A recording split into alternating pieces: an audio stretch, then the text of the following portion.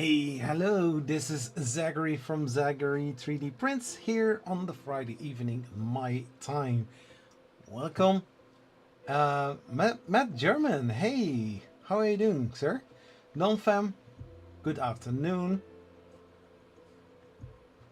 Yeah, for Matt German, it's basically like, you know, it's evening.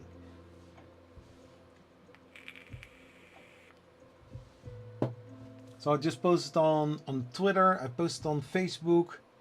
There are some other places to stream it to. I need to make some little preparation for, oh yeah, the manual. It's just in the documents, I believe.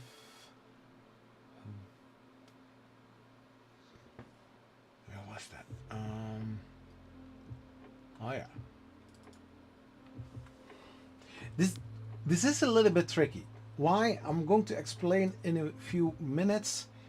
The video that was posted today is from a few months ago. To be precise, on the 11th of July. Oh, you went under the clipper? What? What do you mean? I mean, like that. Yeah. I mean, I discovered it last week because when I clip this thing on my shirt, on my hoodie, it's going to sit very weird. And I don't like that. This is... Oh! That clever. Yeah, I did. Look, it's not black anymore. It's short.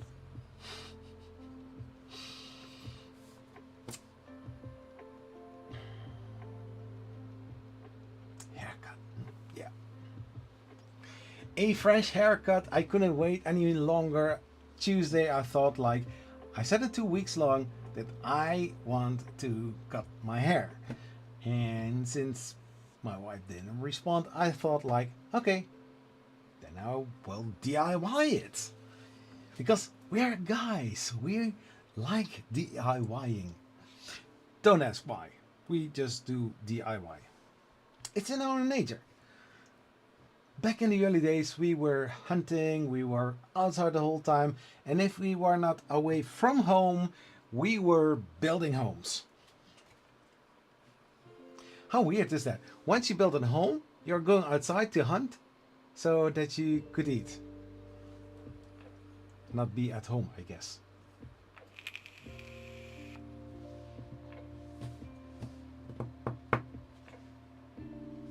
So the LDO Voron V0.2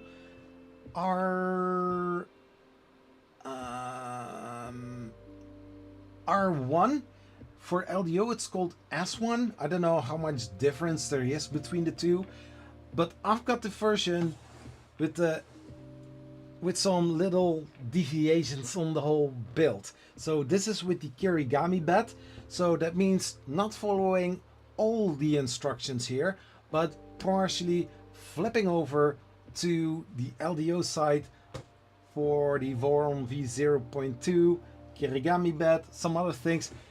I don't want to say I was struggling, but it was also challenging because, hey, why not also adding a cyber all metal structure kit as well? Now, I hear you asking, but Zach, what is the cyber metal structure kit? Well, you will get a box filled with all metal parts for the V0.2, and they are looking amazing.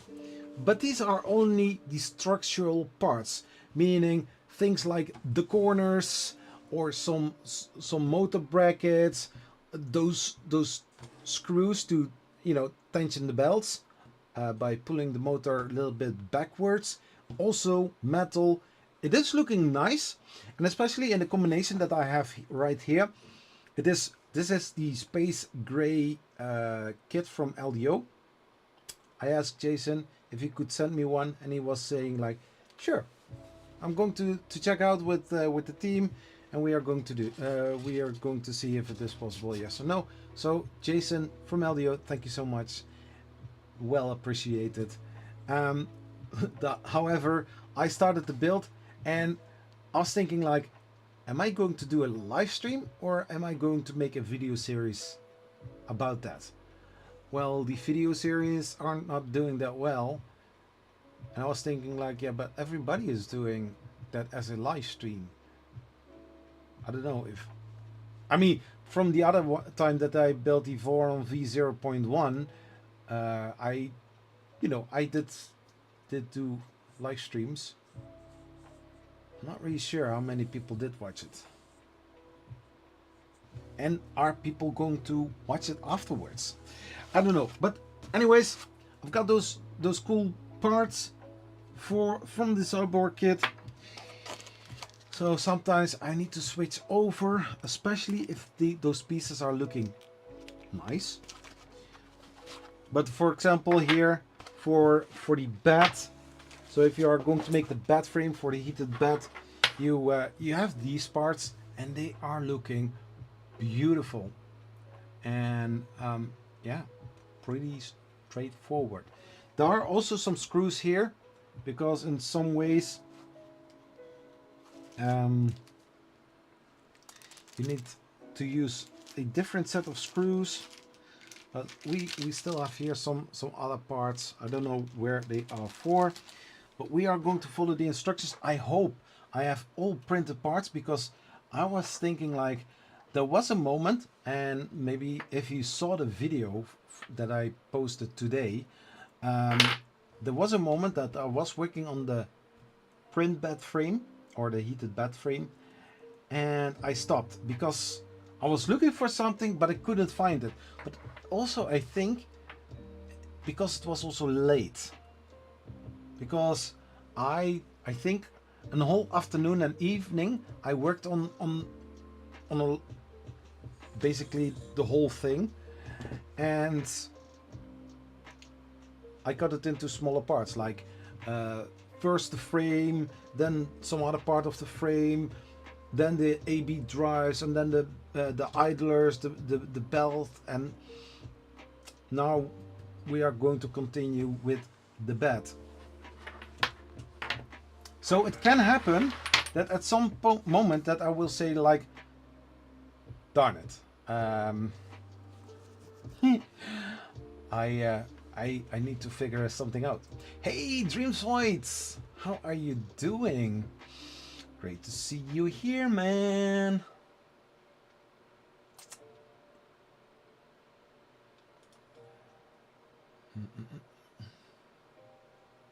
So here on the front side, there is a little light behind the little, Voron logo. You need to put there a transparent PETG kind of insert, and then it is a little bit diffused, and it looks, I think, better. But I can always do that a little bit later. Anyways, hey Steph, welcome.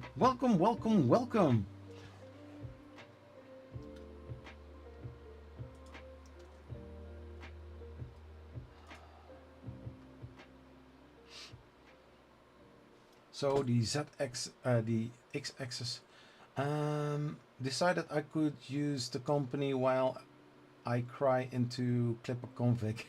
We can all struggle together. Oh, the struggle. Yeah, talking about struggles, I still didn't manage to get one decent print out of my positron. So it could be that I'm going to bring the positron with me to Smurf and see if someone from the positron team can look at it, because I have no idea. So display right over here. The current situation, we all end up right over here. I've got the Kirigami bed installed. I've got the Z-axis installed, the X-axis, the belt path, the idlers, the AB drives, and basically the frame. Yeah, and of course the feet, because the feet are a part of the Z-axis steps. Because you can only install the the Z-axis when the printer is lifted a bit higher up. The AB belt pad.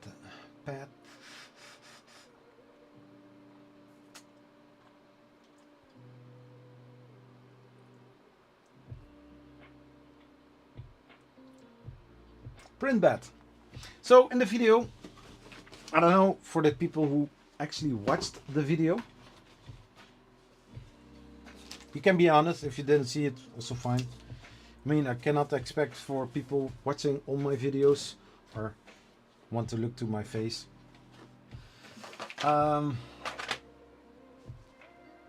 So the print bed, this is the beautiful print bed.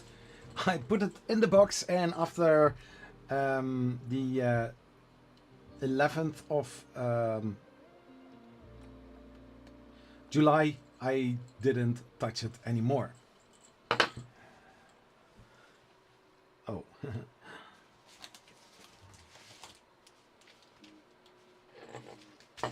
So, for the ones who missed it, I'm going to show cam number 3. Just look how pretty that this bed looks like. I know from NonFam, he was an early live stream lurker or viewer. You know how much time I spent to install something like that on the V0.1, right? It was terrible. But now actually this looks quite amazing. So component prep. So here they say like the heated inserts go into the knobs, while I have this beautiful red, those red thumb screws. Got these beautifuls, and with the little accent that is in the whole build, I think that these will look amazing. Further, yes, so we have this part in on page 146. We have this, the orientation. Well, it says like, okay, so this is the front side. So this is the top. I hope everybody can see that. We are going to move this a little bit that direction. So we have this situation, the front and the two on the back. So far, so good. Then we have the bed heater. Since this is an LDO kit, there are several things that you can skip. How nice is that? Should we warn Nomad? Oh, maybe you can. But, you know, for the people who are longer watching my live streams, when it comes to things like figuring stuff out, eventually, if I don't take the positron with me, because if I travel a little bit light, oh, I need to tell something else. This is a stream that is going everywhere, but the main focus is continuing with the LDO Voron kit build. So I want to travel as light as possible. If I buy something at Smurf, I have the possibility to bring something with me inside of the backpack, like I did with the positron. Yeah, I know. Sounds a little bit rigged. Anyways, last week I was talking about a potential brand that wanted to sponsor the trip to Smurf? Well, I've got some information about that. Okay, I addressed several things last week. I don't know if you were there last week. I know that Steph Nieberg was there and Non-Fan, but for the people who missed it, basically simple. So a filament brand that also does do resin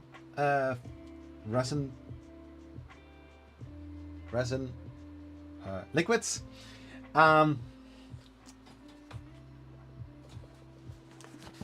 Resin, not Elegoo.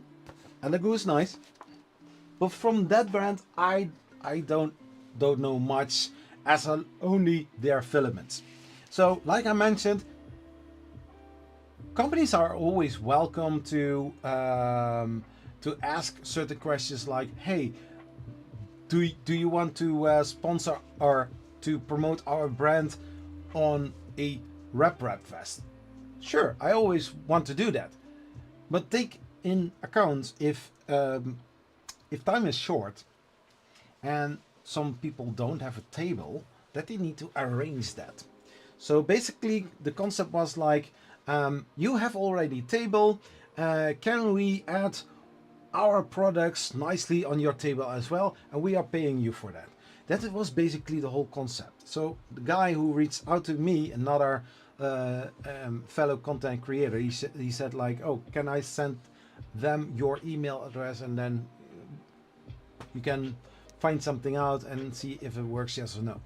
So long story short, they offered me $500 for that, and I said like, okay,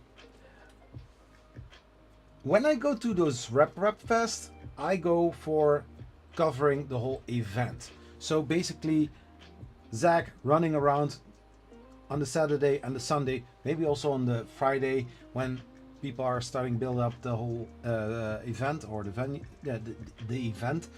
I want to cover as much as possible, make some footage, doing some interviews, stuff like that, so that people who couldn't go, that I can cover it for them, asking some questions, stuff like that. You know, not like, hey, it's so funny, you missed it. Well, here is how I went to there and enjoy it.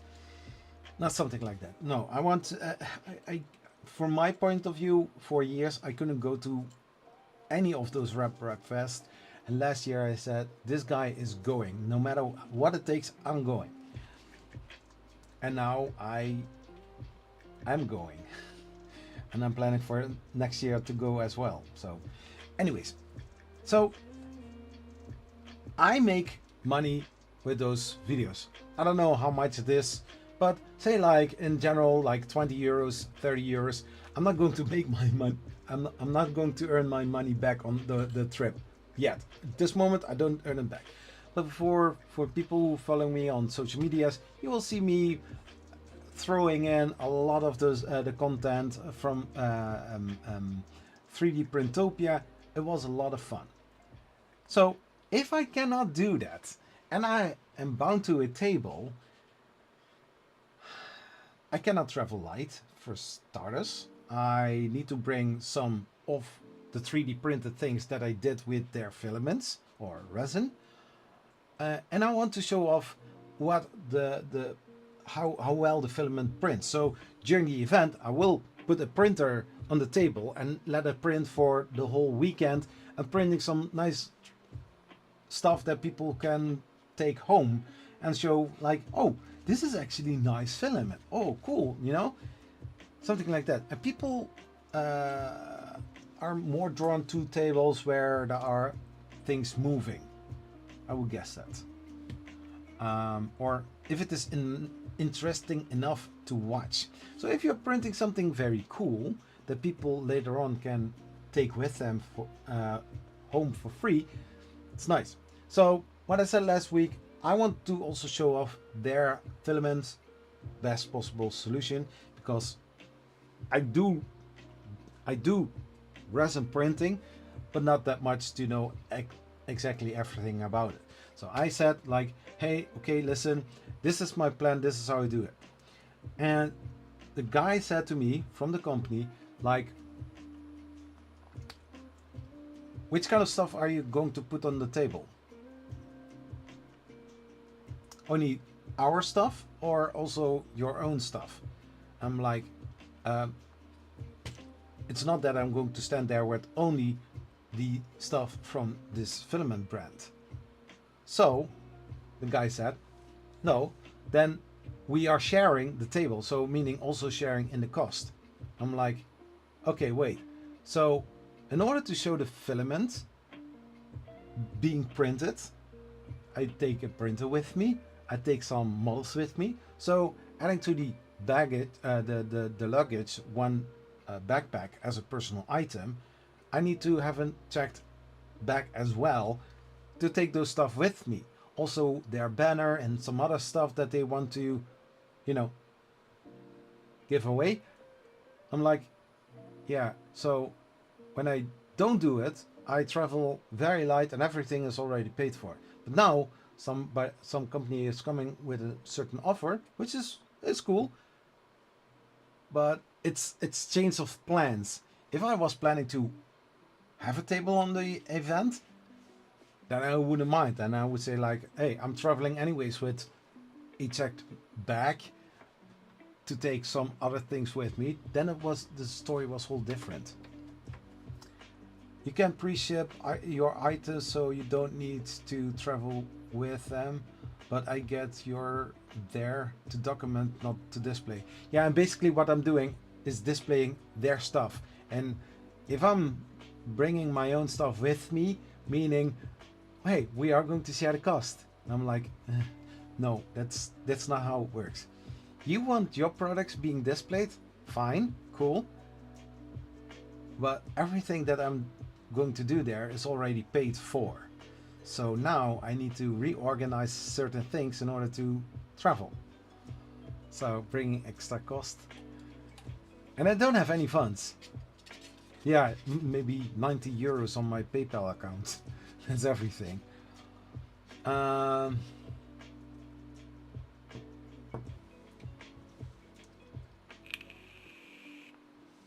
Hey, for me, it is quite simple. I don't lose anything. I also didn't gain anything. If you don't want it, fine. Totally fine. I have no problem with that.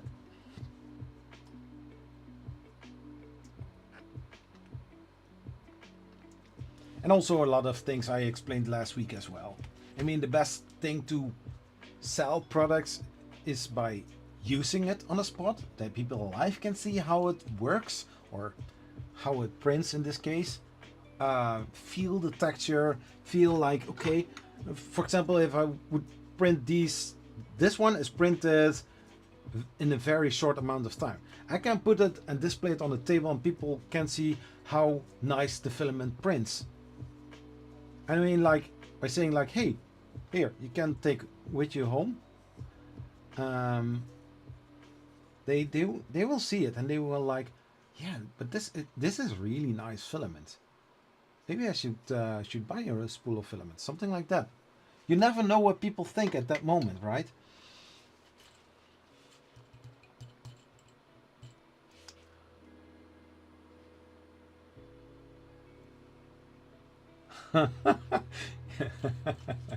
No, you're traveling light in case you win something, not buying.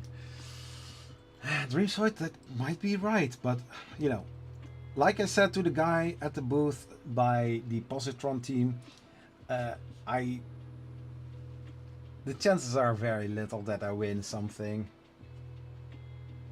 This is why I sponsor block for my sponsors to have space on a printable based project.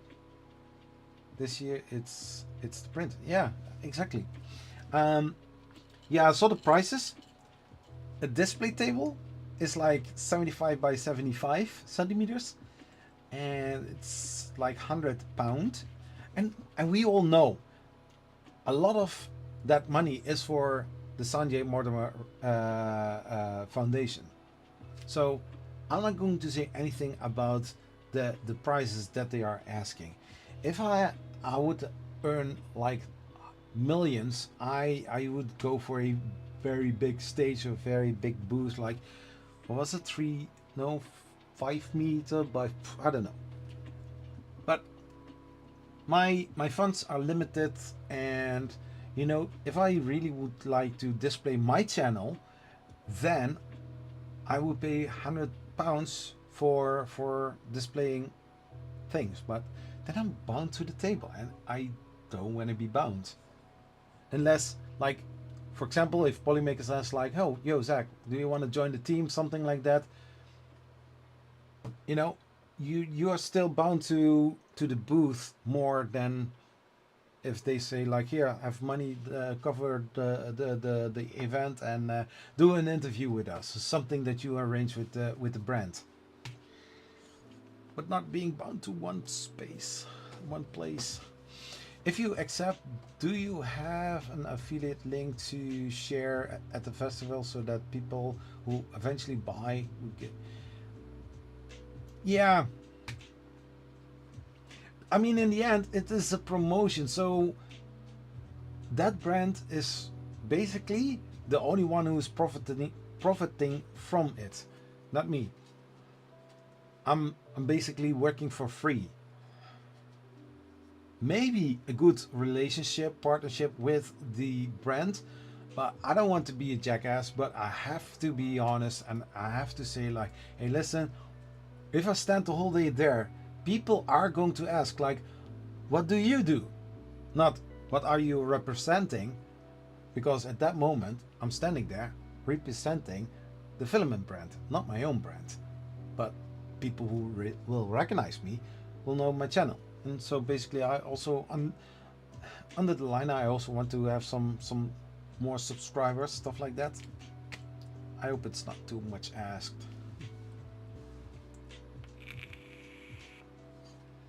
Next year we should get tables next to each other, other than you go wonder. Yeah. Yeah, maybe we can do that, Dreams Void. I mean, I know I cannot be walking around every single time, but having somebody, you know, guarding the booth for just a few minutes or half an hour, something like that, give you some space to still cover. But you know, if the venue is big and there are a lot of things to see, it's going to be basically impossible. I mean, it took me for Remurf, it took me almost a full day for only the first hall, the north hall. The south hall was also taking at least half a day of the time. So yeah, not talking about 3D Printopia. I just missed a whole presentation room where also the death races were being fixed. I just discovered that when I was editing the video and I was looking to the, you know, the layout of the 3D Printopia, and I was like, oh, I missed the auditorium, the stage room. So yeah. So enough about the the whole shenanigans with with the hashtag not sponsored anymore. That's fine. Just borrow some space. Yeah. You should create a QR code that you got on the tail, the link to your, yeah. For me, it would be a no-go. No affiliate mean no trust. Yeah, exactly. If the company said like, yo Zach, we trust you, we saw you in person. Well, the first person who contacted me did know me from Remurf, but the European guy, he never saw me in person. So maybe if I would see them at Forum next, that would be something. Oh, if somebody wants to know, it's a brand called Yamahe He. Very nice filaments. Very nice. Back to the Voron build.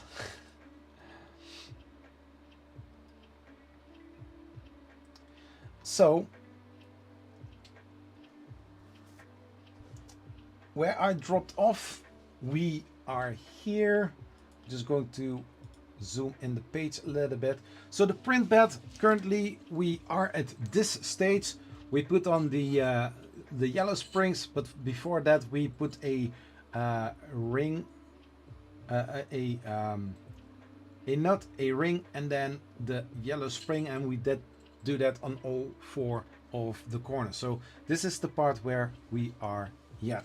So other than the print bed used here in a normal Voron, I think self-sourced kit, you will have here a thermistor for the heated bed, and around here the little patch for the heated bed wires.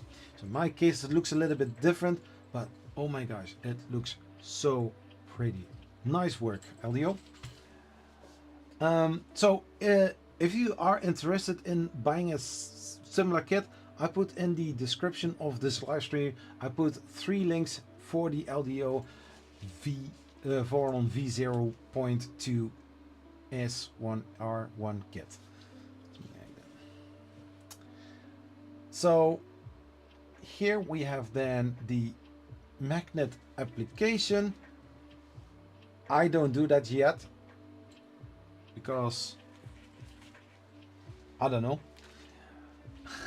No, I'm going to install that later because I want to have it as clean as possible in the end, that it all looks nice. So if you are going to apply the magnet sticker, clean the plate with IPA or similar cleaner prior to applicating the magnet, because the last thing you want is that there is dirt or dust on there. You put the sticker on it, and for some reason after several times of usage it's going to get loose. Maybe you have these little bumps, and those little fraction of a millimeter is sticking out. The magnet is coming a little bit higher. You have this weird dot, and you are going to get some weird mesh bed leveling. The real Sam Prentice sounds like a scam. What is a scam? How you doing, sir? Welcome to the live stream. Sounds like a scam.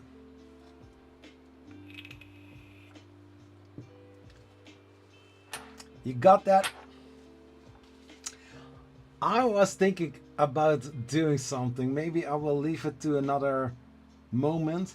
But how is the bikers, other biker videos doing? I'm still eager to see the... Is it going to be a whole video in the end? From all the parts? Just wondering. I want to know. So here we are going to install the bed to the bed frame, but there are some wires that also needs to be connected as well.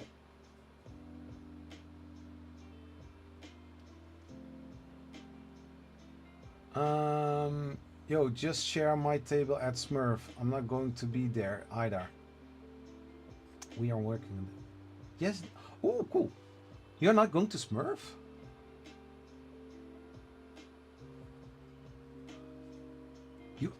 Is it going to be a Rap Fest that you are not attending to? Dude! A Rap Fest without the real Sam Prentice? Really?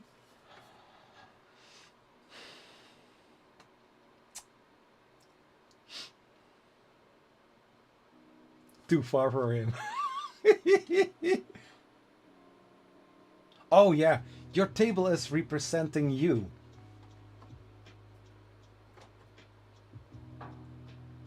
So, the wire. So for the wire placement, I need to go to the Kirigami bed instruction. Sounds bad, I know. So I need to check which kind of LDO Voron V0.2.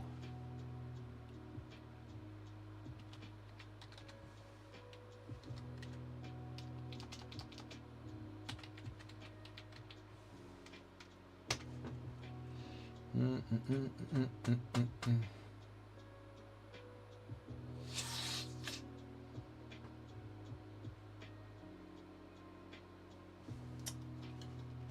So I've got here the site for the Voron V0.2 from LDO. There are some little things set out here.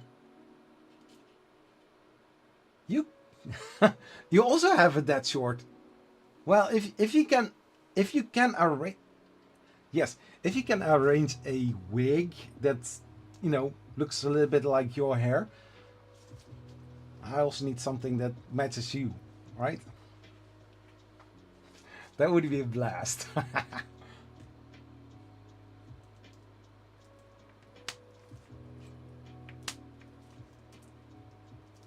Yeah, let's give it a go.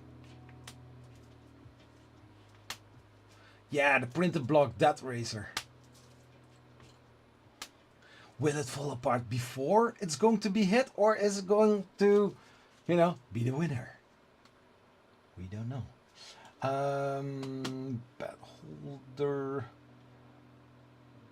Bat holder mod guide. Yeah, wait.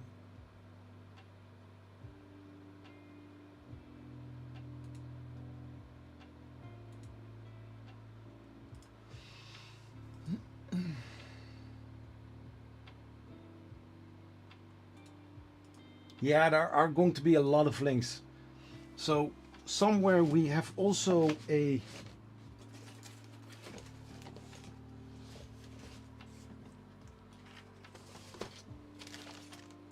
heated insert tool for a soldering iron. I also have here.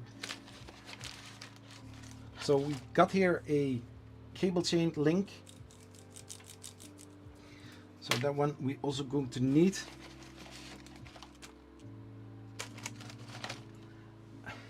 There was something that I quit with the build because it was getting impossible to do at that moment.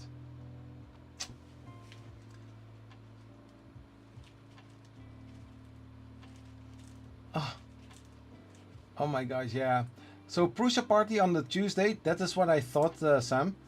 And the bamboo party is Wednesday. Yeah. Me and the 3D printing Belgian, we are coming in on Thursday, and we stay till Friday. I want to see a real Prusa rave party. Sounds like a lot of fun.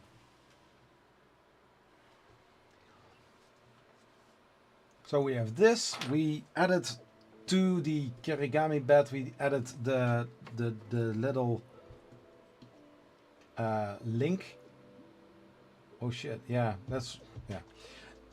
On the 20th November, my daughter has her birthday, and since my 3 days off from work are limited, and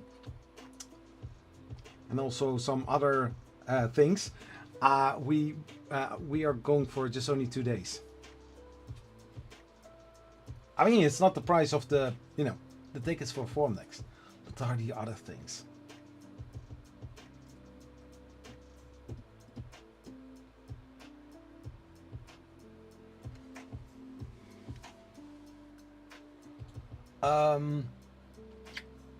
Yeah.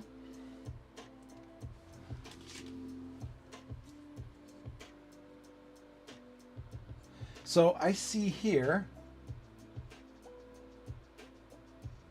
if you don't follow the manual and pre-install the chain ends, or if you installed them incorrectly, don't worry, the Kirigami bed makes it very easy to install it. Okay. So we have here, so that's basically, I hope nothing will break. Yeah. Yeah, like mentioned, some of the trips are not that, you know.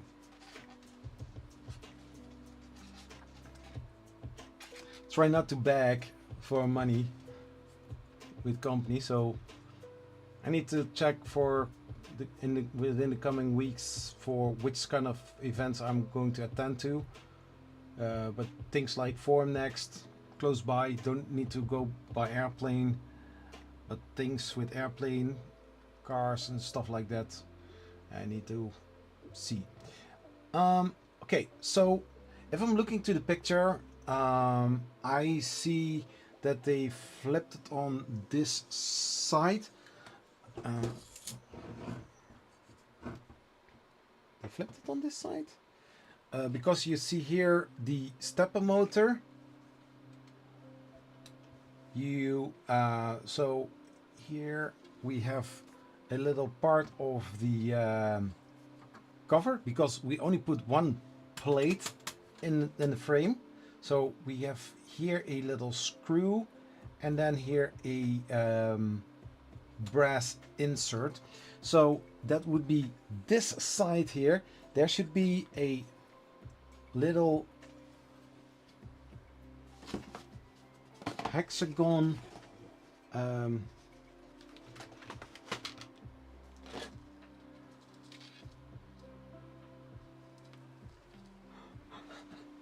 I think that I know at which moment that I thought like, oh,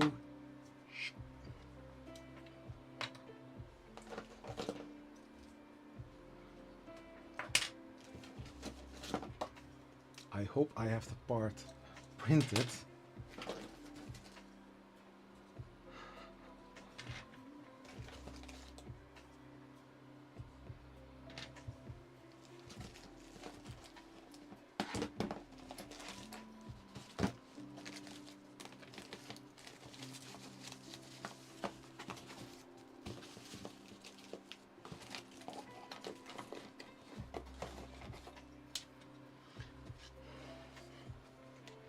So this, after taking out everything from the box, I find it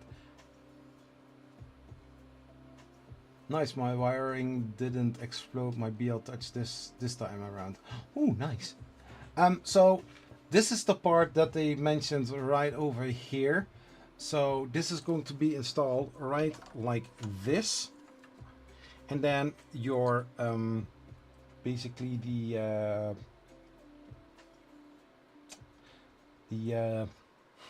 cable chain link will be attached to the frame and to the brass insert. So I have the flip printer on the other side. I hope everybody can see it. I will switch to this camera.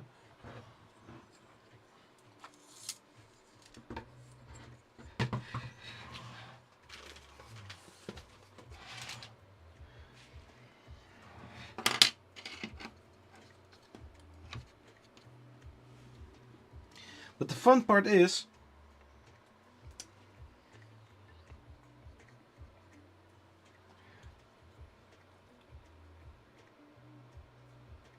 according to this, you have here a heated insert, and next to it you have another nut, and you should be able to combine them together. But the thing is, the part that is sticking in here, the screw, the two holes are very close to each other. So if I would want to install it also here on the cover, it doesn't fit. Yeah, it doesn't fit. So it's quite annoying.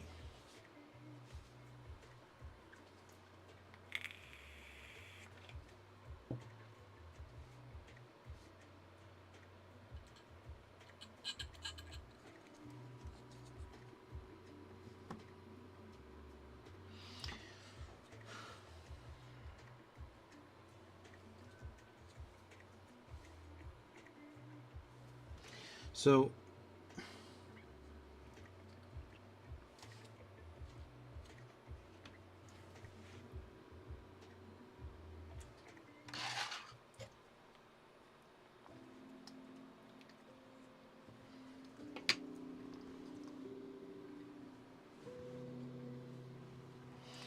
So let's see.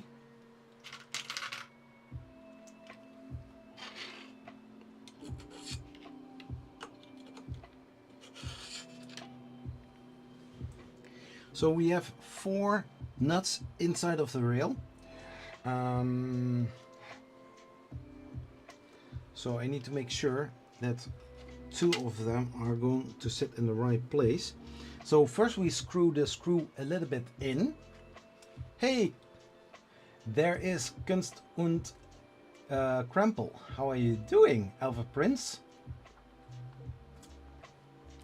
Did you see that I responded to your message on Facebook? Because you were not sure if I would read it, yes or no.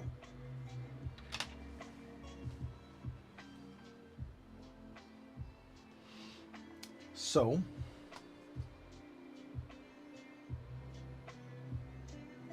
I am not really sure which kind of screws are going in there.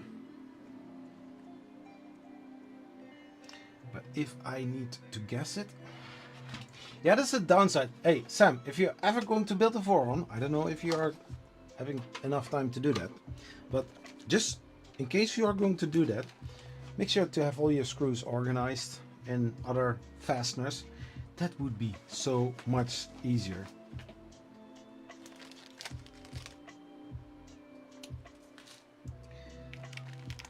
One other thing that I found quite annoying,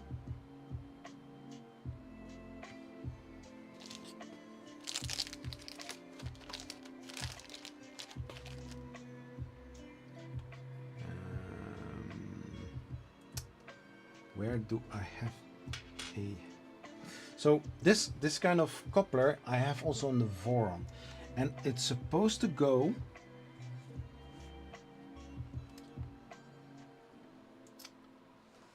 in one of the holes here, and I think I took that one away, so more diverting from the official builds. It's terrible.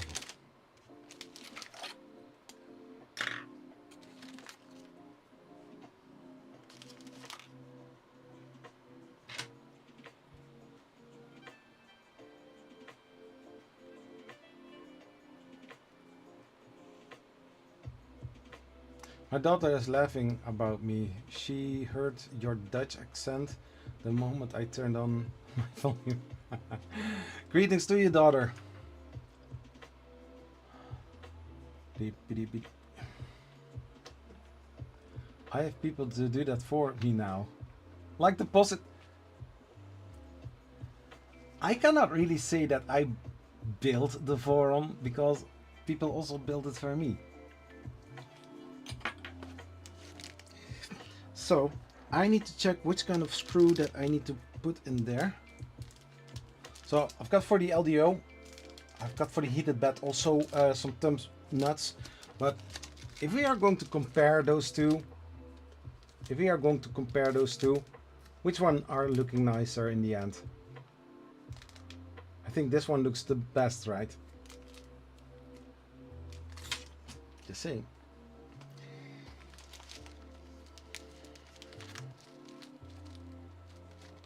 So I guess the M3x8 ball head cap screw would be the best possible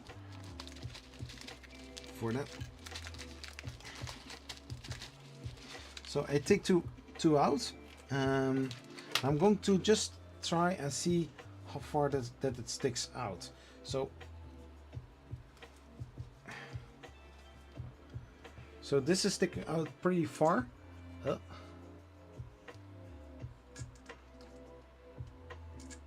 So if I test fit this and I would stick it in,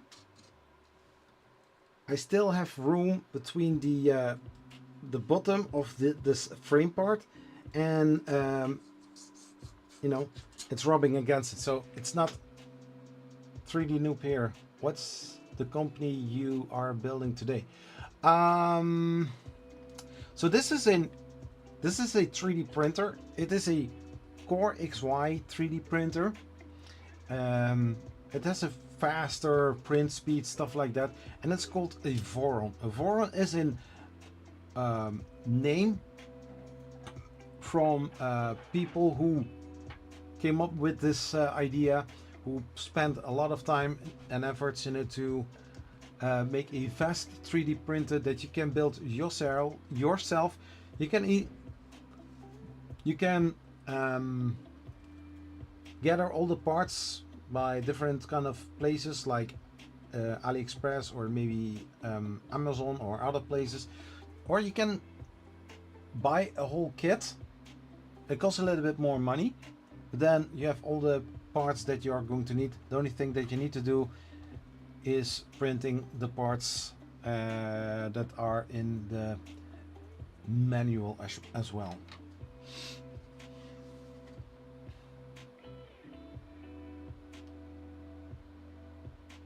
I'm filming the PO Poly.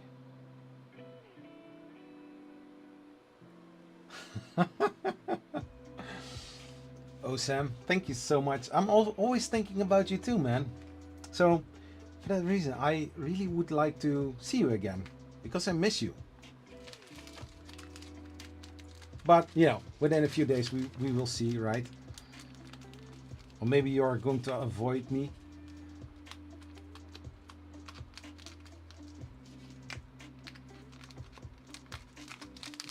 So this is M3x8. So these are a little bit too long. I need to check for shorter screws. So then times 3 or times 6, that would be more sufficient. But I can remember that those were a little bit more rare.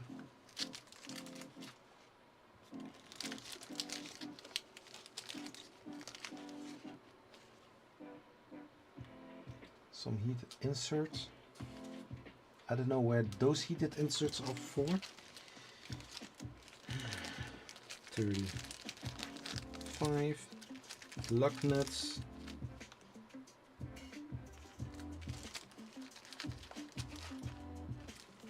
Two times 6 and 2 times 8. So I've got here M3 times 6, and it is also a ball head cap screw.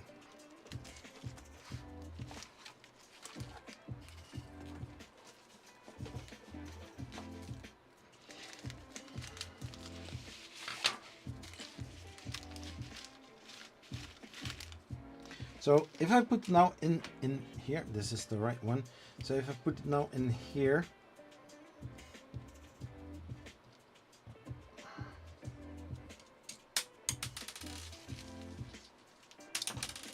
oh my gosh. Ah!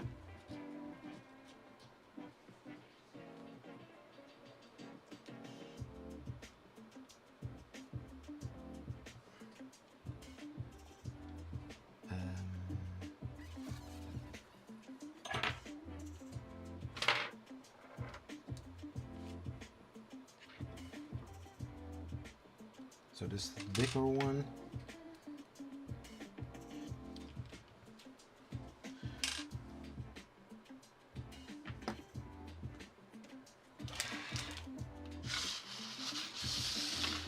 That was the PO Poly going.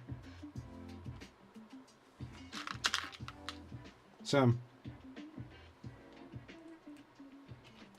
So there should be another.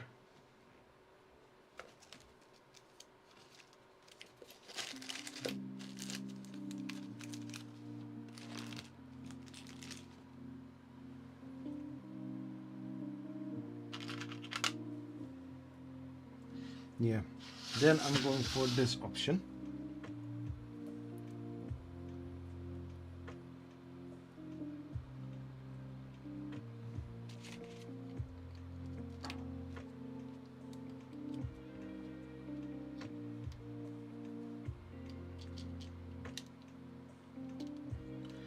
So now if I go here, still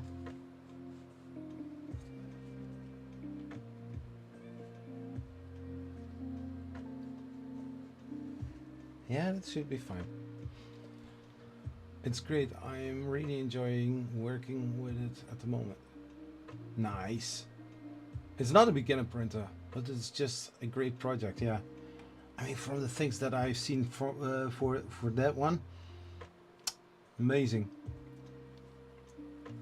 I mean, like, if you think about it, you can still be, or you can still have a unique printer and think, yeah, in this case, inside of the box, but outside of the, you know, the normal things that you would see.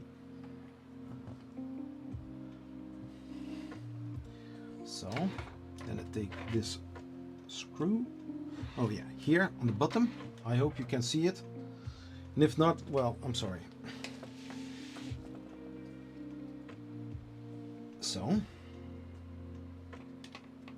So I need to make sure that the screws will align. So I can take it out because I can later on shove it right in there. Hey Poppy Labs, how are you doing? Can't believe you thought this was an Italian accent. Really?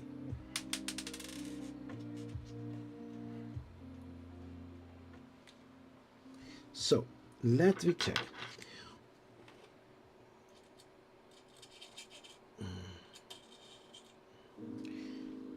So I need in total 4. So this one goes here, and then I hope I have a longer one. Maybe this one, I'm not really sure.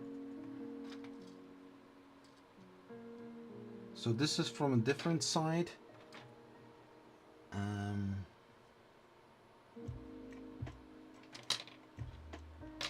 I hope I have all pieces. I don't know which one belongs in there. But just imagine having this one and maybe then this one. No, not that one.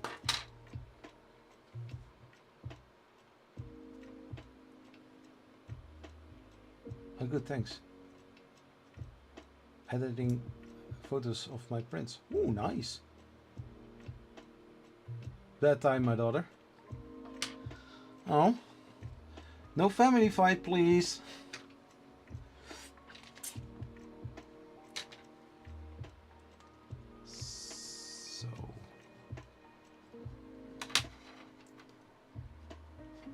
So I would no. Oh my gosh. I don't know which one belongs to there. Anyways, so for the time being, I really hope that this is the right one.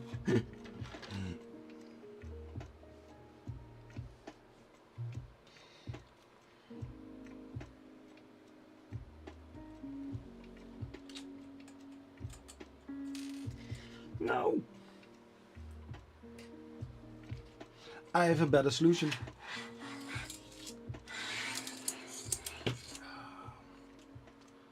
Think outside of the box. Carl Fenton, how are you doing? Great to see you here, man. Great to see you. And soon we will see each other in real life.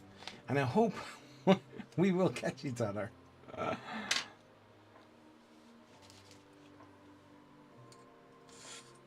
How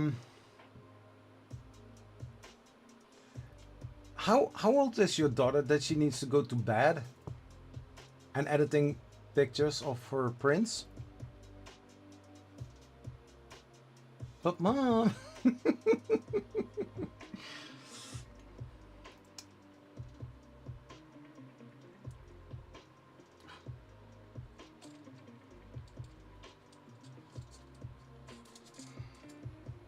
So the thing with the Voron build is it is tiny. You need to go to bed now?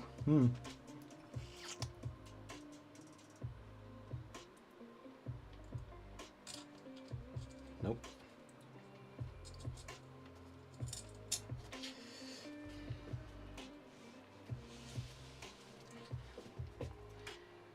So to get those screws in, I'm going to see if I can use a plier.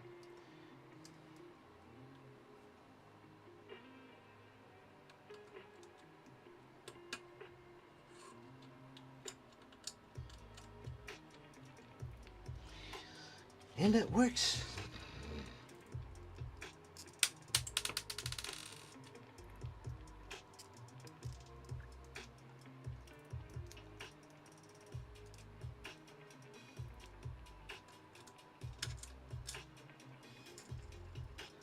Oh, and by the way, Poppy Labs, ich spreche auch Deutsch. Aber deine Mutter hat das schon gesagt, glaube ich. Oder deine Mama.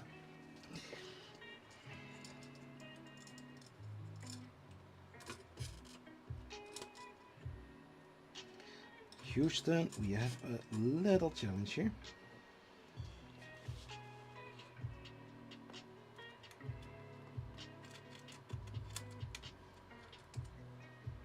Did I?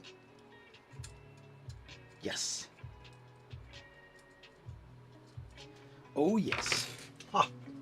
So, in 2 weeks, on Friday, the 29th of November, I will be holding a 24-hour live stream. And now you are wondering why in the name of in the name of Sam, is Zach going to hold a 24-hour live stream? Well, it's for a cause. That cause is called Sanjay Mortimer Rap Fest. Last week I already said something about the foundation. It's for children with neurodiversity, like ADHD, something like that, in STEM education or want to do STEM. And I think the cause is great. So my contribution to the whole thing will be me keeping the stream as long as possible going. Now the thing is, with YouTube, live streams passing 12 hours won't be saved. So I will have 3 sections of each 8 hours long. So it's for raising money for the SMF, and every money will be donated through a link. I'm still working on that because I have no idea how to do that. There's a link, but I have set a goal in my head to reach that, and people want to see how much money is donated during that whole stream. That would be nice to know, you know? So I still need to figure out how to get it to work, because my YouTube channel is under the 10,000 subscribers, so I cannot do a fundraising stream using YouTube. So yeah. So I'm checking, but I think this screw is screwed. Or maybe not. Or maybe not. So it's going to be an amazing live stream.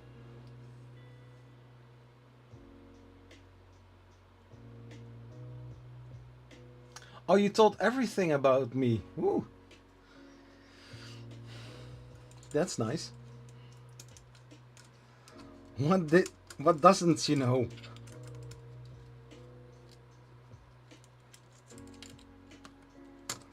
Whoop, no. So I think I need to unscrew it a little bit. The thing is, these are just normal regular M3 nuts into the slots here for the build. Now, if I want to screw it in, of course, put some tension on it and everything will settle. But if you want to unscrew it, you have to put some pressure on it in order to loosen it up a little bit. So take some pliers and then turn it around a little bit. Drop the Allen key a little bit. That is okay. So how many times did you guys drop a Allen key? Like, oh my gosh! Come on! You can do it.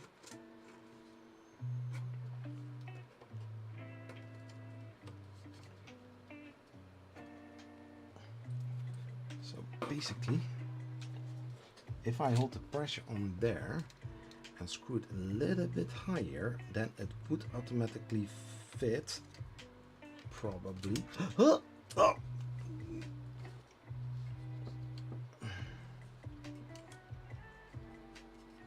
So I feel that there is a little bit too much tension on it. So a little bit loose. Lift this a little bit up.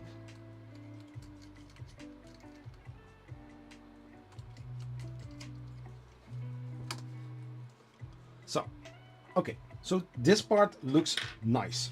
So now screw those screws in.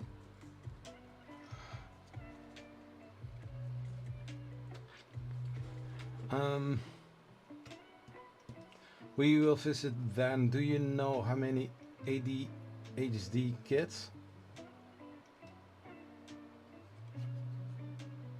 Yeah, I don't know. I don't know the figures. But there will be, during the whole 24-hour live stream, will be given information.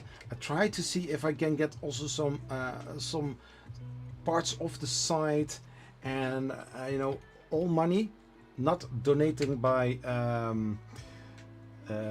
you know, the super chats. I will be posting a special link. I need to figure out what works the best, and then people can donate through that link. But I want to have this type of goal somewhere on screen, and some shout out to the person or stuff like that, so that I will get an alert if somebody donated to the charity. Hey, Tripod Garage, about time. Nice haircut. Yeah, it works. Like yesterday, in preparation of the live stream for the 29th of November, I was setting it up in Stream Elements, and at one moment I saw that SMF is not in there. I cannot do anything there. So I wasted about, I think, like almost 2 hours. How many times drop Allen keys? Far too many times, especially when... Yeah, I think most of the time when people drop these is when they are like, oh, this is going nice, and then it's sitting in here and they are turning, and ooh, this is going fine. The moment you feel that it is going to get looser, you want to correct it, and then suddenly, or something like that. Drop it. And it are the smaller Allen keys, not the big ones. So this is nice as it's supposed to. Cool. So, like mentioned, on this side we have here a heated insert. Here we have a heated insert. The problem, however, is that there are two holes in the start of the cable chain, and it's not wide enough. So it will still be going left and right. So I need to figure out how I get it to work. We will see. Oh, and welcome on Threads. Yeah, so I worked on my Facebook page, my normal Facebook account. I posted a little bit more YouTube shorts.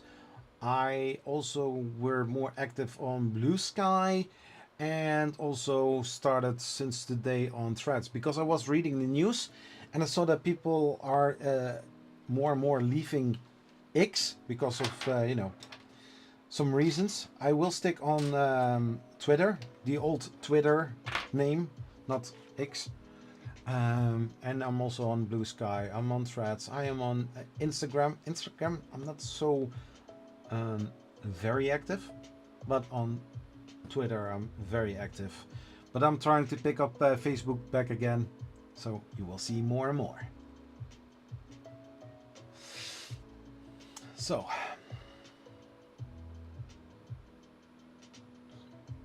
yeah, so and they are talking here also on the site, when you are putting the cable chain there, the wires should go also in there as well, and then we have some nice wire management. We like that. So this part I need to do a little bit later, but I need to check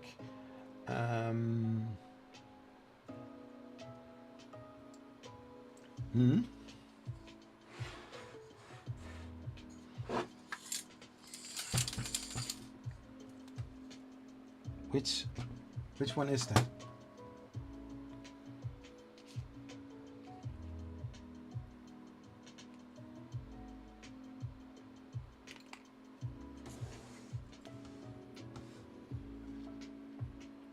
So somewhere a square nut dropped out.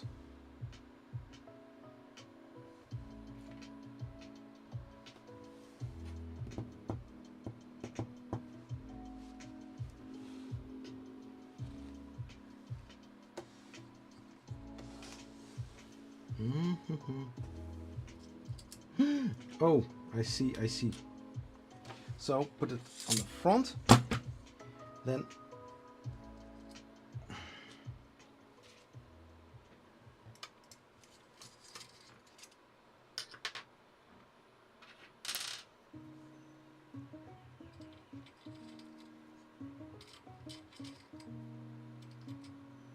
so.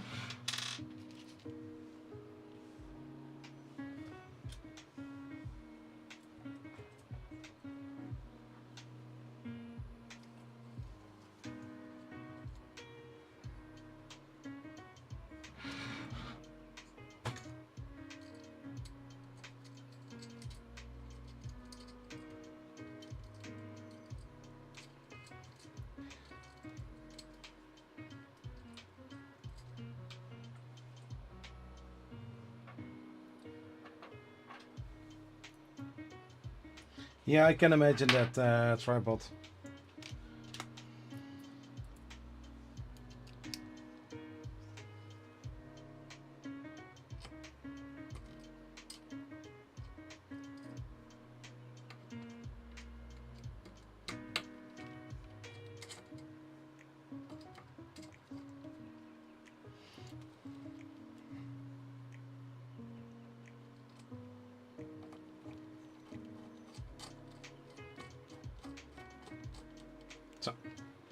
So if you are working with those nuts inside of the extrusions, and they can drop out, take a screw and put it in there and screw it in so that it will keep staying in its place, because the last thing that you want is disassembling some parts of the printer because one of the nuts fell out during the build and you need to disassemble it. It's annoying. So I was looking around in the video. If you watched it today, you are seeing me watching around, and yeah, I wonder about people like you who spend a lot of time building printers. Do you actually use your printers a lot to print, or is it mostly about the building and tinkering with the machine? That's a good question, Poppy Labs. Yes, I use the printers that I built myself as well. However, due to different factors, projects, stuff like that, my poor man's Prusa build, it's completely finished. If you missed the video, if you have some spare time, watch the whole series. I built a Prusa from scratch, and in the end somebody gave me an old Prusa frame because he switched over to a bare frame for the Mark III's. And basically if I stick the other parts from a original Prusa in there, it's basically in Mark III's original. So that printer prints amazing, very nice. I've got also a Prusa Mark III's clone.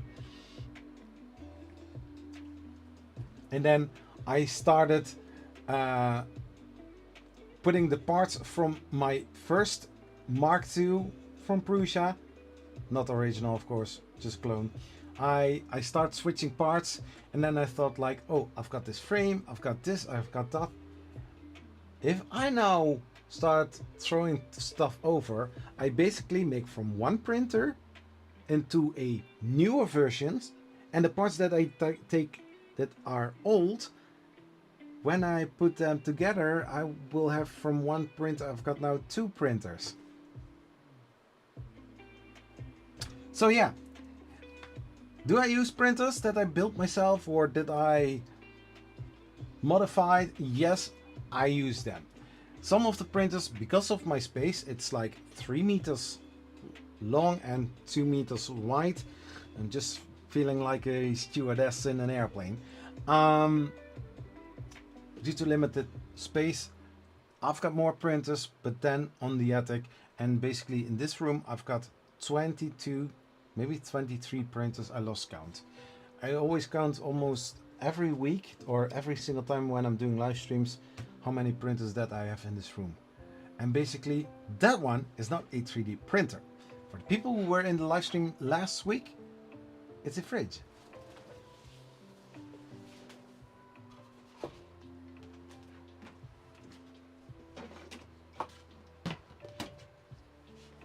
Because let's be honest, my studio is basically a man cave.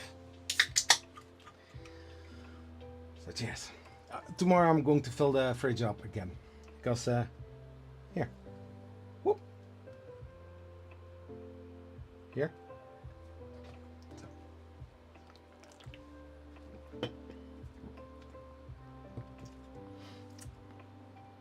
You know, it started with one 3D printer, and basically the one that is standing here, it was an old CTC Prusa i3 Mark II clone, or basically one of the first Prusa 3D printers. And I started changing stuff, and in the end I thought like, I'm going to make a whole video series about it. If you're looking to a CTC Prusa on Google, just try it out on the images. You will see you will see it.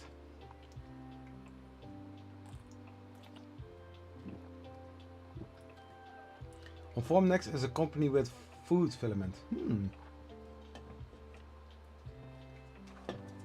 That sounds delicious. Yeah, chocolate is also basically food. So yeah. So we are going to continue. So seeing this, we have cable A to B, A to B, and A to B. It sounds weird, but this is the orientation of the wire. So I need to check which kind of wire that I would need. I think there was a little thing why I changed also the... So. Because in the end, this print bed is going to be attached to also the same kind of connectors sitting on the Kirigami bed.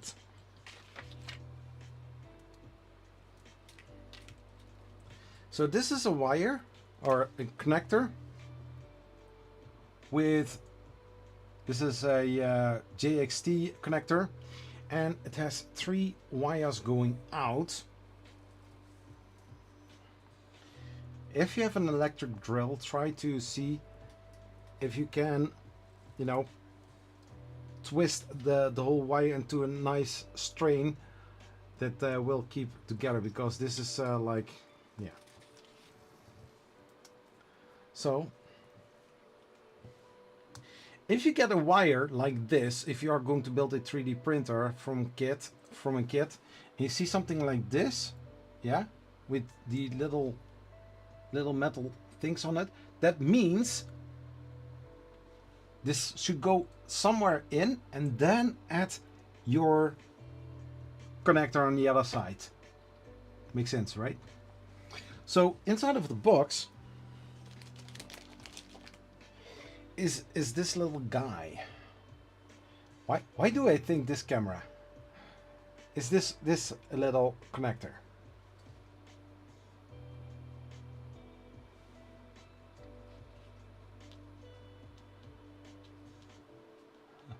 Mom, Mom, what is for dinner? Benji's.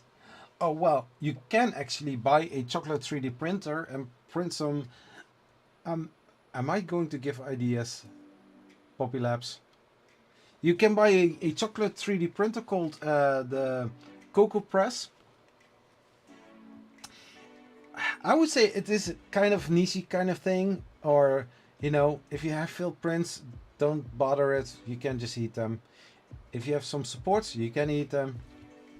Your failed prints are not going to be any failed prints anymore.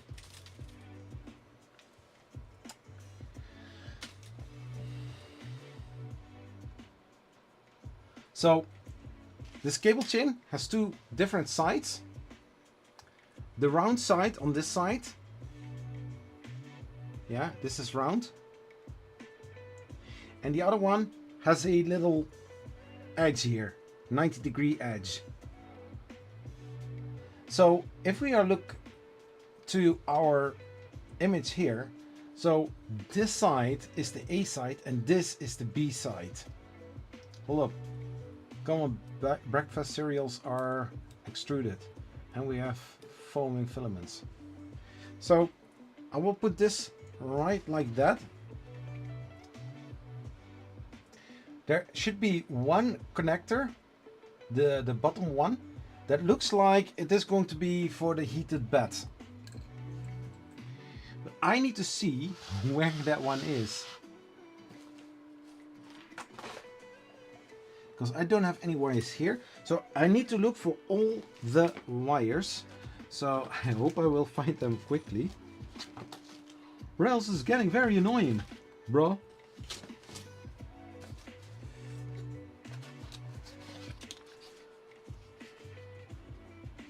And the beautiful thing of the LDO kit is it says on the label exactly which kind of part this is, and then on the inside you have also a little index of what should be all in there. And just a little side note, everything that is on here is for this part.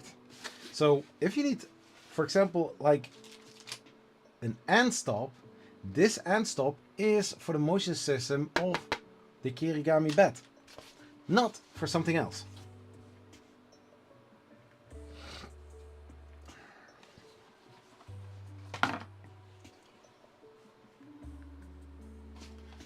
So a reverb heater core and nozzle pack from E3D. Then I've got here a cable kit. And so basically I really have to check and make sure that I take the right wire. And you know, to make it life easier for people, they say exactly what it is. And now even with my glasses,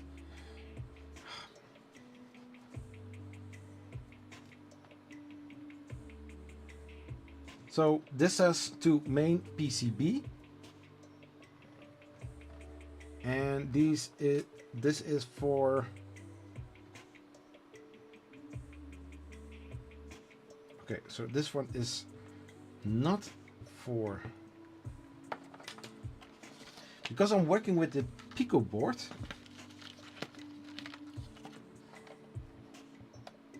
So wait, is this better? So here it says heat bed. or bed heat. So this is the other wire that I'm going to need. This is one of the other cables, cables. And then I need another one. So the bed thermistor extension cable.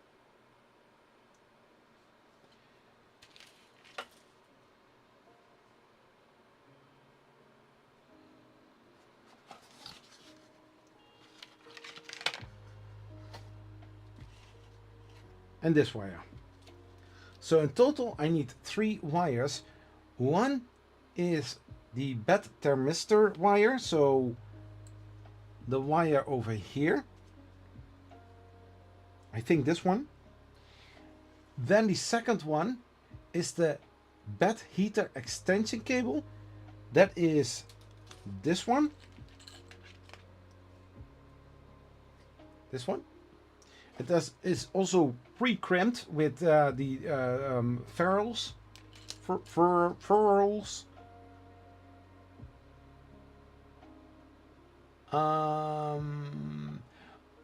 Could we 3D print a?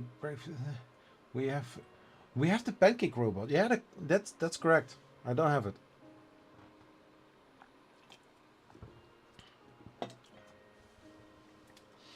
Princess says Zach will hate us for pushing the stream to the wrong direction. No. I will never, ever do that. Unless there are some people being really annoying and saying stupid stuff, stupid things to my viewers or insulting them. We have a few moderators already in the chat. If I miss it, then one of my moderators will see it and just cancel the whole person on this channel. So easy is that.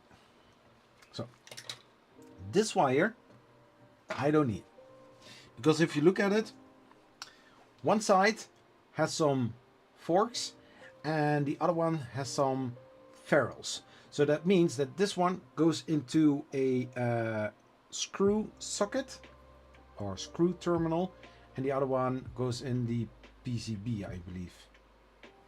So we are just make it a little hard to clip bits for a video without. Well, this one is going to stay on YouTube forever.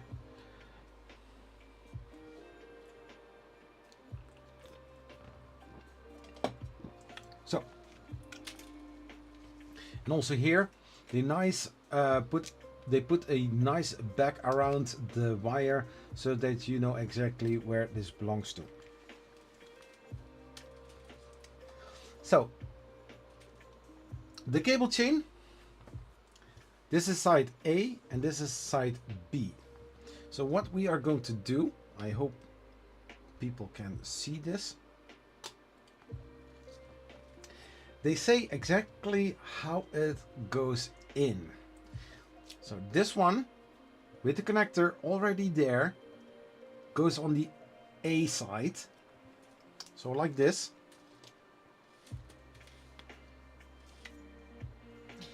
And the same goes for this one. And then we have this wire. And as you can see in the description here, the B side is the side where there is a label here. So this is the B side.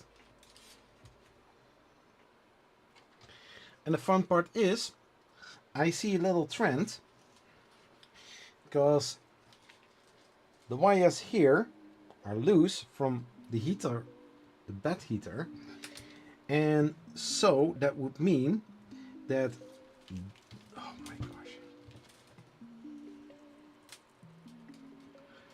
So I will take this like so. People are mostly nice, so it is rare that we have to ban anyone.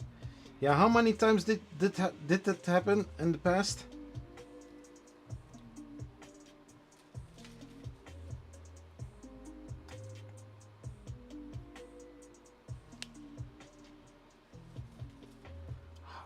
I really want to, you know, twist this so that everything keeps being nicely together,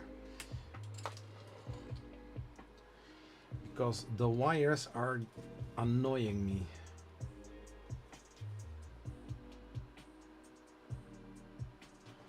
Do I have somewhere a clamp?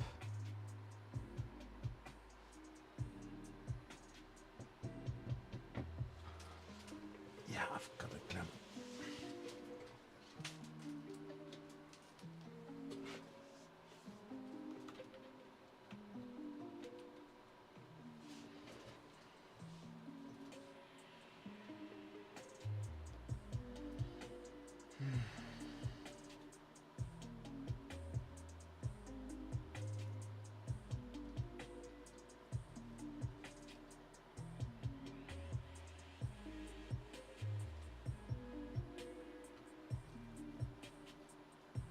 Do I make a braid? Yes, I'm doing that.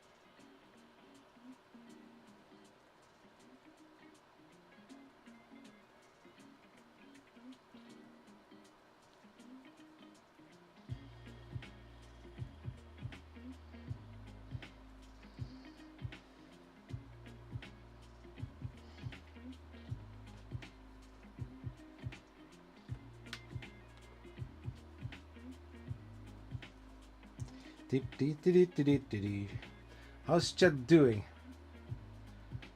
Saw the video from 3D printing show where you went by plane. Those people are crazy. Holy moly. Which people are crazy? The people at the event? No.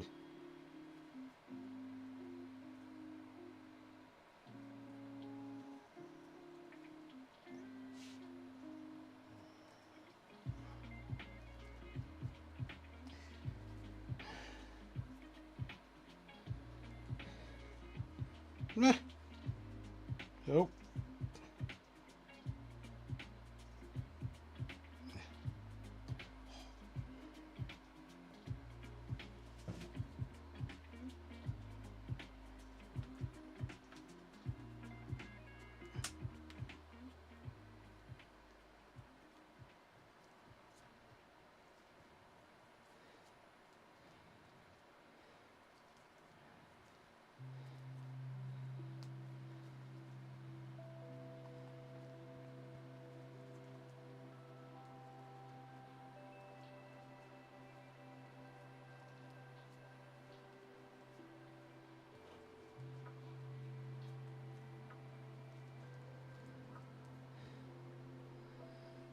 So, and now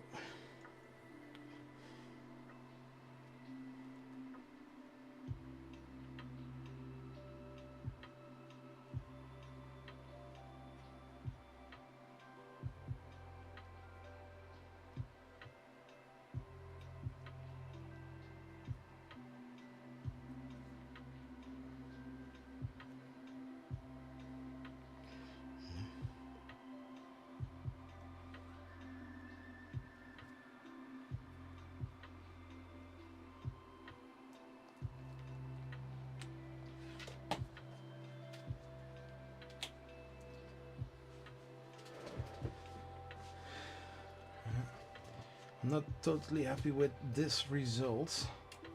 Yeah, the braiding went okay-ish.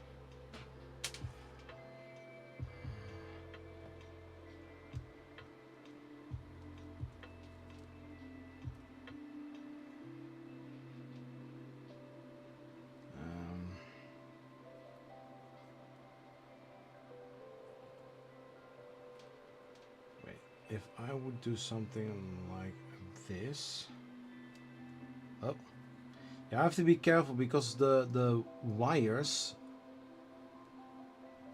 I also need to think about those. No, no, no, no, no, Zach, no, don't do that.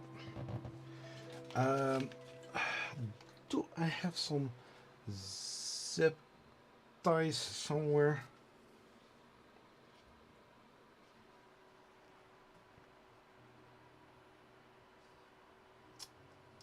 Or just this tape dispenser, like, and then you have some tape around it. Or some some heat shrink tubes. Those would be nice too.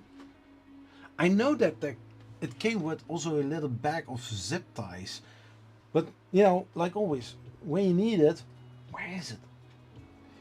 Anyways, so I'll try to mix this in there as well, like this one, and then also like this. And now fingers crossed that we can fit everything in there. Or should I?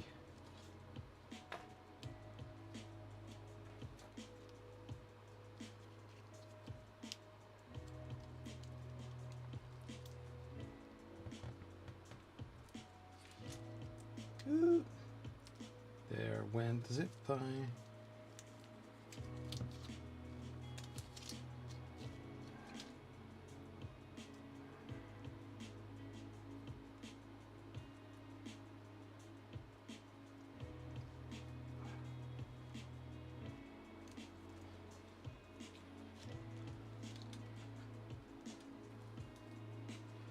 So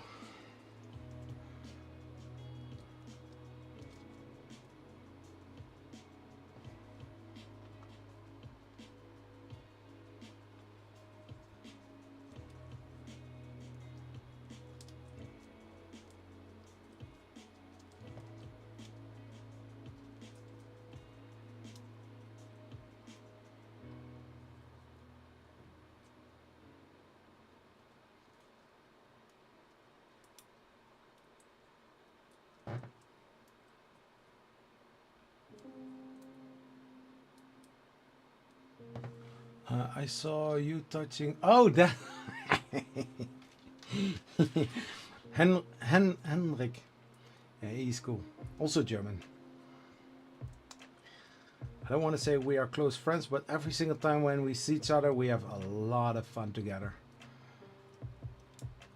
I like his jokes. Sometimes people say here, Germans don't have humor. No, you don't understand the German humor. That's what I always used to say. So I noticed that this is going to be a little bit harder to do, since these are already pre-crimped wires or wire ends.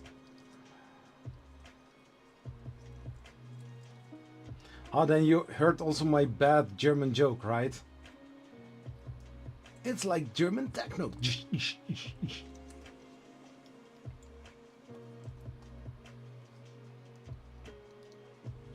Okay, so that's why I put on the side here to not drop.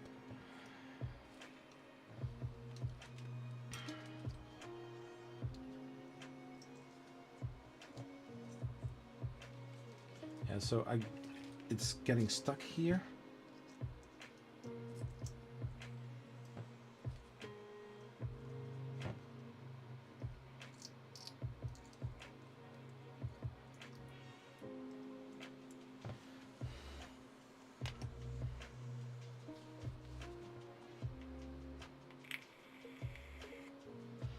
I'm slowly winning the clipper config at the moment. I don't want to jinx it.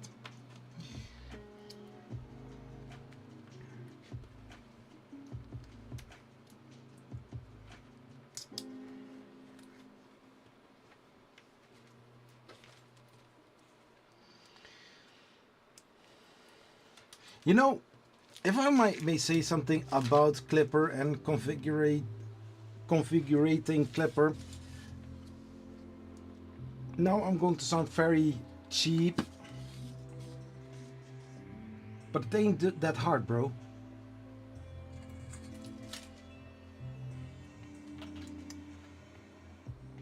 But it takes a long time to...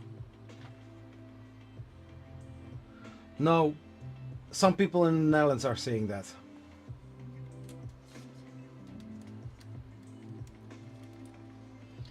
And actually, one of them is my German colleague.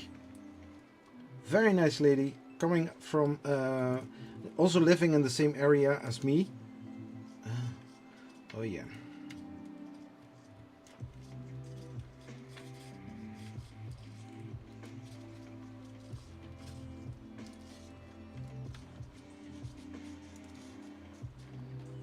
Well, that went more easier. And now the last one, since there now are 2 wires in there, this one is hopefully going easier.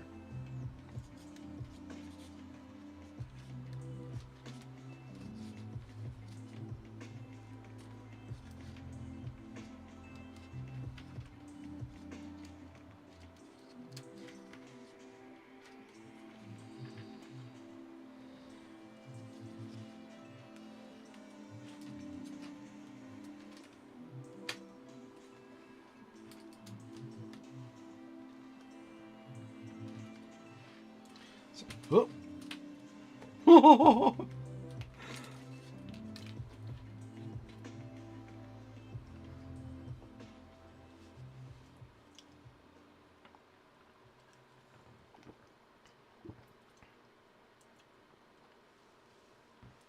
Oh yeah.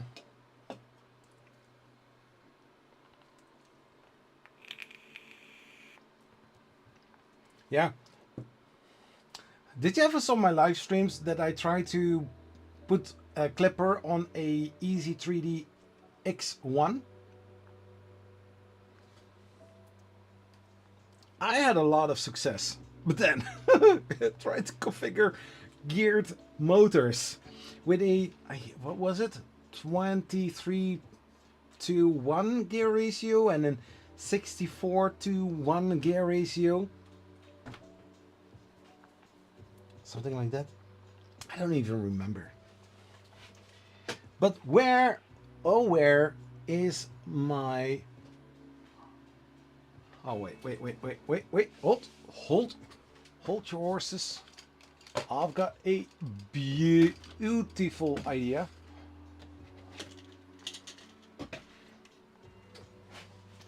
I still got some zip ties.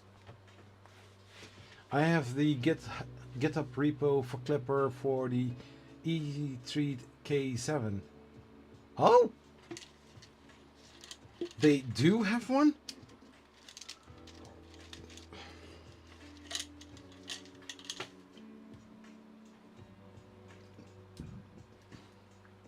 So I don't know how long the wires needs to be.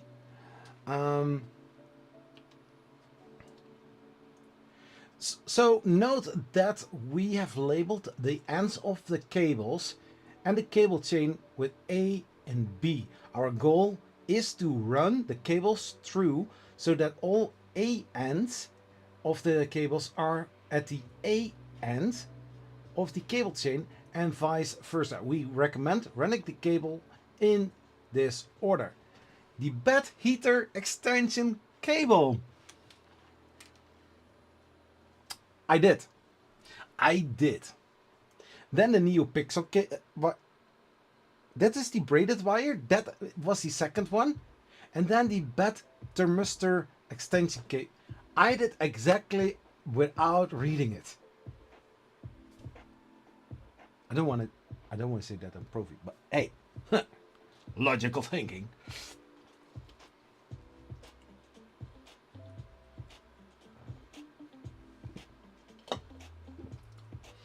How long will you stream? I have to leave like an hour, but like to come back then. I mean, it's now 11:21. The stream is running for 1 hour and 48 minutes. I will be streaming for, I think, in normal case, 2 hours. Because if I'm just sitting here and talking without doing anything, I will get tired within an hour. But yet here I'm busy talking with you, doing stuff, and then I will get pumped. I'm getting excited and keep going.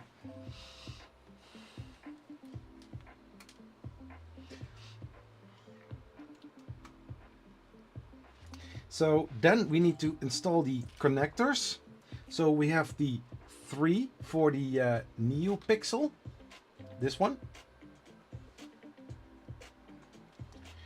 So we have to look for the braided wire.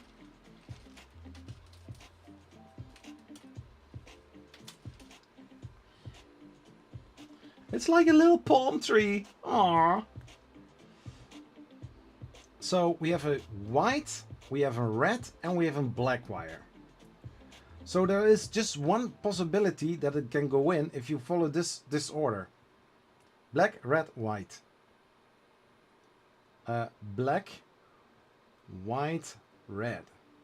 This is the order. Then we take this, and I see that the prongs are staying like that, so... Oh, that clips in. Now the white one.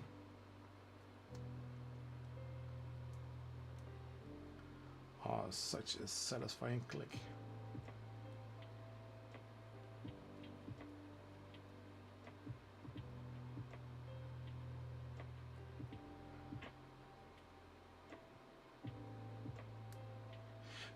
Always make sure when you push the wire inside of those JXT connectors.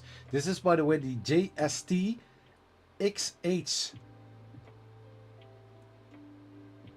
So, nice. So the order, once again, so black, white, and red, and the little pins here, they are facing that direction, so facing upwards. So black, white, red. Every wire, just pull a little bit gently to it, so that you know for sure that they are not going out. Because if you are pressing this inside of a connector on your controller board, those pins that are loose will be pushed out, and that is the last thing you want. So then we have the other one with the only 2. These are the thermistor wires, and unlike the NeoPixel having 3 colors on the wire ends, this one doesn't have that. And there is a reason for that, because it doesn't matter how they are. So we are taking this one.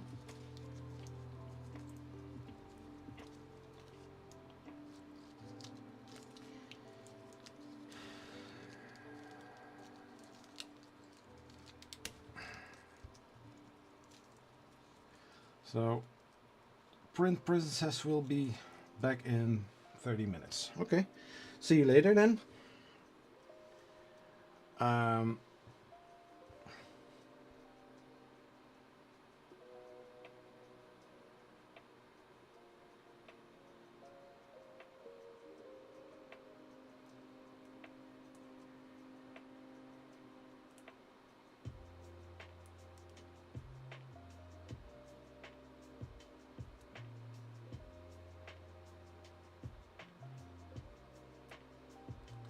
So that one.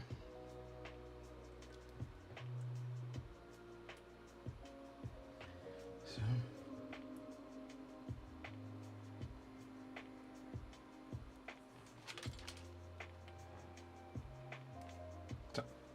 Now both are in, and since I want to have some room to play, I will take a zip tie and put it somewhere around it on the side where it is going into the printer base. So pull it as tight as possible. You can cut it if you want to. Do we need to? No, not really, but makes life a little bit easier. So maybe we can leave it on there. So basically we have this kind of setup. We can just pull a little bit on the wire if we want to, so that the heated bed wires are a little bit longer. If we gently pull on it, we can adjust it a little bit so that all wires have the same length. So yeah, basically like that.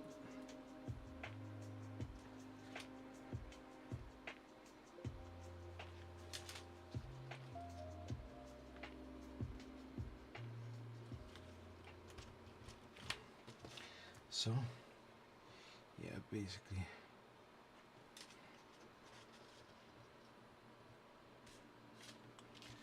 So a little bit the same. There's also what they say here on the instruction sheet. Try to make sure that all wires are equal length. And so if I pull on this, I see that the one with the braids is the new pixel. Just pull a little bit on it, not too hard, just a small bit. If you feel that it rubs a little bit against the zip tie, it's nice, it's fine. So now they have equal length. It's looking nice. We are going to make sure that all lines are nice. Okay, cool.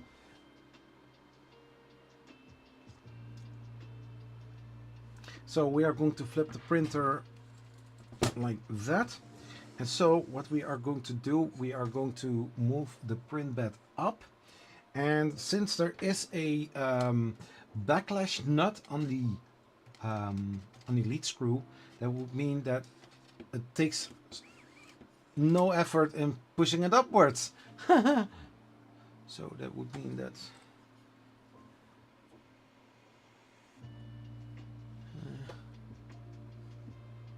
yeah, there is tension on it.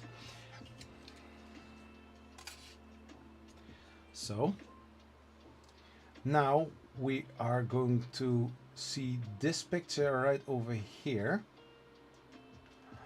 So if we check this, yeah, we have here this black part where also the connectors are, and it's the downside. So meaning if we push this all the way up like that, yeah, the wire goes through here and then it goes right in there, I would say. But then if I look to the angle how this runs, it comes from just right underneath here.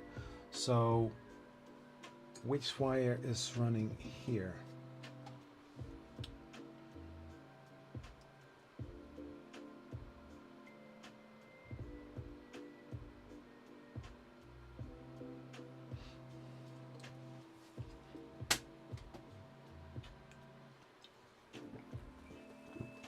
No, I published it based up of others' work of the X1. Oh, cool.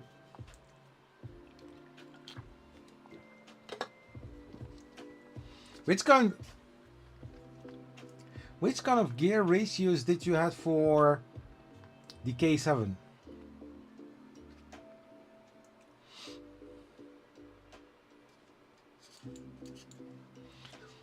So I need to flip the printer.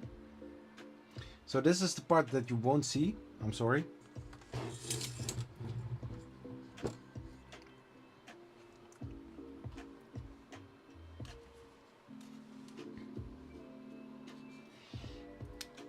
Oh, wait. Hold your horses. Hold your horses. So, first we are going to put the cable chain in.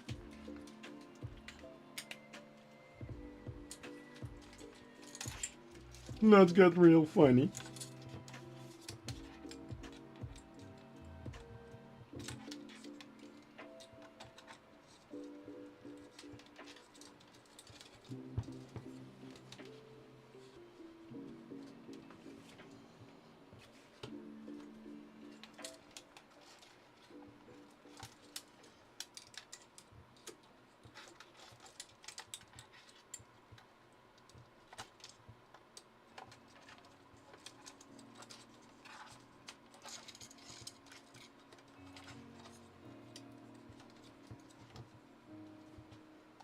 So, and then it goes around here, then into the cable chain link, and then we are going to press it in.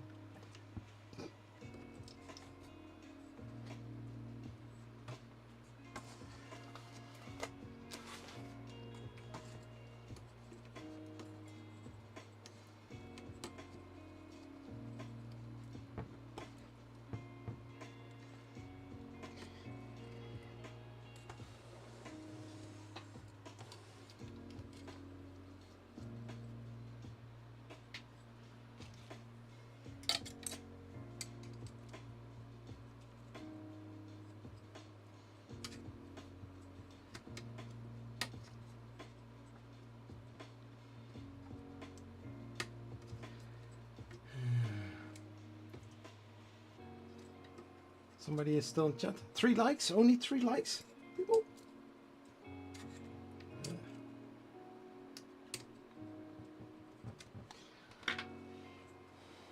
I don't want to press too hard on this, and I also cut my fingernails, so I've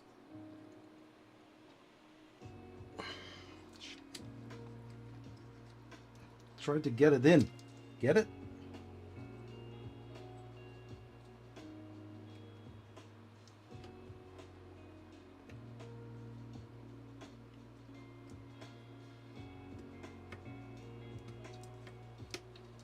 Yes, got it. And so basically here on the bottom one, also the same thing. Make sure to have the both of the prongs on the right side.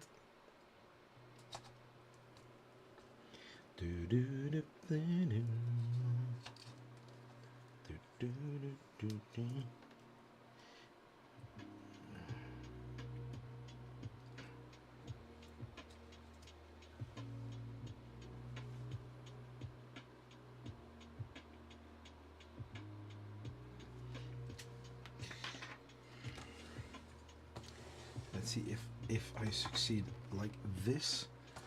Please don't drop the box of screws.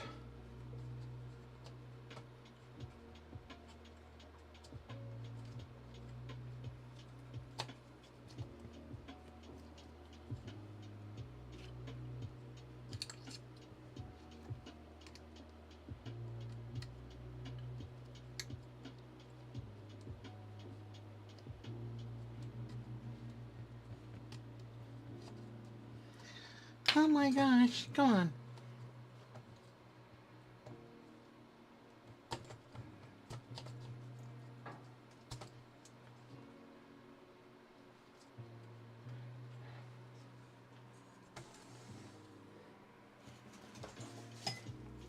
Then I'm going to use a little plier, press it a little bit together without breaking it. And there you go. It's sitting okay. Now put it all the way up. So I noticed that there is a, oh my gosh.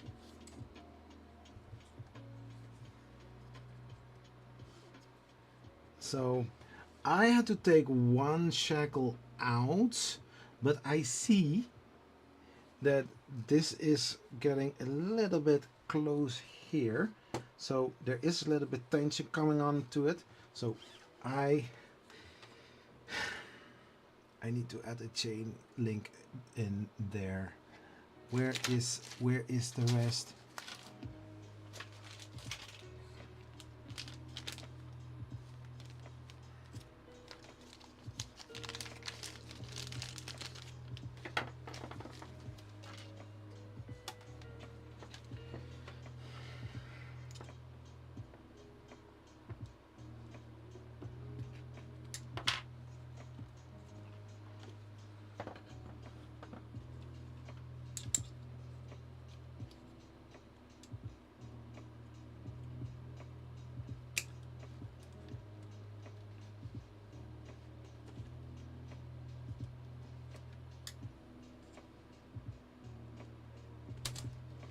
So now we take the whole part out again, add another link, add that one in there as well, and then fingers crossed that we have enough links. I think I will add directly to them.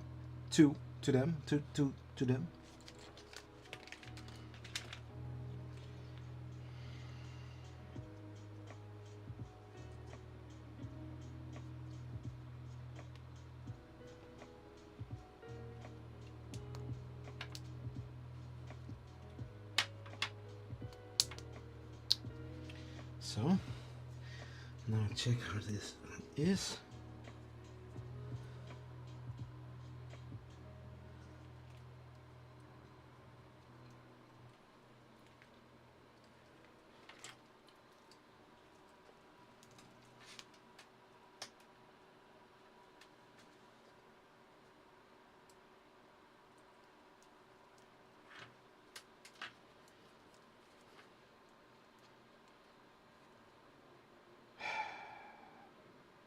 And then the moment came that I have to take the connectors off.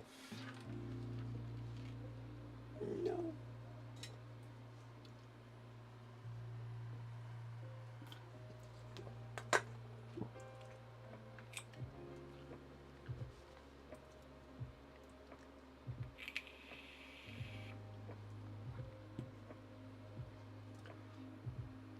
Alright, that's another set of support braces printed. Now the AB idler should not be at risk of falling off. Oh, cool.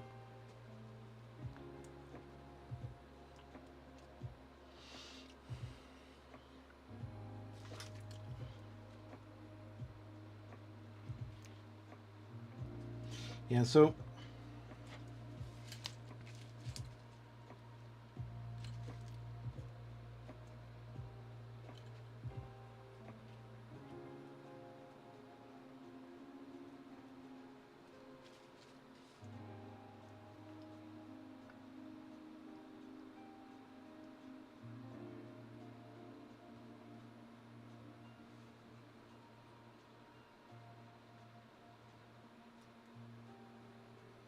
yeah, thermistor wires are a little bit more stiff.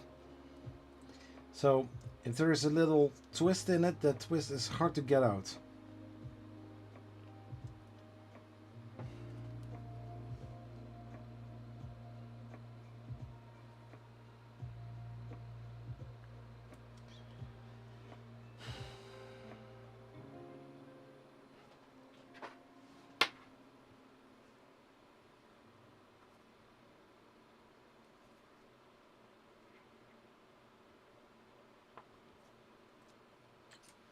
Okay, that was one. Now the second one.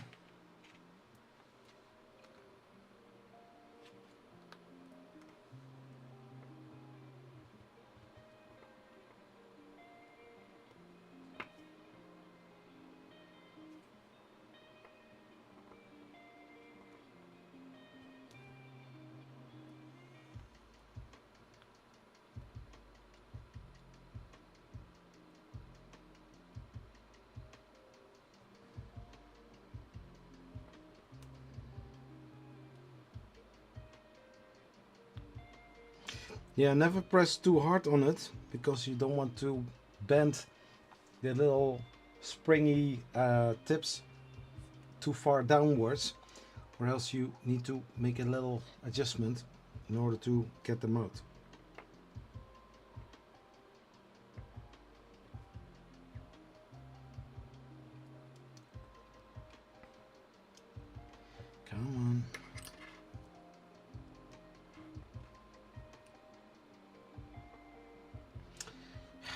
Sheesh.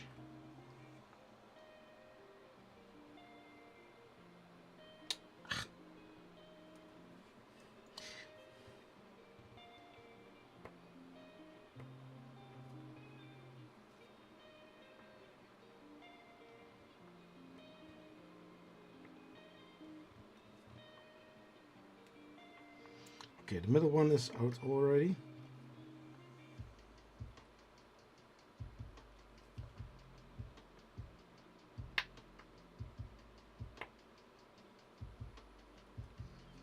Last one.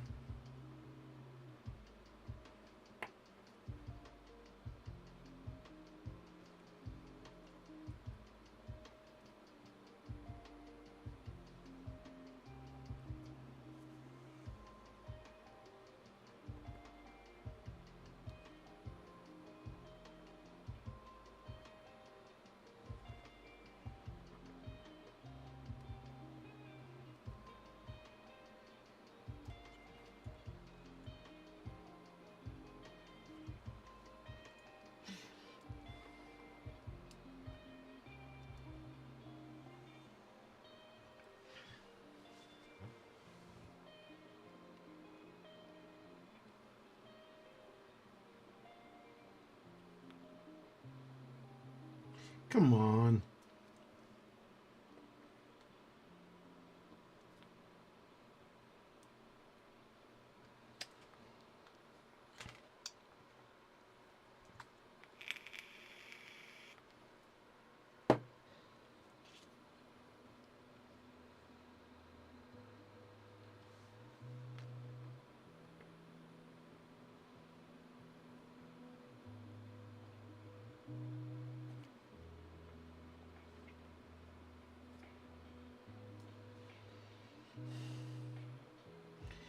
Should have something that you can press the connector in and that you can pull the wires out again.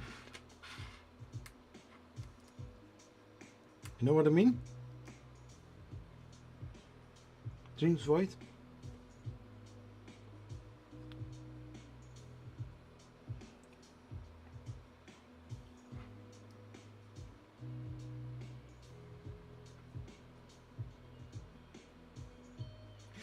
I mean, the connector, the little pin is in there, you know. Oh, I also need to take away the zip tie. Fuck.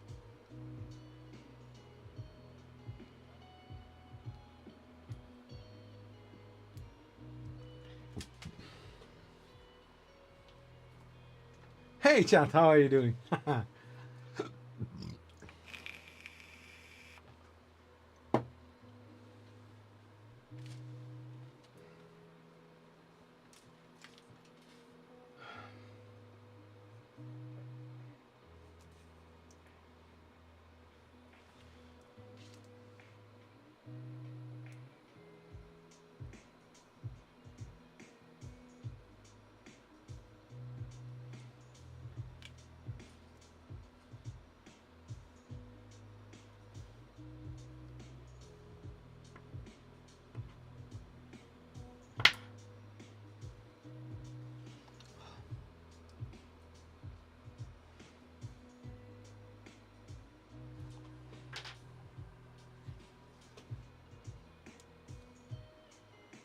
No, this doesn't work. Clamping something together, yeah. Holding it? No.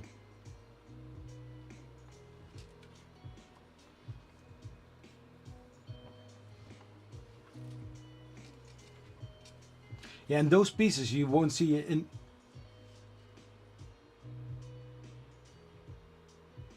Something to press the connectors back out.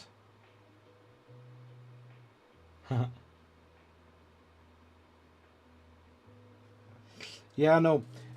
These JST connectors, pressing with a normal flathead screwdriver, that did the work for the other 4 wires.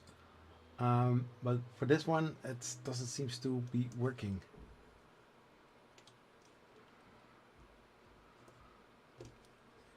Because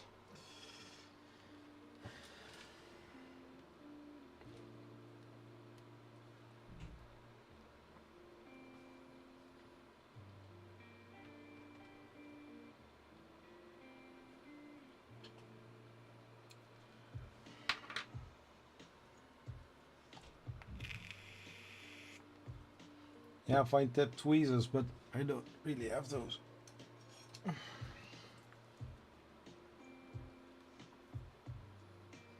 These are not really tweezers.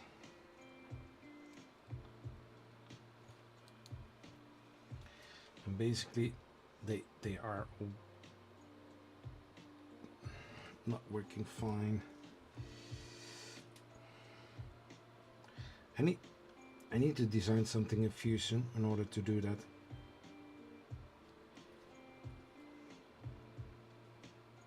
Damn it.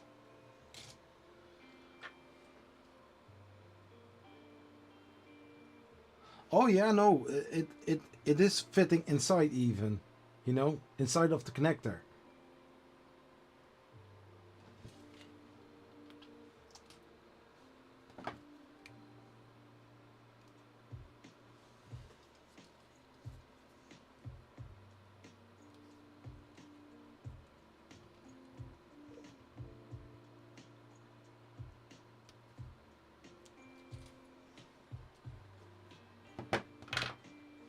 Don't ask. I did it. So now I need to put this other in. I think the zip tie is going to be hopefully no issue.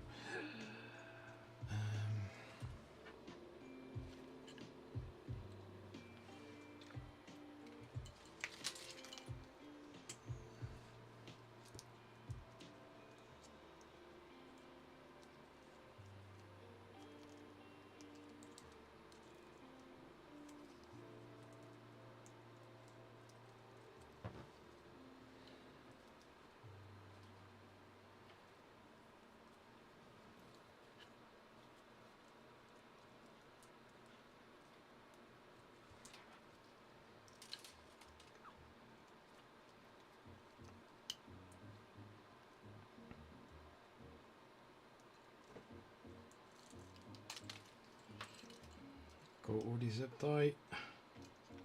No.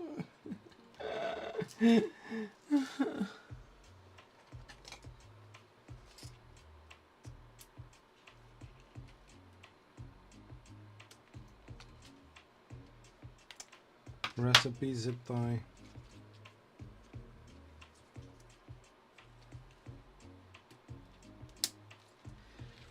And then we push all these wires in here.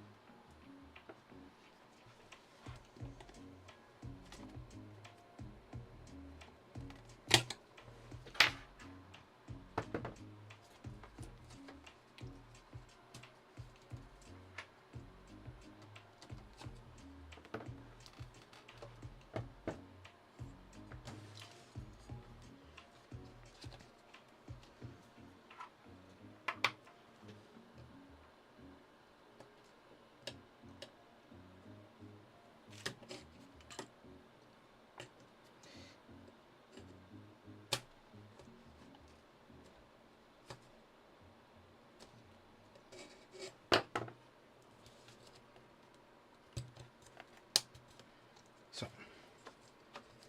okay.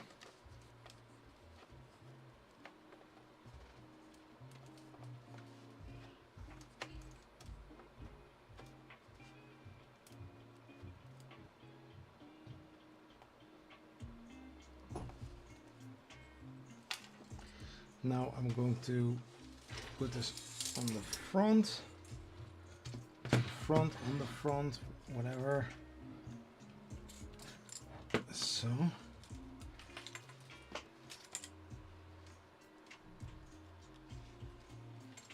Then I'm going to look for another zip tie.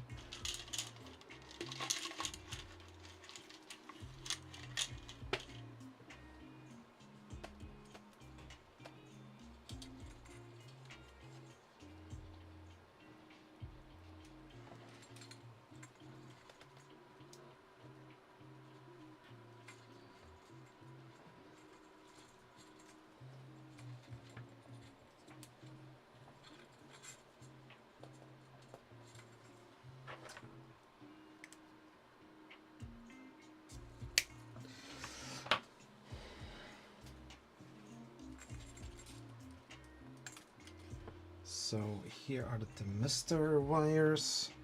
So where is that one?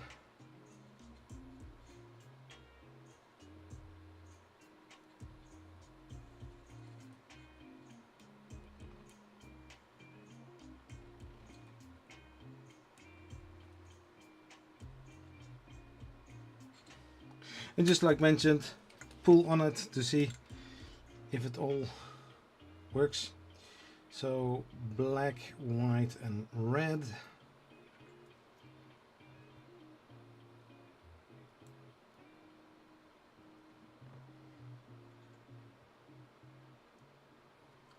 Just check it out again. Black, white, red. And make sure that all of the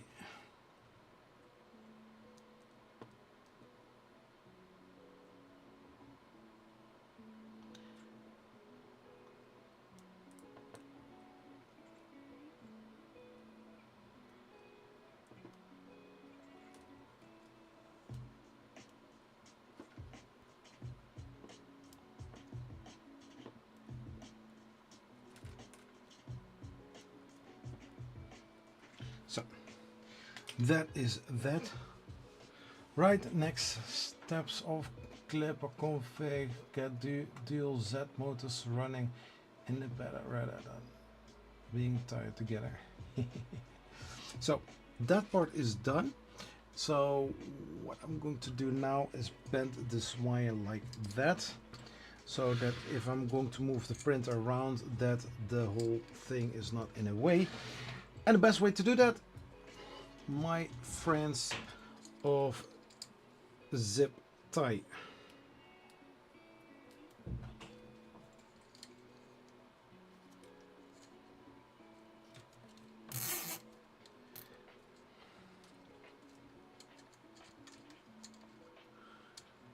Making sure that because the last thing that you want is the wires sweeping over the table, and especially with M2 screws or M3 screws that are tiny.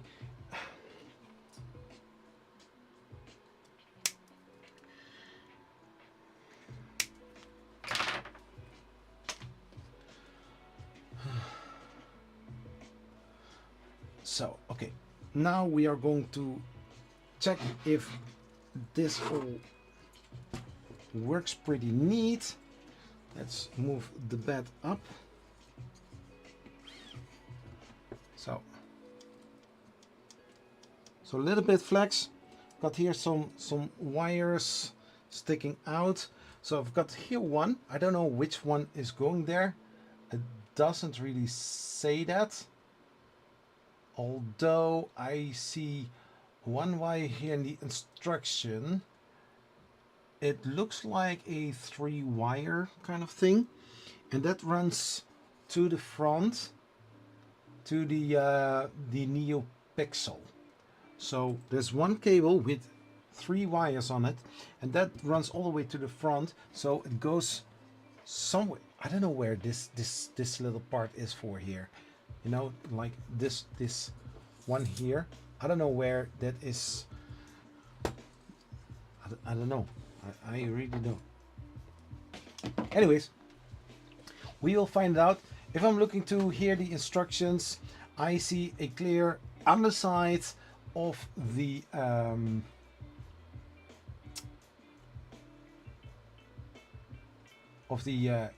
heated bed, the kirigami bed. So we are going to flip the printer on its side, the one side that it is easier to put the wires in. So if I'm looking to this, I've got, oh my gosh,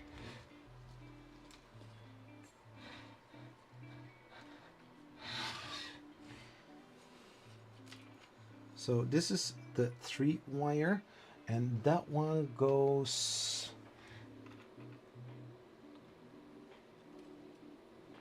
then we take an Allen key, we are putting it right in there, and then we pull or we jank it to this side.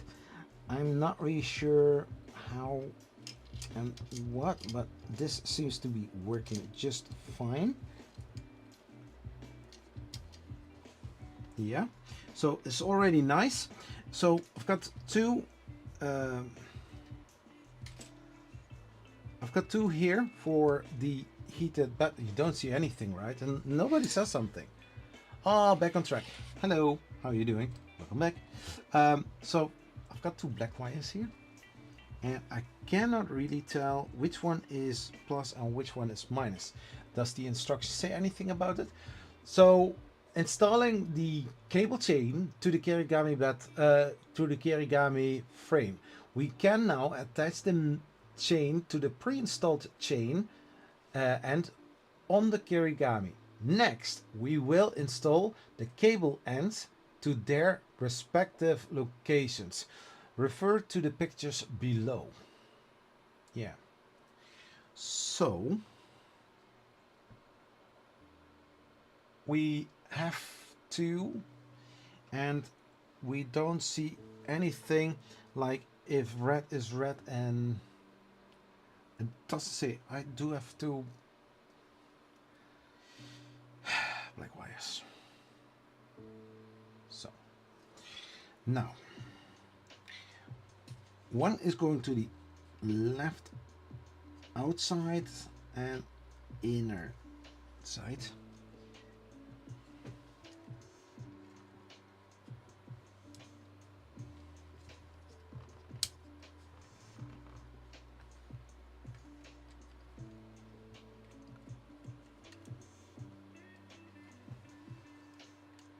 It doesn't say like you have to take wire A to, you know, in there, and so it doesn't say that.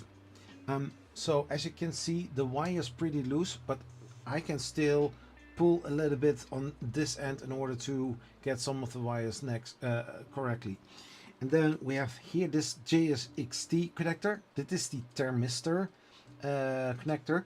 That one goes on the outside to the connector that is on the, yeah, you don't see that, just trust me, I'm showing here. So on the side from the bed frame, yeah, there is this connector going inside, and then just like that. So that part is hooked up, and now I'm also going to do the NeoPixel facing outside.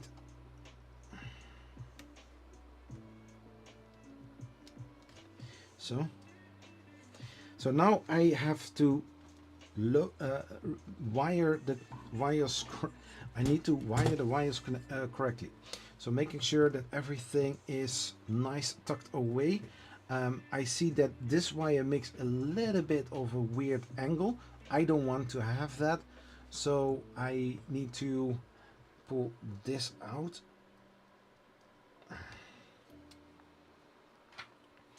Take a screwdriver and then we just pull it out like that.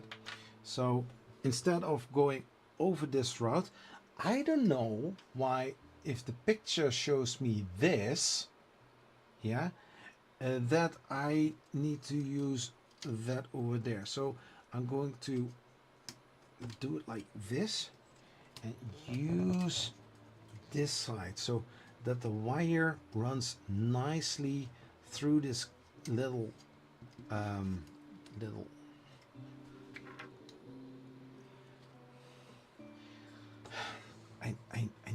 I need to cut loose the zip ties again. No, well then let's do that. So this needs a little bit more wire. So when I put this on the front, then I'm going to look to the one with the 3.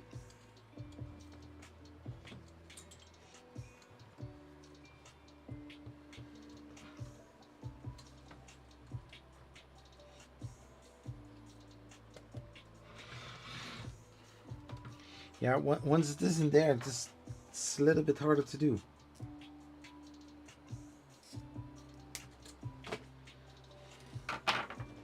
And I know I'm playing with fire by cutting with the points to the wires. So now this whole thing is under angle, so to actually pull on the wire is getting a little bit harder. So we need to do that in several stages.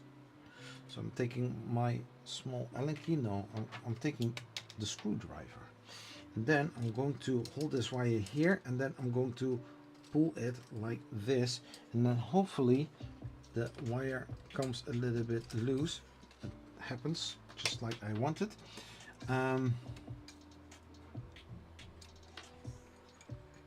So then it goes in like that.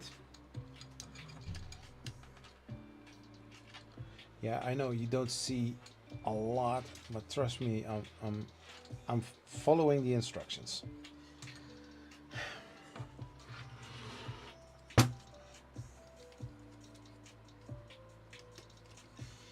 So now the wire is a little bit too long.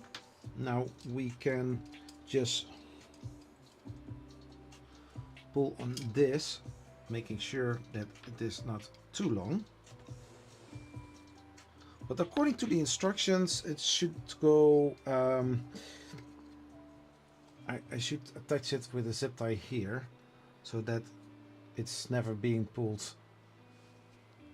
by accident. Yeah, so zip tying I'm going to do a little bit later.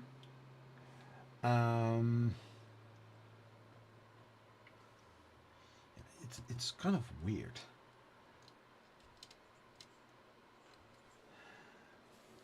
Because at one hand they want me to, you know,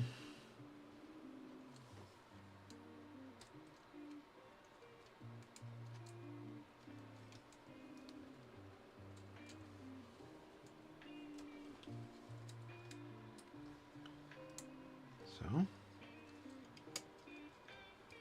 nice. So here to the next to the NeoPixel, I have no idea where my zip ties from the LDO kit are. Oh, wait, oh.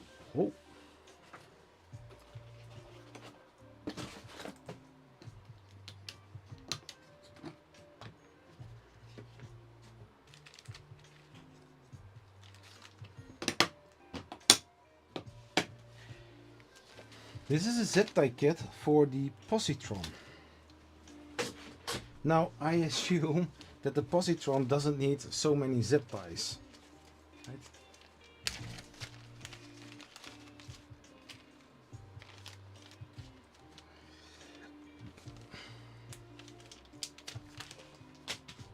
So now some clean cable management is going to come. So nice. So zip tie goes in here, and then it goes around, and then like that, or just like this. I like to follow instructions. I'm very good at that.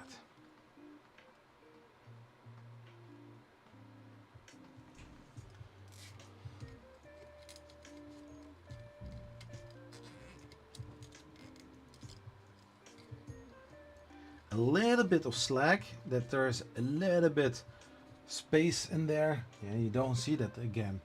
So, but that there is, you still don't see it. Oh my gosh.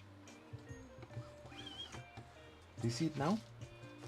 So what I did is pulling a little bit on the wire, so that there is still a little bit of, you know, that there's not too much tension, but still it's nice.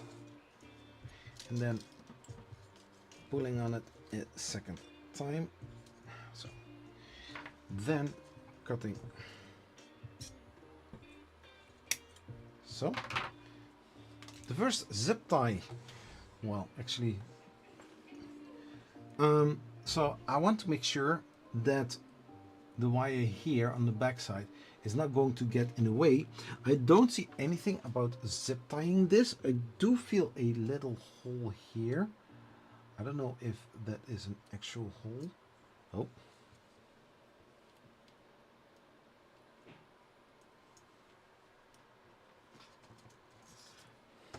I don't know if that is a hole for putting a zip tie through. Oh yeah, oh yeah.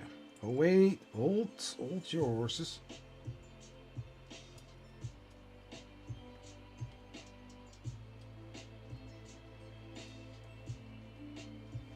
So on one side the zip tie is going in, and on this other side you're going to push it somewhere through a hole, and it's coming out on the other side. So that way you can zip tie the whole thing still together. So if on the end from the cable chain you are pulling on it, thank you for the like.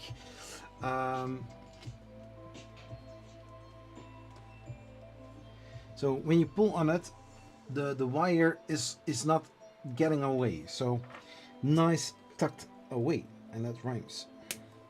So we have now two other wires that we still need to do. It's the bed heater wire and the thermistor wire. Both are on the bottom side, and just like mentioned, we need to still find a way to route the wires that they are all nice. So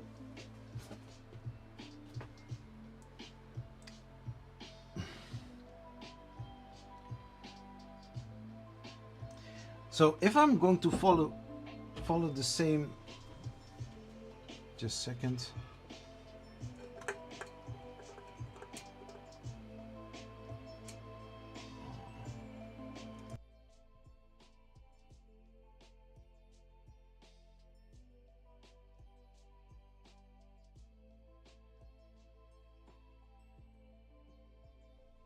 So if I would attach it somewhere underneath the bed, you will get something weird. And if I'm looking right over here, I see a little tab where I can mount it to, but I don't want to put too much tension on the wires.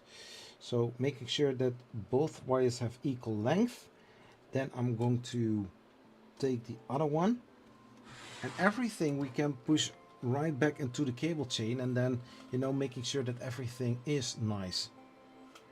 So that is my plan. So here is the little tab.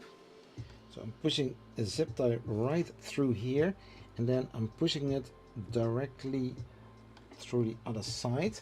And if I see how it is, then I need to go underneath the both with the end. I know it doesn't make any sense, and I don't mind at all if you also don't mind. If you do mind, well, I'm sorry.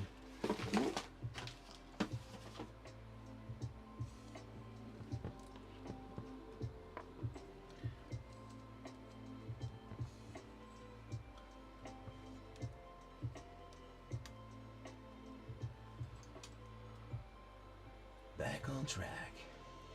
Somebody fell asleep or still watching, or do you have some plans for the weekend? What are you going to do, guys, girls? Awesome makers.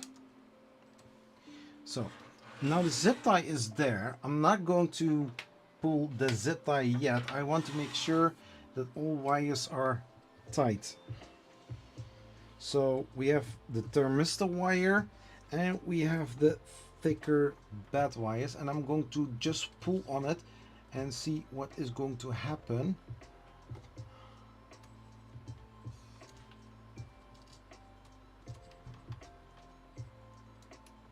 We have here also a little hole that I want to use with a zip tie. Oh no, I'm not going to use that hole, because that hole is for one of the no.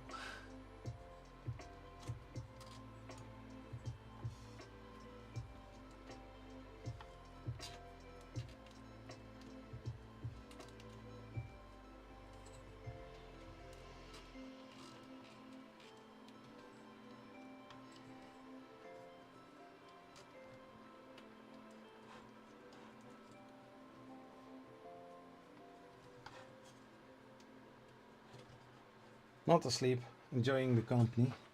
Cool.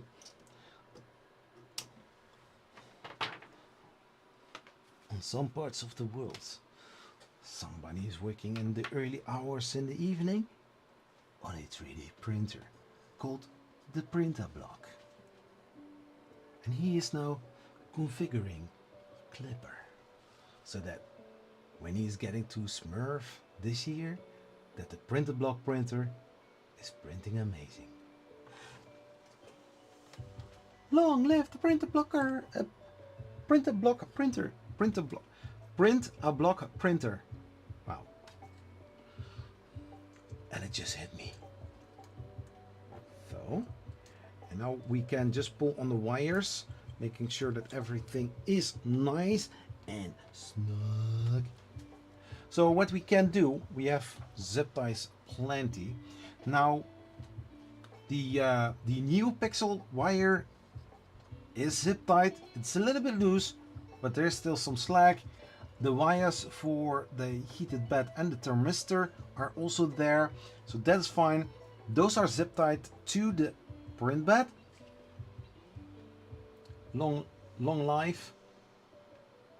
Come to life. Be more like. Come to life. I'm shopping for a used car since my Corolla was destroyed 6 weeks. Oh, when I hit a deer.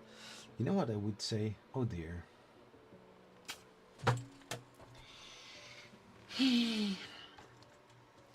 So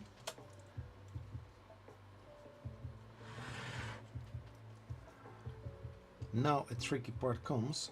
Try to zip tie it to one of the chains. First, Zach, you keep it as simple as possible. First put it in, then you are going to move it inside. Oh my gosh. Oh, okay, keep it simple, keep it simple, keep it simple.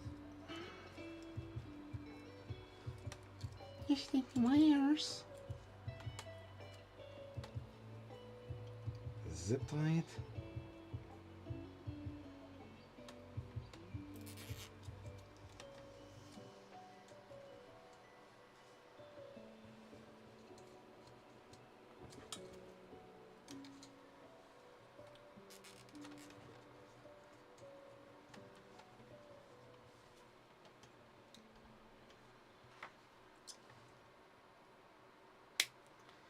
And then what we can do,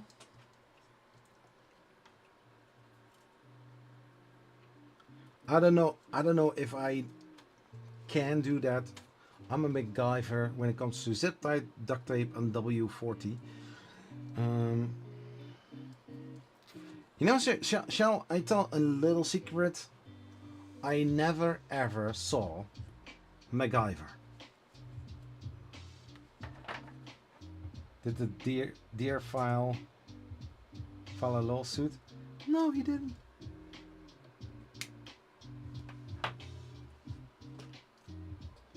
So that is looking nice. Very cool. So this is how it looks like from the top side.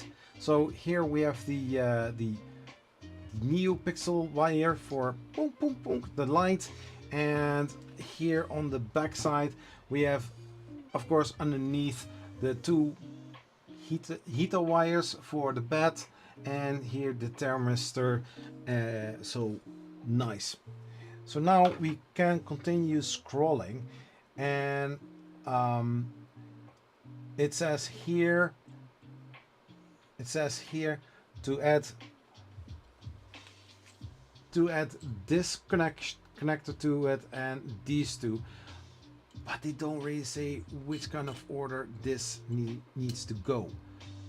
Yeah, I know.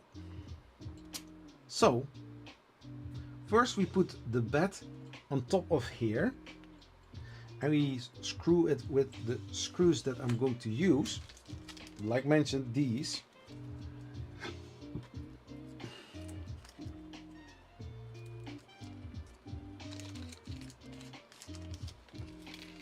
But before I'm going to do that, first go. So this works. So cool, so nice. So when I'm going to flip it over, the springs will fall off, but also the rings. And to avoid that, I'm going to do what Zach always does. Think outside of the box. So I flip the printer on its side, like this. And then I take the bed. Then I will put the wires through, because that is also a part that I definitely need to do. And then I'm putting the screws in the right holes.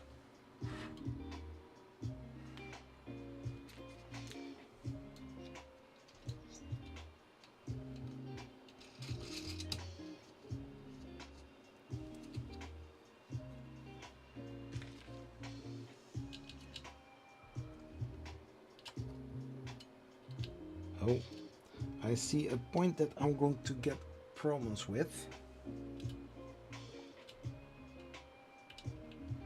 Are there not spacers needed?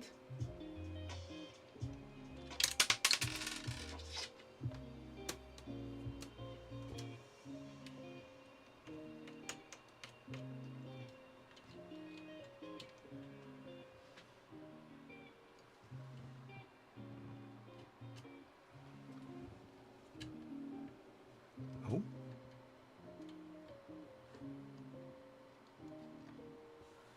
Oh, no problem.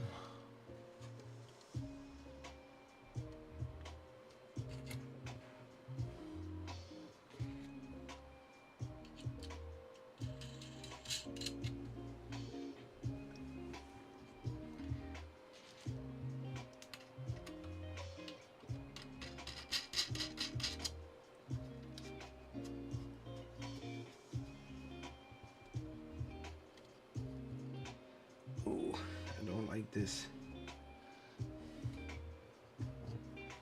So if I'm going to check the manual, so we have this situation, and then this build plate comes on top of it. I'm supposed to do that as well, and then like that, and directly they put the thumb screws on top of it, so you will still have a lot of, you know, space. But just imagining leveling this. So I would say, if there is a possibility to make it a little bit longer, so putting some spaces underneath it, you know.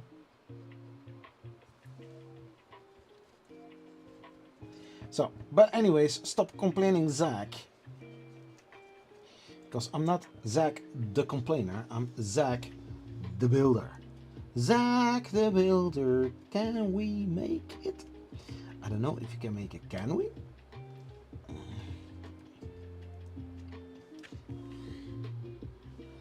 So, first I'm going to put the white wire in. According what I see here by the Kirigami, I see 2 black wires and 2 red wires.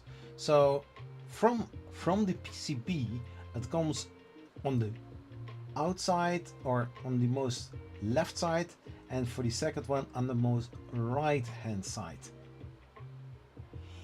Yes, we can. Well, actually, I'm not really sure.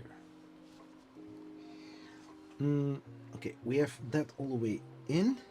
So first the white one, and if it has a little bit of a curl, it doesn't matter that much.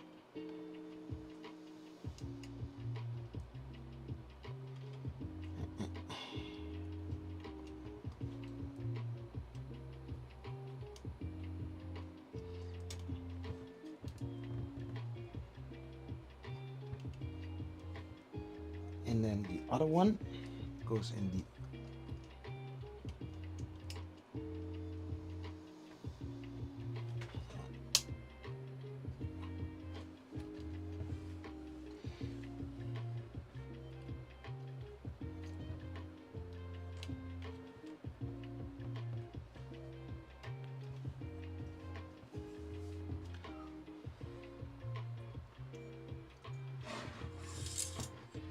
after hours of working on it, check out how this looks like. I love it. Ba-da-ba-ba-ba. So nice.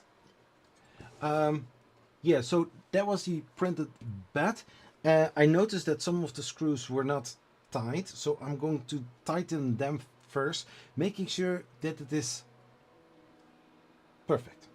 So which kind of screw is in there?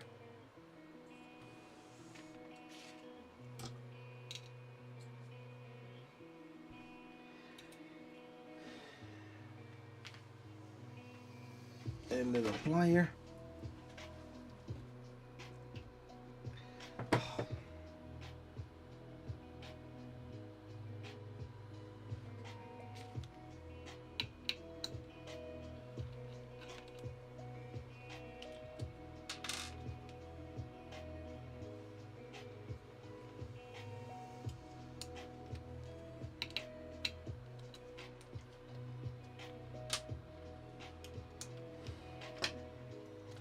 Here it is.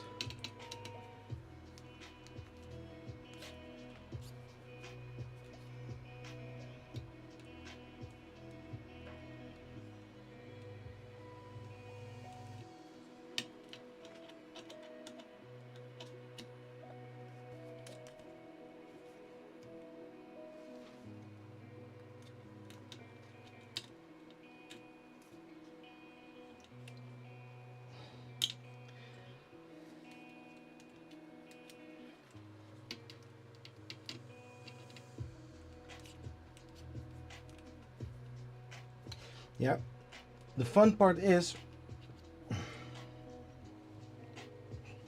those screws are being pushed with a spring to the aluminum bed. So meaning when you are tightening it, the more tension there is on the spring, the harder it presses against the nut. So eventually the nut will grip. Better was it if there was some how's it called, these little grub screws, or those little washers with the little hooks on it. If you use them in between and then you are tightening it, then it will, you know, will stay. So now I will take some oh, I've got here one, and I'm going to spray some IPA on it.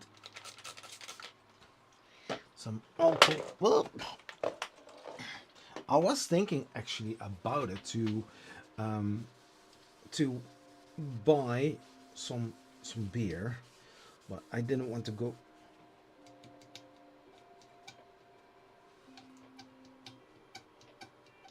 Oh, this is terrible. To buy some beer, put it in the fridge, and have some nice cold beverages.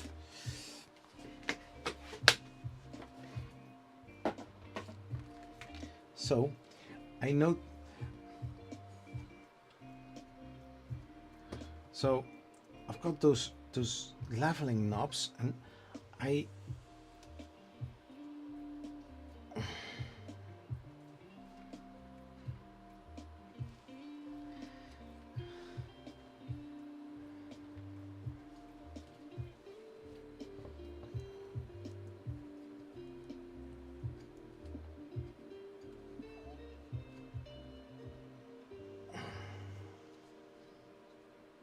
yeah, there's a lot of why are they not bigger?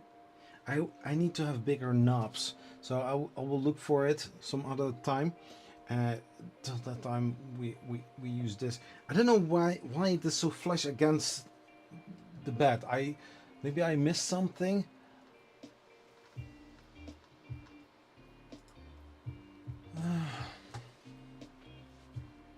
Yeah, this is something else.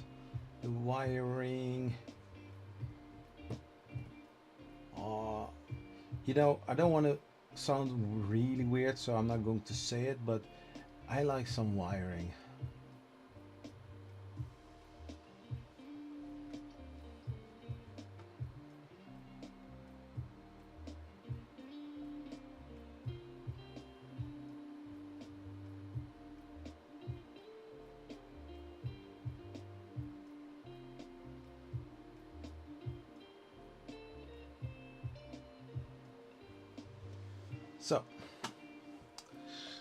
I'm going to entertain for a little bit.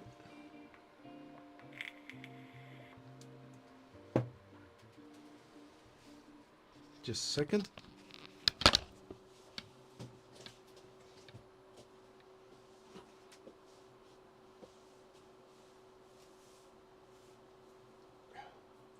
I'm still here.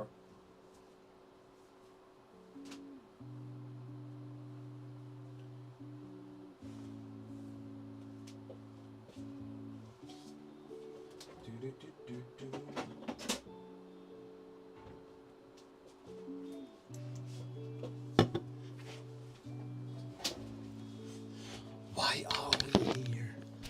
I don't know. I don't know.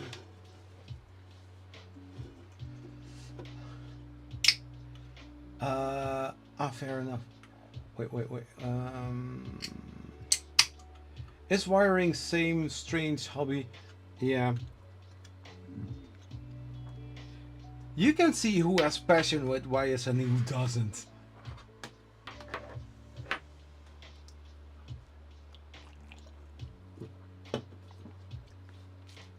I would say, if you are using zip ties and cut them several times and use zip ties again, then that would mean that you are not satisfied with the result until the wires are so as they need to be. I'm also one of those type of guys. If the wires are having the right length and will reach the board, I'm this type of guy who would cut the wire, crimp them, and put them in the right spot. With some little bit of slack, but not too much.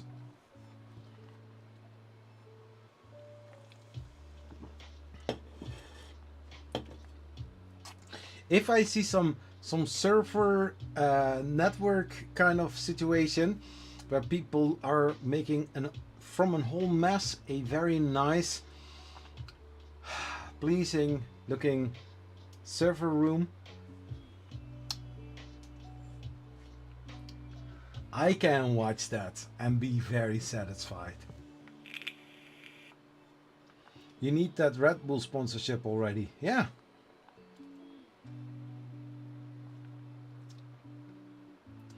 I love yarn. Maybe that's the same. I mean, like, yeah. I should have you rewired the printer block printer once it is running to make it tidy. I used to work in a computer shop in Deutschland, and I was the only one with zero education, professional education, and I don't want to say computer science, but in, you know, working with computers, solving issues. There was this guy about, yeah, I think like 5 or 6 years younger than me, and he was going to a school to learn things like the hardware from computers, software, stuff like that. And so I built for a customer, I built a computer, and I did do cable management. At first it was a mess, and I was like, I don't like this. So I took a bag of zip ties and I made sure that all wires were nicely wrapped and everything was going next to the frame, and then making some nice bands. And this guy was looking what I was doing, and he was like, can I bring my computer here? I was like, dude, you learn on school, or maybe not, I don't know, but there is an airflow within a housing for a computer. If you have a lot of wires, which can be quite normal, you have to route them, or else it's going to block your most optimal airflow. He said, yeah, it makes sense. And if you want to do something, or in this case, the customer wants to change something, the only thing that he needs to do is unplug it, put the cables on the side, take the drive out, or the other side out, and then put another drive in there, and he can just reattach it, and it's all fine.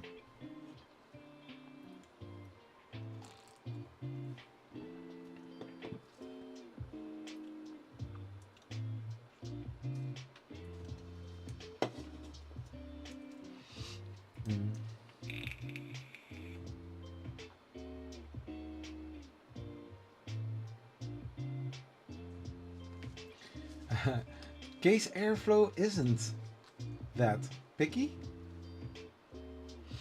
Well, the more optimized, the more, if the wires are routed correctly, you have enough space to maybe upgrade the computer in the future, but then also, you know, the airflow comes from the top in, so far as I still remember.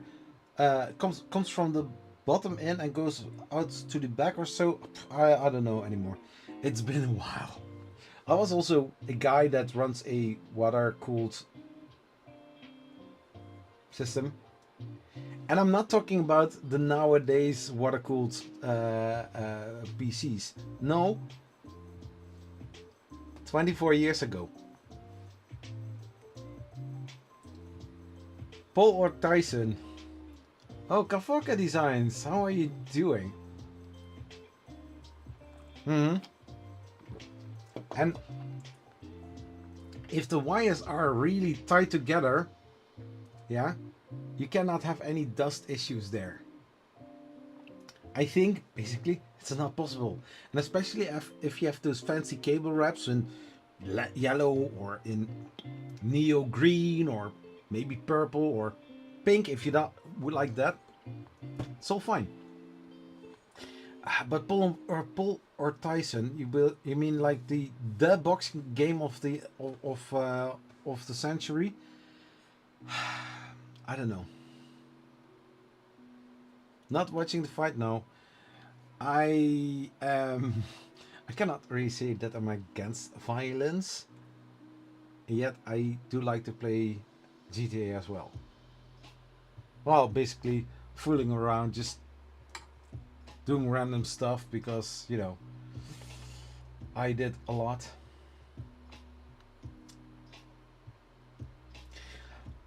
So the instructions here, you know, like you are going to put the print bed onto the frame, you're going to attach the thumb screws on there, which I did. And as you can see here, the normal standard V0.2 bed frame has some very clear, how you say that? Oh, wait a second, no, hold your horses. Emma is...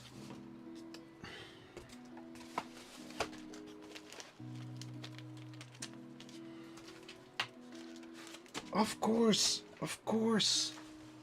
Wait.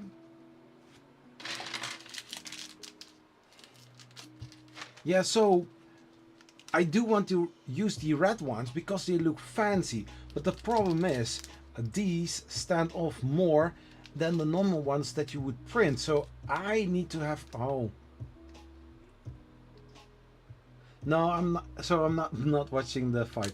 So yeah, I do want to use the red ones, but I can't since they are too flush against the bed frame, and especially if you are going to calibrate the printer and sometimes need to re-level the bed because this one doesn't have a BL touch on there.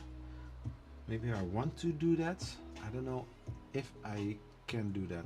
I need to see. So I'm going to change them for these so that leveling the bed would be a little bit more easier to do.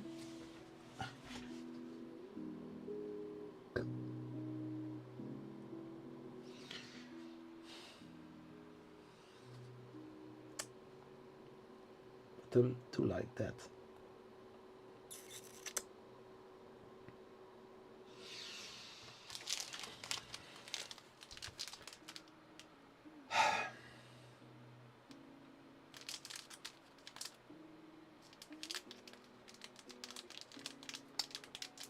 better off without it. You mean the boxing? Yeah, me and my son. Let's say it like this. I do like playing video games. GTA was one of the games that I played for a long time. My son had to explain me how Minecraft basics worked, and I played so many hours GTA Online that I,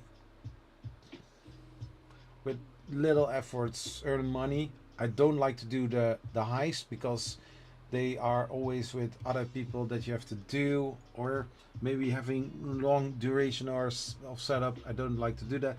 So in my case, I was like, nah, why should I bother? I'm going to do something else. I started with Minecraft. I play a lot of Minecraft, and my son last year he was saying like, oh, but I do like GTA, and he earned millions with heists and stuff like that. I said to him, I have plenty of garages filled with cars, with trucks, with airplanes, hangars with airplanes. Basically, I have everything in the game, and I'm bored. So I like playing Minecraft instead. And he said like, oh no. But now he's in Minecraft because the same thing what happened to me happened with him as well.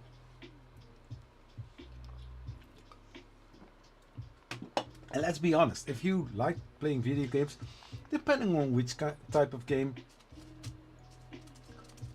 but if the sky is the limit in a game, you can build whatever you want and you keep going. Because one of those key things, or one of the nicer things, is within Minecraft, you if you have killed the Ender Dragon, basically you're done with the game. But then you can be creative. You can build things. You can make things that automates that automatically make stuff for you. And in order to do that, you are going to use redstone. And that redstone is basically a simplified circuit board. Dude, people are making computers where they can play, you guessed it, Minecraft on.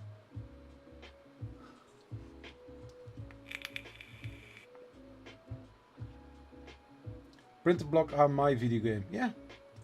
Print a Minecraft lamp for my son last week. Cool. I hate my pet. Or, yeah, that's your pet. Bad. I mean, bad. No, but Minecraft is so cool, and if you follow some of the mechanics, the game, you can spend hours in. And we are not playing in creative. We are playing in survival with some little tweaks like peaceful and keep inventory, because sometimes it happens that you will die and then you are losing some very valuable stuff. Me and my son, we had a discussion about that several months ago, and he said like, yeah, but that is basically cheating. No, it's a thing in the game that you can turn on or off. You are deciding how you are going to play the game. But if you are really going to cheat by entering some codes, you are actually glitching or breaking the game in another way, and then you are not playing according to the set of rules.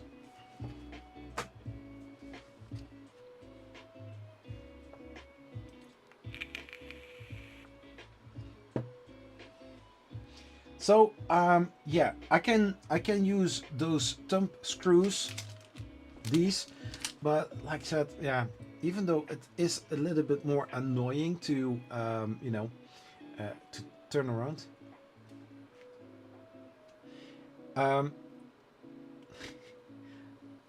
When we started the world, he called it relax.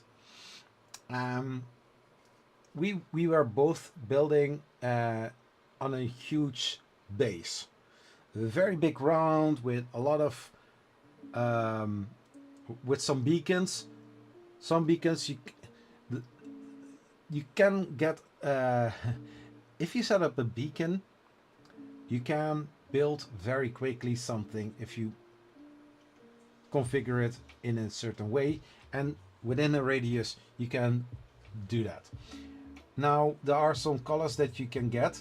So iron is one of them, gold is another one, also a material easy to mine. But then diamond, emeralds and Asian debris, those were harder. So if you are somewhere very far away, for example in the nether, and something goes wrong, you will lose everything. So at one point, a week or 2 weeks ago, I noticed when I dropped that I get back to my house and saw that I had my inventory. And I was like, oh, cool. He said to me earlier this week, yeah, I have keep inventory on because I was somewhere very far away, and then I dropped, all my stuff were there, but my spawn point was very far away. So I lost a lot of valuable materials. You have an Asian debris beacon. We are making a he wants a specific block called crying obsidian for his base, but also for mining Asian debris and stuff like that. The pickaxe with some mending on it eventually is going to break. So we had to trade a lot of times with the villagers in order to get XP and get our stuff made or fixed. At one point I said, like, maybe we should make a piglin farm in the overworld so we can, you know, turn some switches, and then we have this huge portal, piglins come through, we hit them or we wait there, and then our stuff gets repaired. And in the meantime, we also get some gold.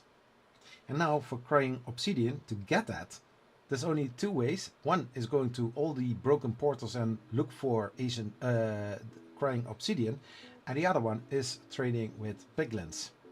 And piglins only get want to have some gold ingots. So yeah, it's a win-win. So a little bit of detour, but we eventually have this farm. It was working fine till something happened. Somebody did something and then it wasn't working as it's supposed to. So yeah, because piglins will drop when they killed, are dropping some stuff. One of them are golden swords, but golden swords are not stackable, so they will be dropped in a block of lava, or they are dropped by a drop into lava.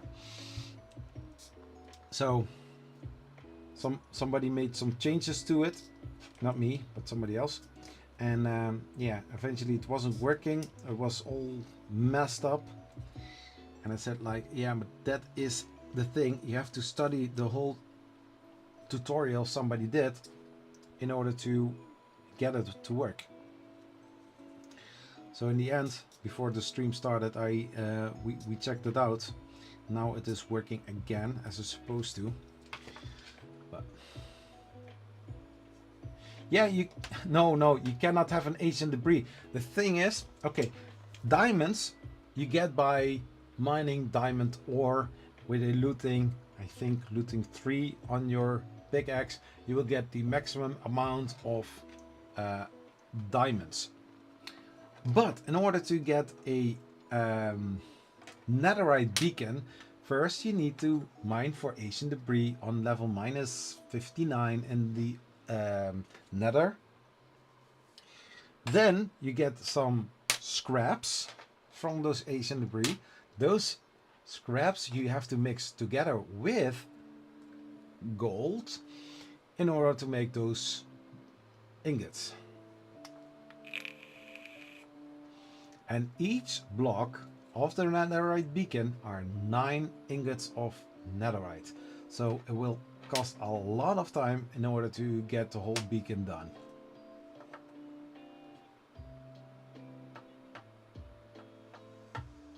because one Asian debris is equal to 2 scraps, and I believe 4 scraps or 8 scraps, I don't know, or maybe 9 scraps is equal to 1 ingot.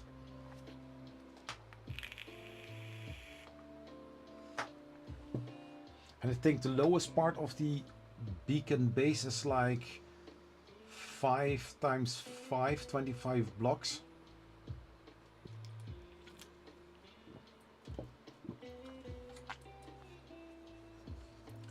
But yeah, using the bed explosion method in the nether, and then after that strip mining in round circles, you find a lot of Asian debris. And in the end, yeah, it's a very energy taking thing, because the Asian debris will be put into a furnace. The furnace makes it into scraps. Those scraps you have to stack in order for 4 or 9 together, and then you have 1 ingot, and 9 ingots is 1 netherite block. Hey Moji 3D, how are you doing? Welcome to this live stream. So we had here the bed frame, everything is looking nice. We have also put the cable chain here. So this is the LDO kit from for the Voron V0.2. So it's a little bit different than the instruction right over here. So like mentioned, the end of the chain should align with the point of the corner of the drive. So that is correct. So mind the gap. The chain must not extend past the top of the Z extrusion when the bed is at its highest point. We need to leave room for the gantry to pass over the top. Yeah, so I've got here the gantry. As you can see, I've got here the gantry, and the cable chain is not really touching the top of this part of the frame, so that's good. So when we continue, the print head, oh my gosh. Oh my gosh, we are going to start with the print head.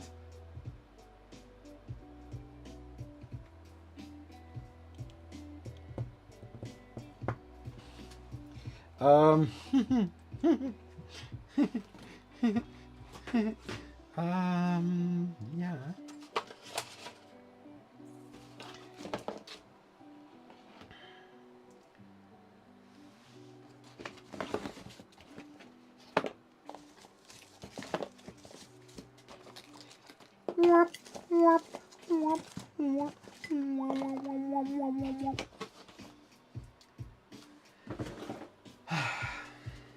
So where were we talking about?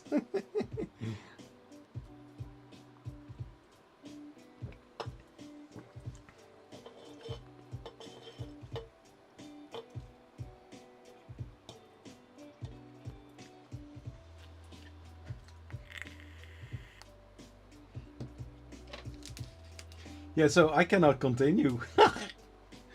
I didn't print all the parts for the print head, because like mentioned, I've got the metal structure part kit from Cybor.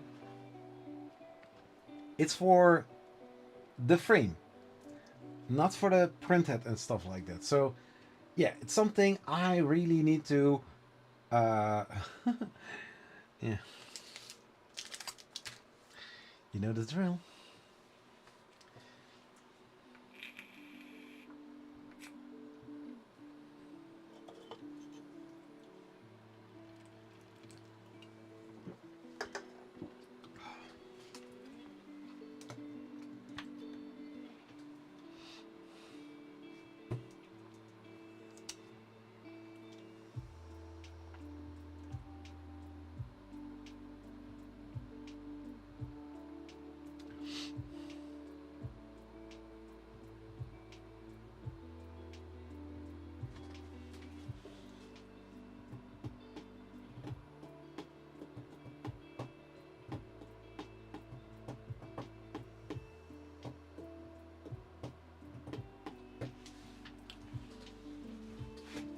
So yeah, I don't have the printed parts for the printhead.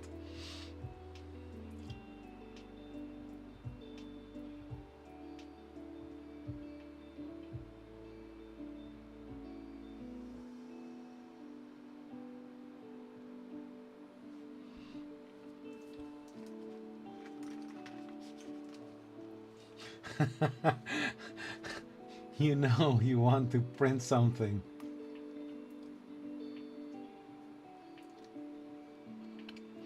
But I have to hit the hey now. Beauty sleep. Do you? It's not even 1 o'clock a.m. in the morning. Where are you talking about, girl?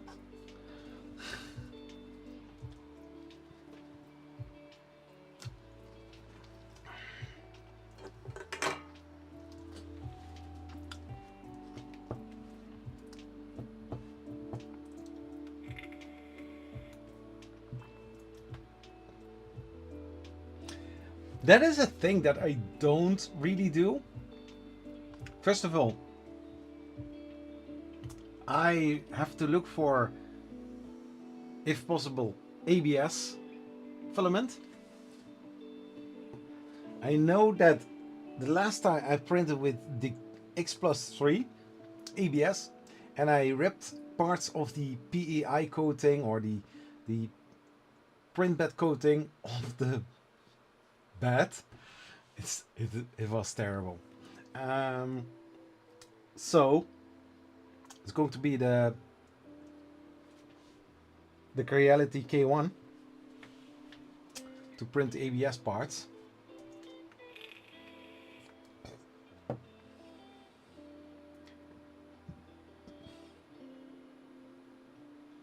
You could have that tool head printed in 10 minutes or something.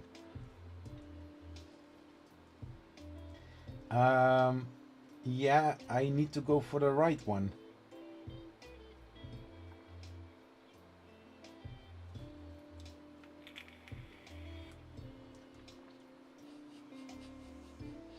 Okay, so you say that I can print that in 10 minutes.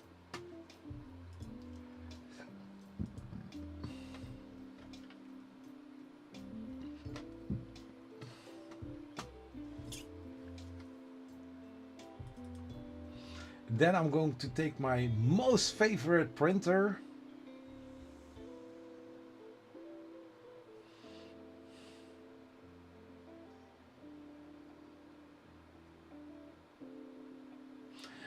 Don't do something exciting, please. I don't want to miss something. Skip this version. Prepare. Display. So we are here in Bamboo Studio. I'm going to go for ABS. I hope I won't rip my build plate apart.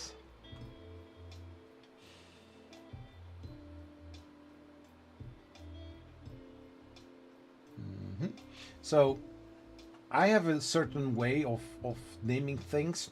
So it is a printer build, so 3D printer builds. Then the here the Z core is still here. Voron builds Voron 0.2. Then I've got here the assembly RC1 Voron V0.2. So if I check this, I have here master assembly. What is that? Oh, that were the parts for the Kirigami bed. Okay, never mind.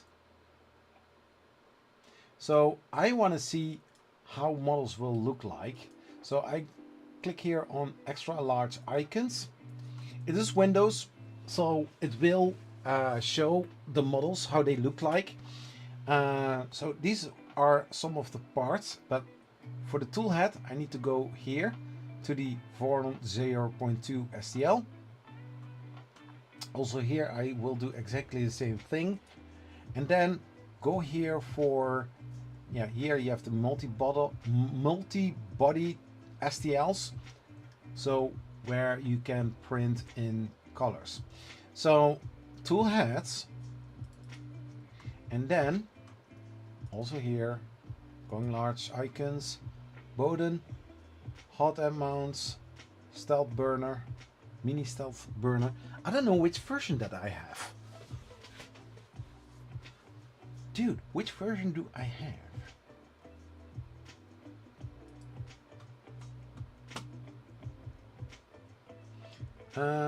But I really have to sleep. Yeah, I understand. 1990 until next time. Until next time, sleep well. And yeah, I will hear from you next time.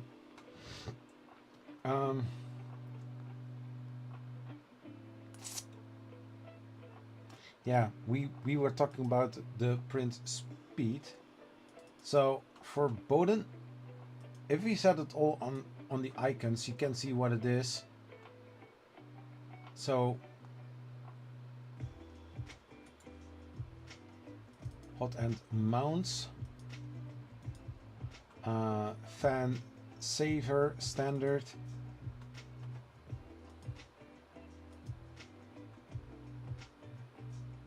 so the tool head will be the same so far, but every certain tool head has a name. So hot end mount bamboo X1C, for example, or drop effects XG, which I have, LDO Voron. This is the version that I'm going to need eventually installing my the LDO hot end. Also for the Dragonfly or the Dragonfly BMO, FormBot, MicroSwitch, it's all there. So for the fan saver, that's also here. You can see how it will look like. I don't know what the difference is. A fan saver.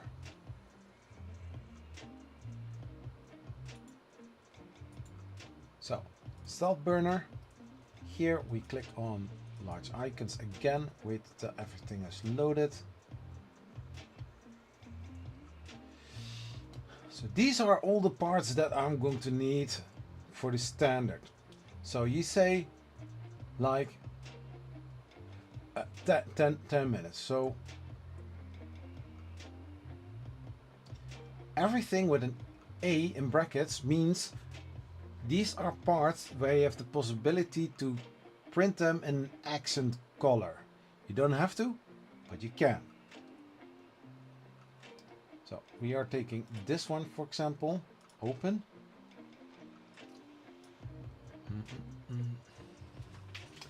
So on the left side, I've got PETG filament, which I also used on my maker chips. So standard, I'm going to go and see for strength. Yeah.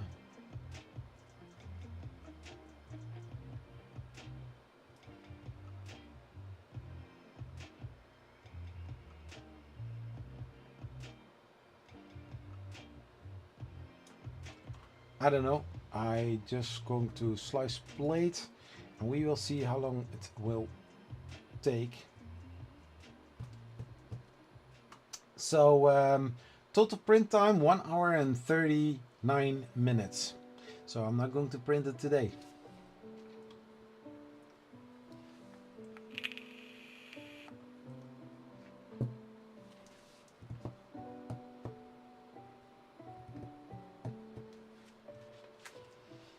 Oh no.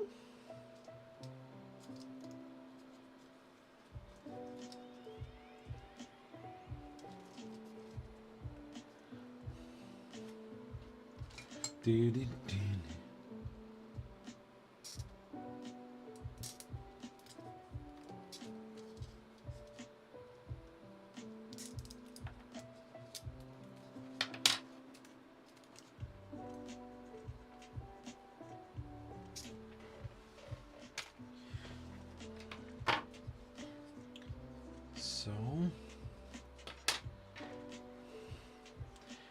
can also do other things in the meantime, making sure that all other prints are clean.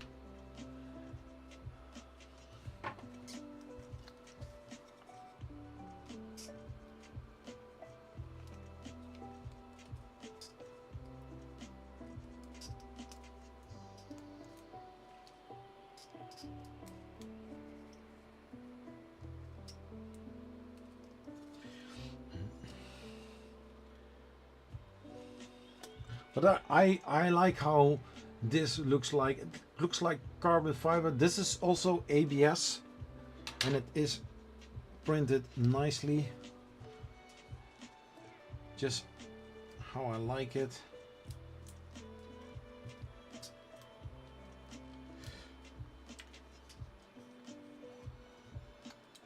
So during the 24-hour live stream, I'm going to attempt to design also a lot of stuff. I will do some news and updates. I will do some you know, like make a deck stream while I'm printing. No, printing while I'm streaming. So I need to find a solution to make some nice camera angles during the stream, so that people can watch what I'm printing.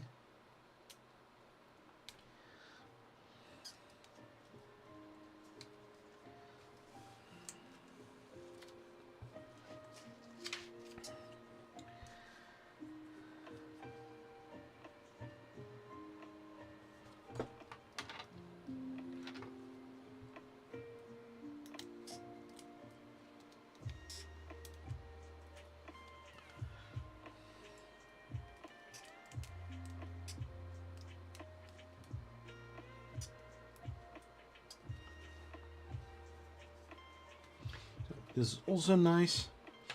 I have no idea where all parts are going.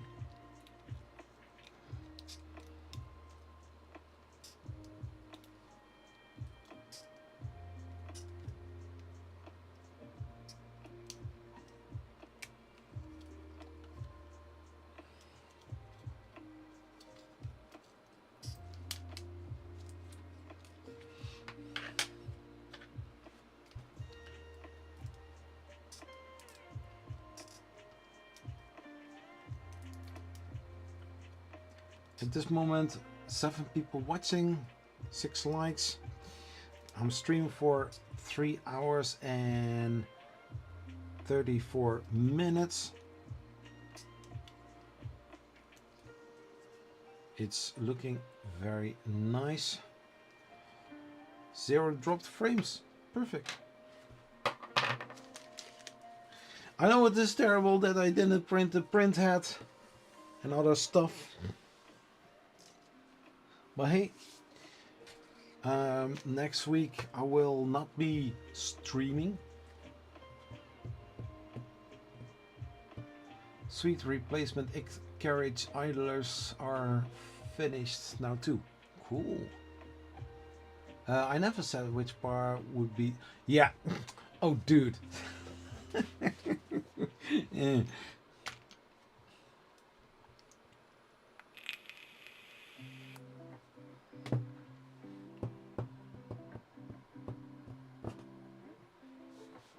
I mean, even if I put this print in Ludicrous, it will still take an hour or so. And also compromising the you know, the quality. It's not worth it to rush something like that.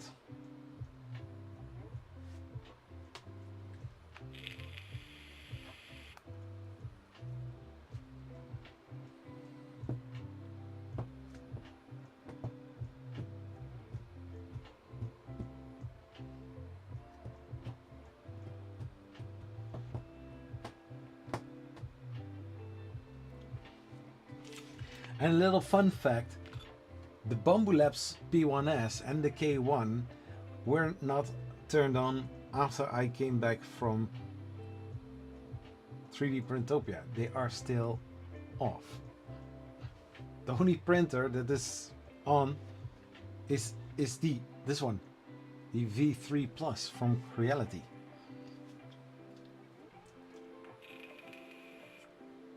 So now we are here. Let's chat about something that I have get noticed of, some 3D printing news. Nowadays, we as you know, 3D printer enthusiasts, we have the possibility to print in multicolor. We have the Bambu Labs A1 Mini, the A1. We have different kind of ways to print with our consumer-based 3D printers in color. It's not top secret. We all can do that. Some machines are expensive and some are within our budget. So basically, for a amount of 500 euros or USD, you can have a 3D printer that can print in 4 different kind of colors. Now, we have also the Prusa with the MMU. We have the Prusa XL, and we have so many options to choose from when it comes to multicolor printing or multi-material printing. But before all of that, we had this brand called Mosaic, and they, after several years of serving customers with some splicing, I still remember the time that I saw, like, on the channel, the 3D Maker Noob having this palette with 4 filaments going inside and getting some amazing colorful prints using this palette from Mosaic. But now they're stopping. Damn, I really thought you picked up a pizza box, so now I have air fryer something. I'm sorry, dude. I'm sorry. I don't. I mean, hey, it's for a reason why I call normally this stream a Friday evening hangout. My friends are not very close. My friends are worldwide, and they are in England, they are in the Netherlands, they are in Germany, they are in Belgium, they are in the US, they are everywhere. And what better way is to have a 3D printer hangouts where people can share stuff and, you know, talk and chat and have that. That is also one of the reasons why I have this lo-fi music playing in the background, to have a moment of relaxation. Most people in the US are still at work and gradually stopping working, going into their weekend activities, and most people are going to hang out, going to a bar, going to a restaurant, having some amazing time with friends or maybe family, maybe with colleagues or co-workers. Yeah, but I cannot do that. I cannot fly wherever I want to, even though I do want, but don't have the money for that. Trust me, if I would have the money, I would fly to England. I would visit Phil and also Dreams Void and maybe 3P UK, Phil, Sam Prentice, but also Jerry from Texas, or Las Vegas. I mean, sorry, other people as well. If I have the possibility, I would definitely do that.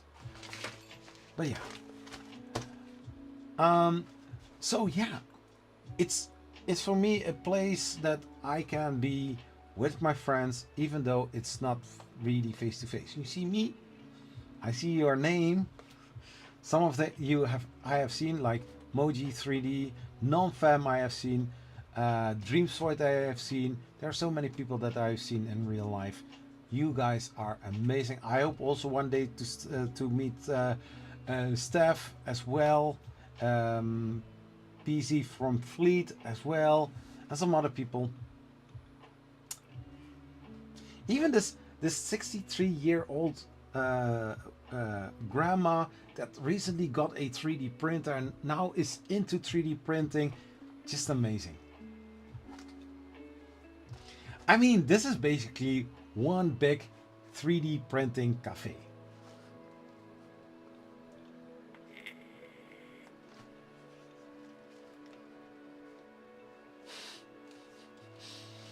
It's now 7:30 p.m. here in Maine.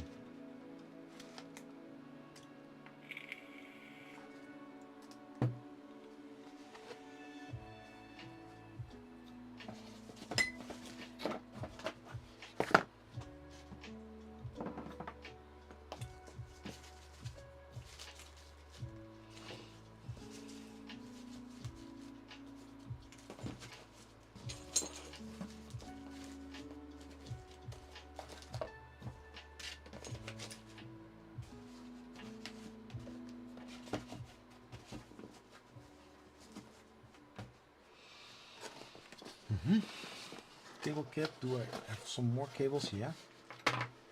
So this is an end stop, and the end stop is for a filament run out sensor kind of thing. But for that I need to have this. Where is it?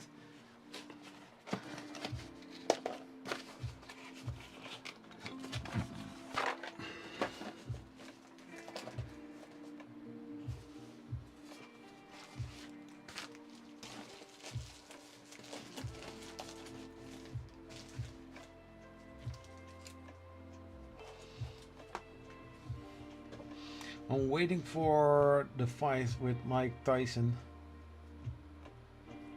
I'm not going to watch that.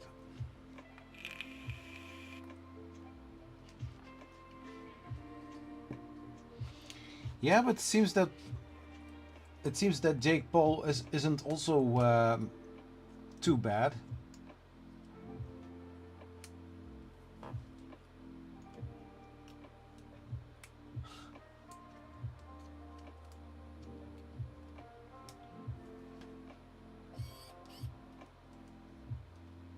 Ah, crap.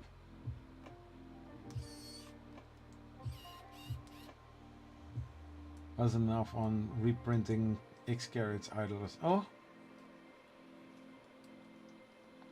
I'm like 4 hours from the main Canada border. Wow. Hey, Moji 3D. I'm further away.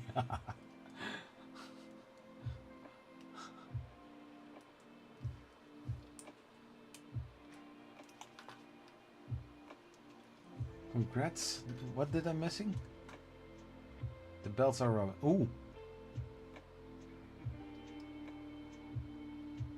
Oh, great. Okay.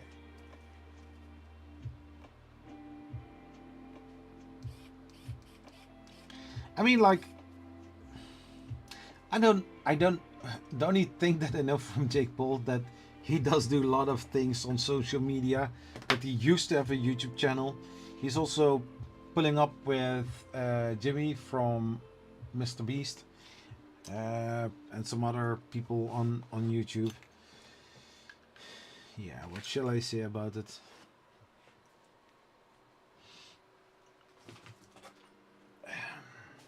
We can have an opinion about it.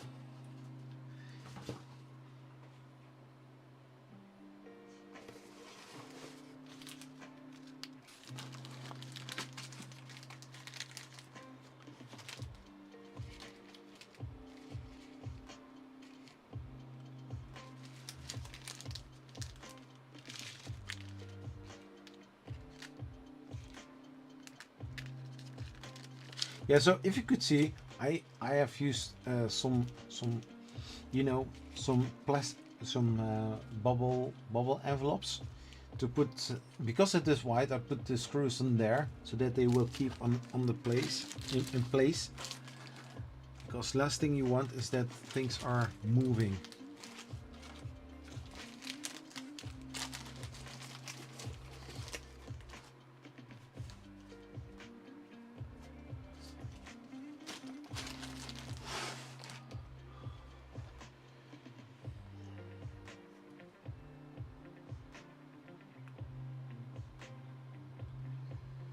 No, I'm not putting the magnetic sticker on there yet.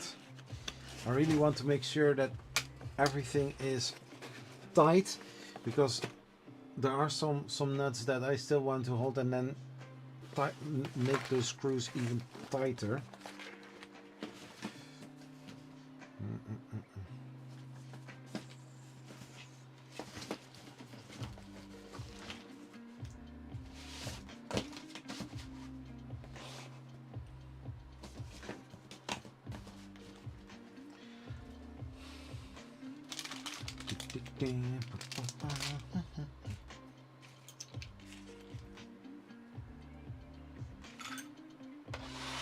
So first the bigger pieces.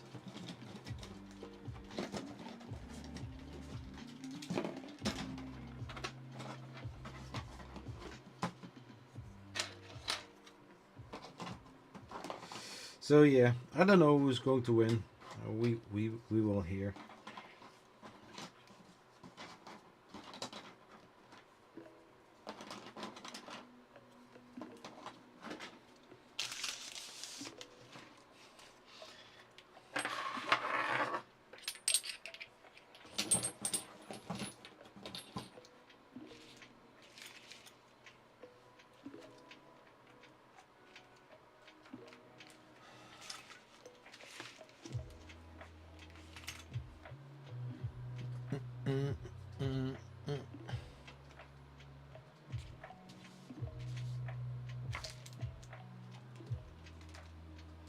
So the screwdrivers.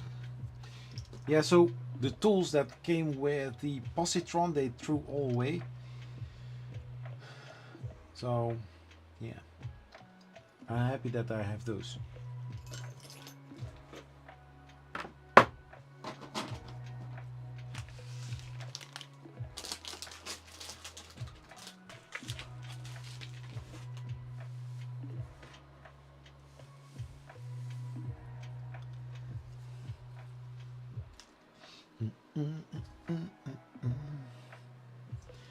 Then I take this, I put it right here.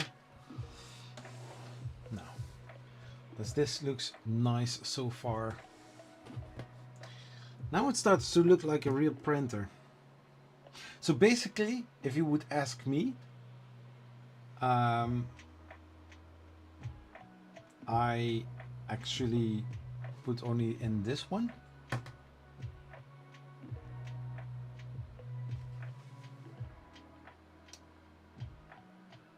Yeah, that's basically what I did. Ah, it will be okay. A lot of people think it's scripted fight anyway, like a draw. I love printer block.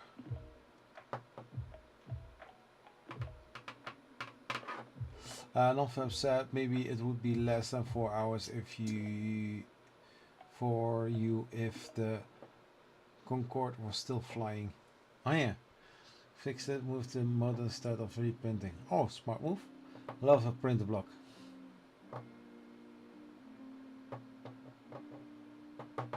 Yeah, I mean, like Jake Paul could say, like, here you have a few $100,000, and you're going flat in so many rounds, and then I win. You get publicity, I get publicity, and we can do a rematch in a few time or some time, something like that. You never know what those people are thinking, but yeah, it can be scripted.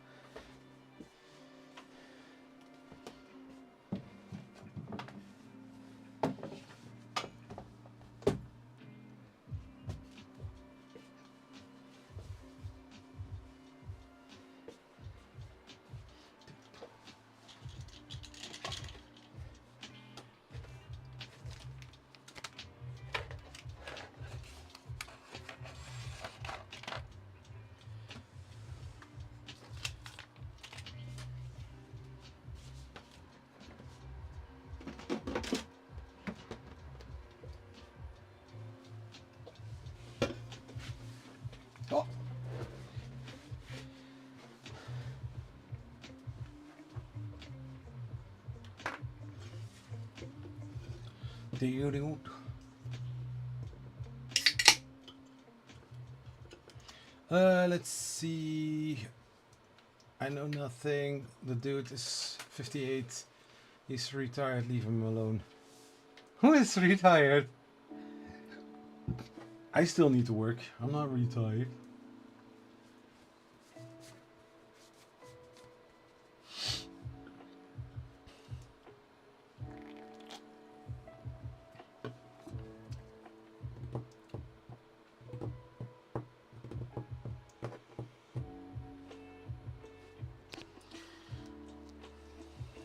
Oh, Tyson.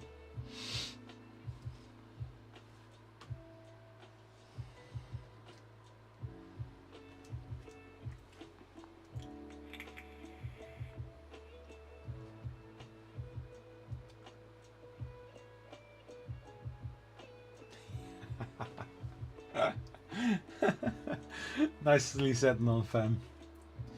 Yeah, it's... And how many times is it going to come?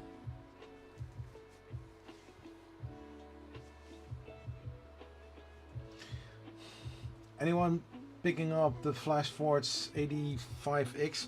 Yeah, I know there is going to be a color, multicolor, multifilament kind of system there. How much is the FlashForge?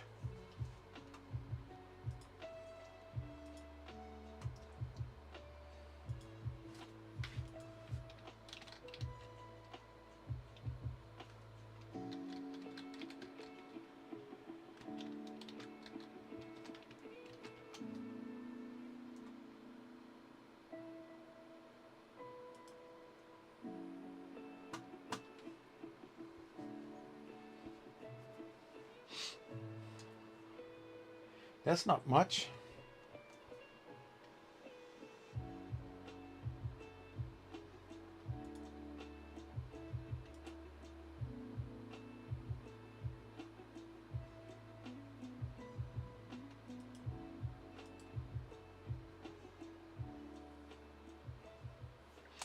I think the price is nice.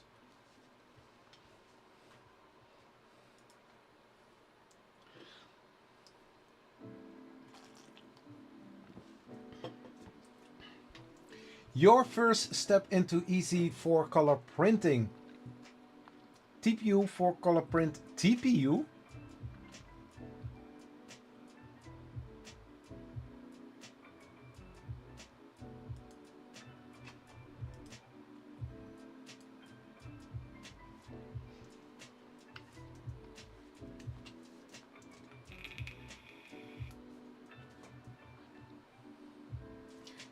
That is a steal.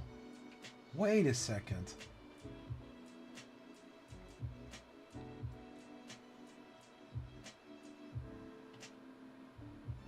So we see here a cutter. We have a similar system like we see on the Bamboo Labs A1 and A1 Mini.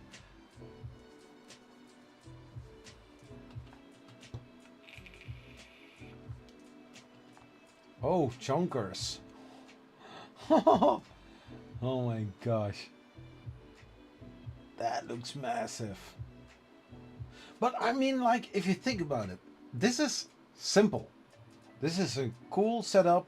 It's basically the stuff that you would find in an A1 and an A1 Mini. Not having the spools as a, you know, a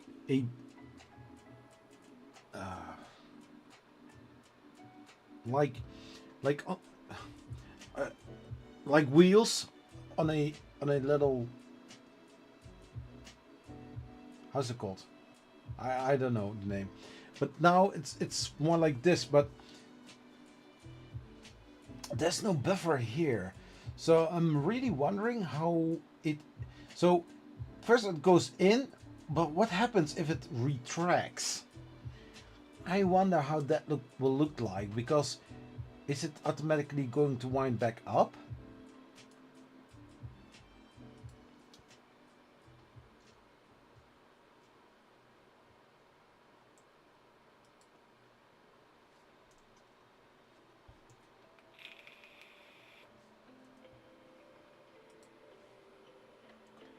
On a multi-unit.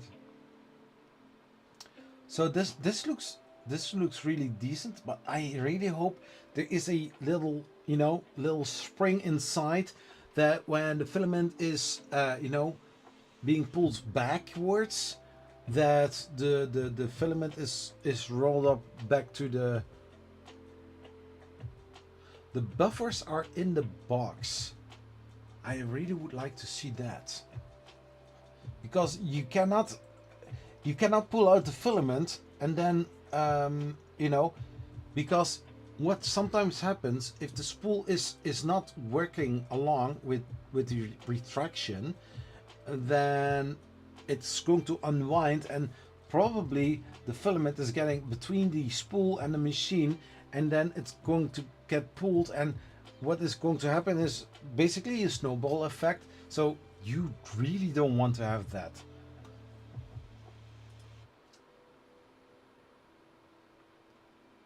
So basically this is really how it looks like on a Bambu Labs printer, on a K1 or K2 in this case, and several other similar Core XY systems.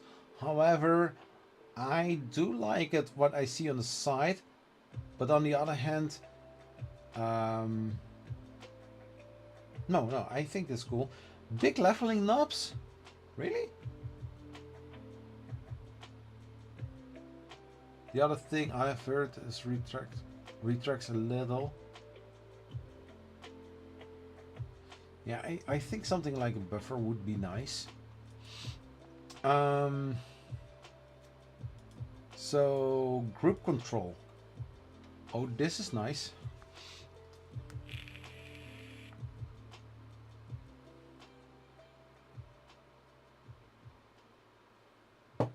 Yeah, I cannot buy every machine, and I also don't want a bag.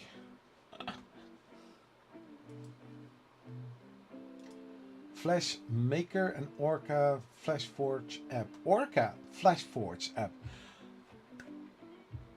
Thank you, Flashforge.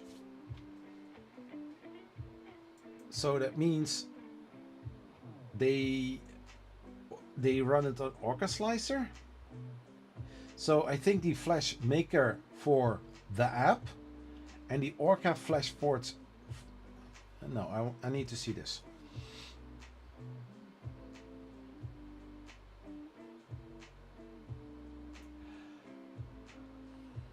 Nice. PLA and PET-G print. We know how that works.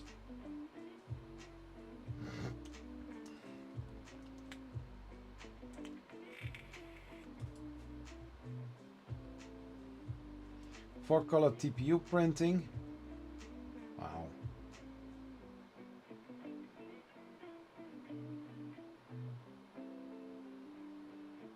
Nice. I like this. Yeah, looks nice.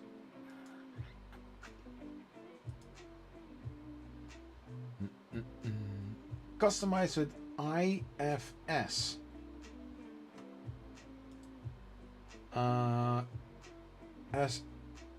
As easy as changing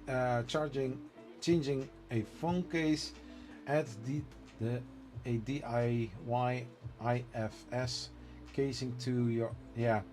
So basically it is an open printer, but you can print panels. You can add them to the Flashforge A5D and you have an enclosed printer. Fine with me. They are straightforward with that. Faster completion time for every print, multicolor printing module that shortens material processing and saves time on every color switch. Nice. Multicolor TPU printing, that is nice as well. I do see something here and here which I don't see on the other machine. Hey Jose, how are you doing?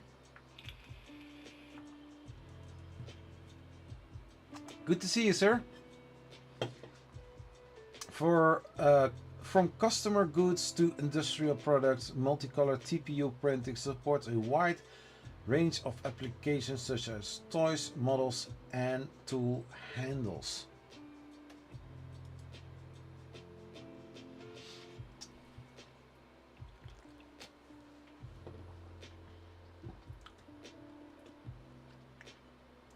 As simple as using a camera, the AD5X takes the experience of simple operations to the next level. Automatic filament switching when printing a single color model. Once one spool is used up, it automatically switches to the next spool. I think it is a setting just like on some of the other printers like Bamboo, that you have backup filament, that especially if you are printing for a very long time on huge model, and you know you don't have one full spool but you want to use up all filaments because you don't want to have leftovers, then this is very nice. Whoop. Nice. Unbox and assemble in 3 easy steps.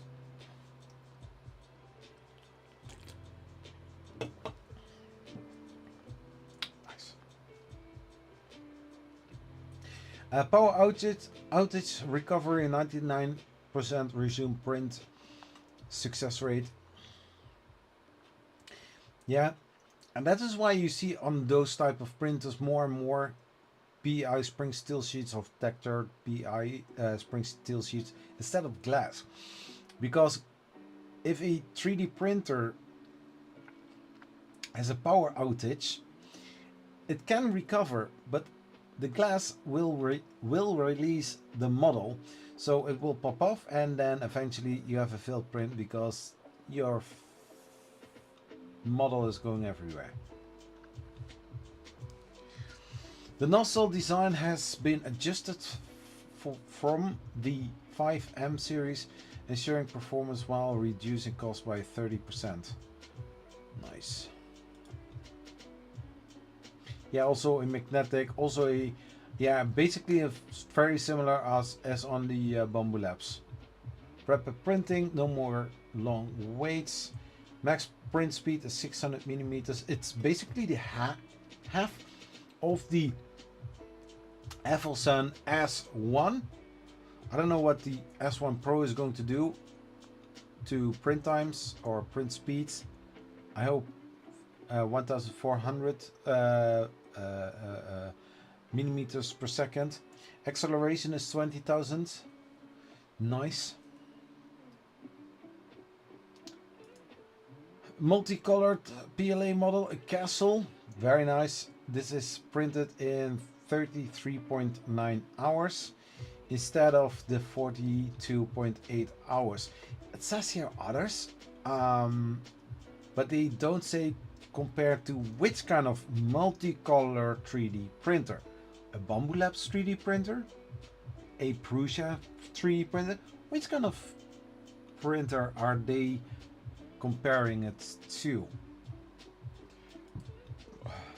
Multicolor PG model, a dinosaur, printed in 10.6 hours, 41.5% faster. A nice B, printed in 12.2 hours instead of 16.5 hours. Silk PLA multicolor model, a horse. Is that a horse? With wings, yeah. So this one is as long as a, almost as the castle.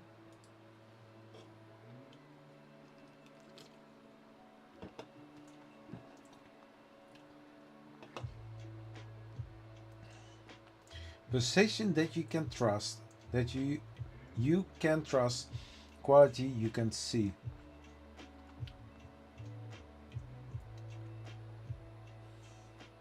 No color bleeding.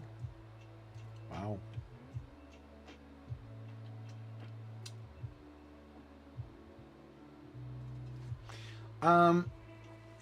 Yeah, so they are showing here models. We always like to see that if brands are showing off models from designers, that they also put names or references to it. I see here Shadow. It can be that these are not renders, that these are really models and on a nice piece of surface that, yeah, it looks nice. Yeah, I don't know if this is an official printed model.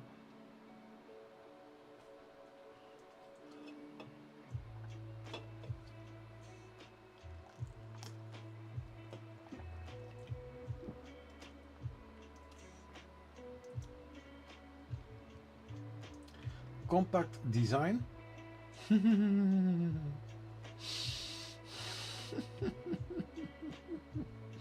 Are you seeing this? Compact design, space saving. 4 spools of filament arranged side by side, effectively reducing storage space and allowing for more flexible placement. Nice. So we see here a similar priced printer. We have here a square box, and on top of it we have another square box with a cover, and we have those little things here. They don't say Bambu Labs P1P with AMS, but they say similar priced. If you know my channel a little bit, I normally would do Zach React. I react to printers that are announced or coming out or are out recently, and so I like to deep dive. I like to talk about it, give my thoughts and ideas about it. So here they are claiming a similar priced printer.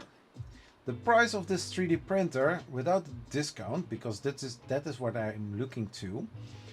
So this 3D printer costs like 479 euros. Now, a similar priced printer that would be around the same price. So we are going to the store. They have here the Black Friday up to 380 euros. We are going to the printer section and we are going to select the P1P. This is the P1P. It is loading, and it should be a multicolor printer.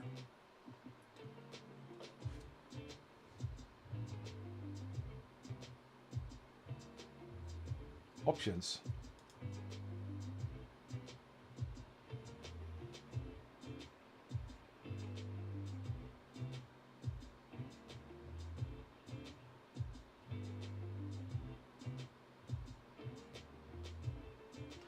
So where is the AMS unit? Where's the option that I can choose for an AMS unit? So I officially need to... Okay, then I will do that. And I'm not going to buy it.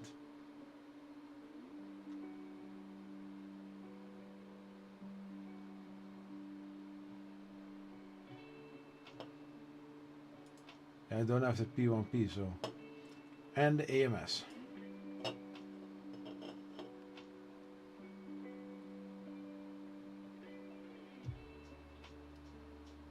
So now I pay here 719 euros 91. As far as I know, the P1P, maybe at the discount. Yeah, here 792 euros. I don't believe that that was official, the price when it first came out. I think like 599 max, but not 792 euros. But so if what is it empty?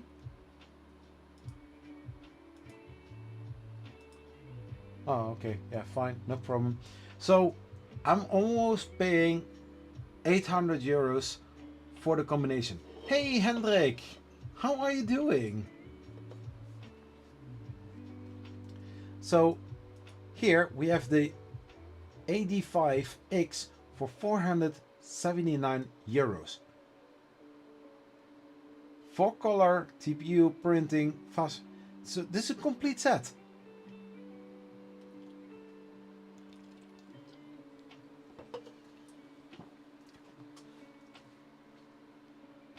Is it pre-order? Doesn't look like it. Is it do you need to buy it separately? No, it's together.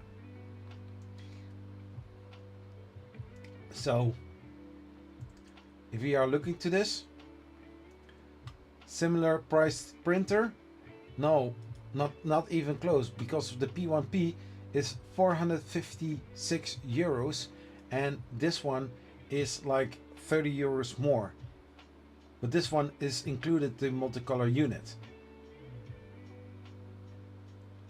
Is that card? What?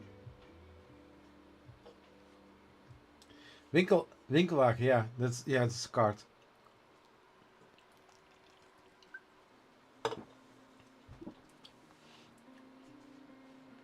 I mean, I don't know nothing about this printer. Not much, but I hear good things about it. And if I need to be honest, if you look to this one, I need to add it to the Winkelwagen again. Oh, now I have to. Huh. So 720 euros for an AMS. No, the P1P with AMS. I mean, it's crazy. So for 20 euros more, yeah, let's say it like this. The price of the P1P, and you add 20 euros more, you have the Flashforge AD5X, including the multicolor unit.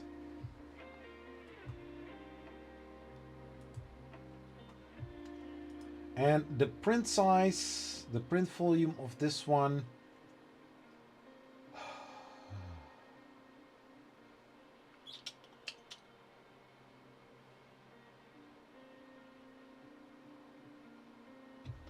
yeah, so the printing volume is 256 times 256 times 256.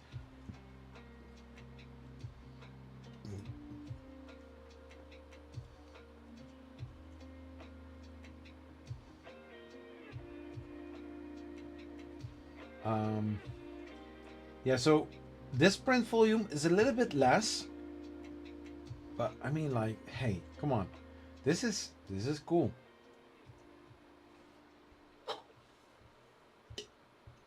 See that bubble Dutch? Such a cool language to learn.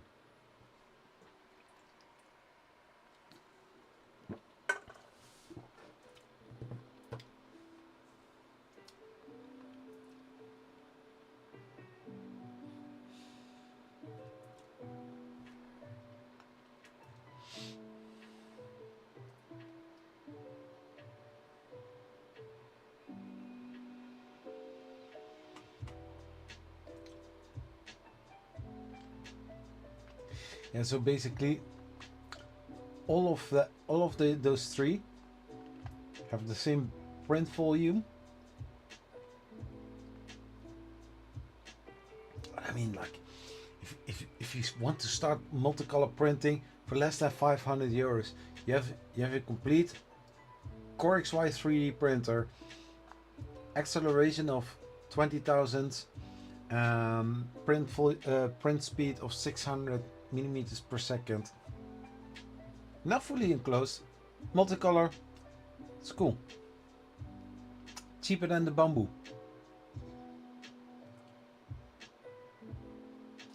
Remote monitoring So it doesn't have a camera.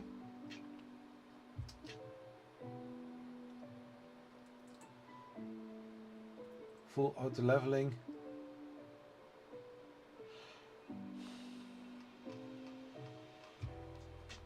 I like this. Yeah.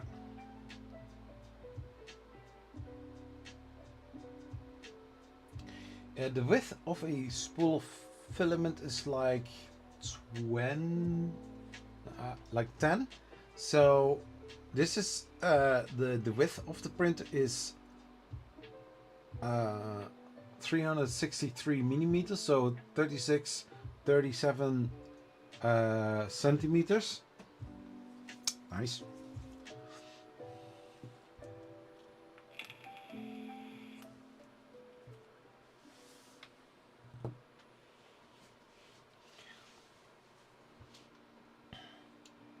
Yeah, software. Yeah, so here you have the software. So on the left side, you are seeing this guy sitting behind his iMac, and he is looking to Orca Slicer. Nice. Mwah. Beautiful. And then you have Flash Maker. I believe that the Flash Maker is more going to be like a app where you can monitor and see what the printer is doing.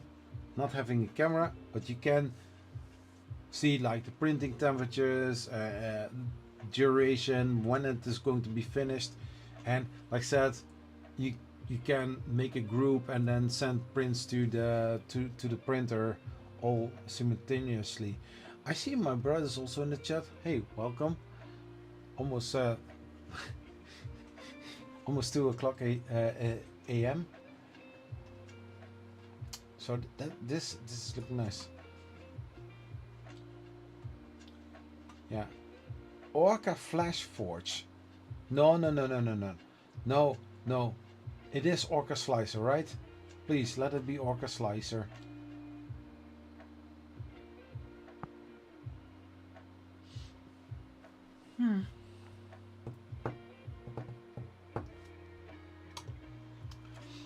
So yeah, Flash Forge.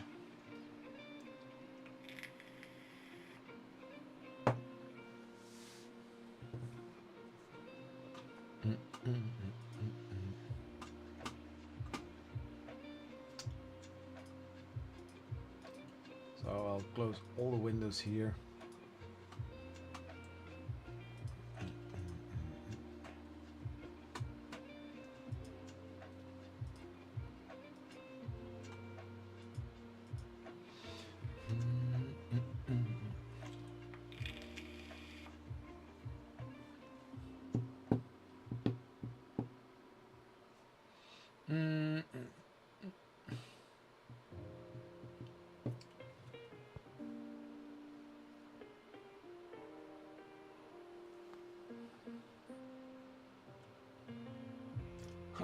I'm a bit late. Okay, just a tiny bit.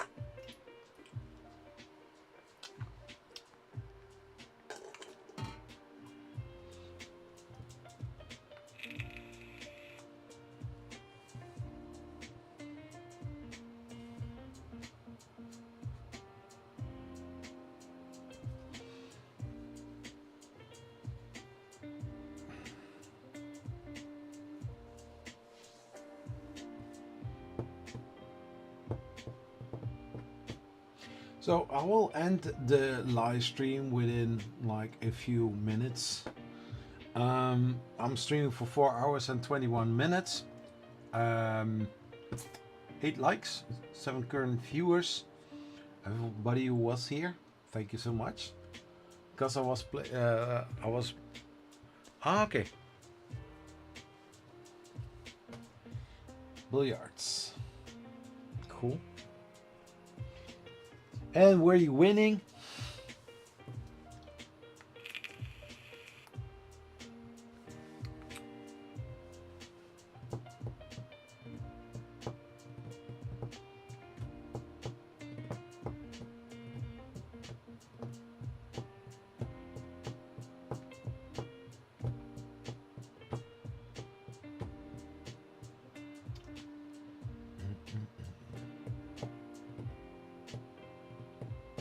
No, not winning. Oh, that's so terrible.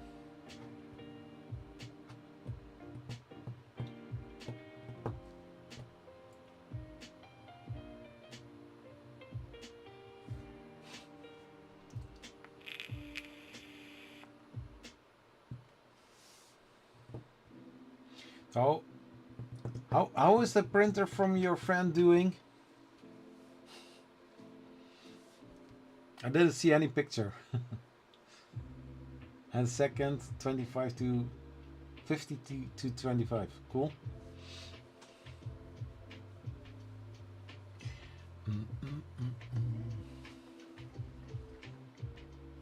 You have my microphone here. I mean, if I turn my head, the sound will be the same. Maybe the music will be a little bit different, but this is also playing from the desktop audio, so.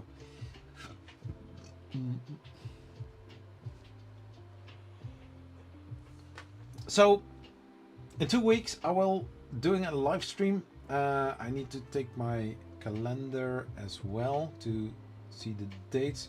So next week I won't be holding any live stream because then I'm driving with my friend from Belgium. I'm driving back to from Frankfurt back home. We are going to have a lot of fun coming Thursday, Friday. Like last year, it was a lot of fun. We have a press ticket. We can go wherever we want. We have also green room for the press. Nice. Yeah, we are going to have some great time. We are going to meet up with some people, some big companies, some small companies. Because I have a press card, there are several brands reaching out by email to me like, hey, we are at booth like a hall 11, hall 12. Booth number is that. Do you want to make an appointment to talk about our products? I need to see. Mimaki is also there, so I'm really looking forward to meet the amazing people from Mimaki. If you don't know the brand Mimaki, you're missing out on something. Like we all like 3D printing, or most of us like 3D printing, and if we are doing some prints, basically it will look like something like this, me in small scale format. It's looking nice, it's all red. We can print benches on normal regular 3D printers, all FDM. Then we have also resin, where you can print very nice high detailed models. But Mimaki is doing it differently. The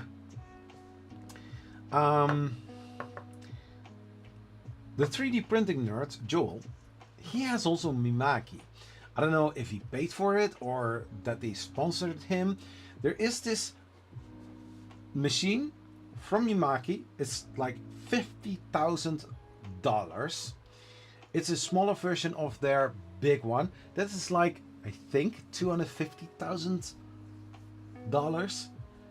And then, not thinking about the material that is being used.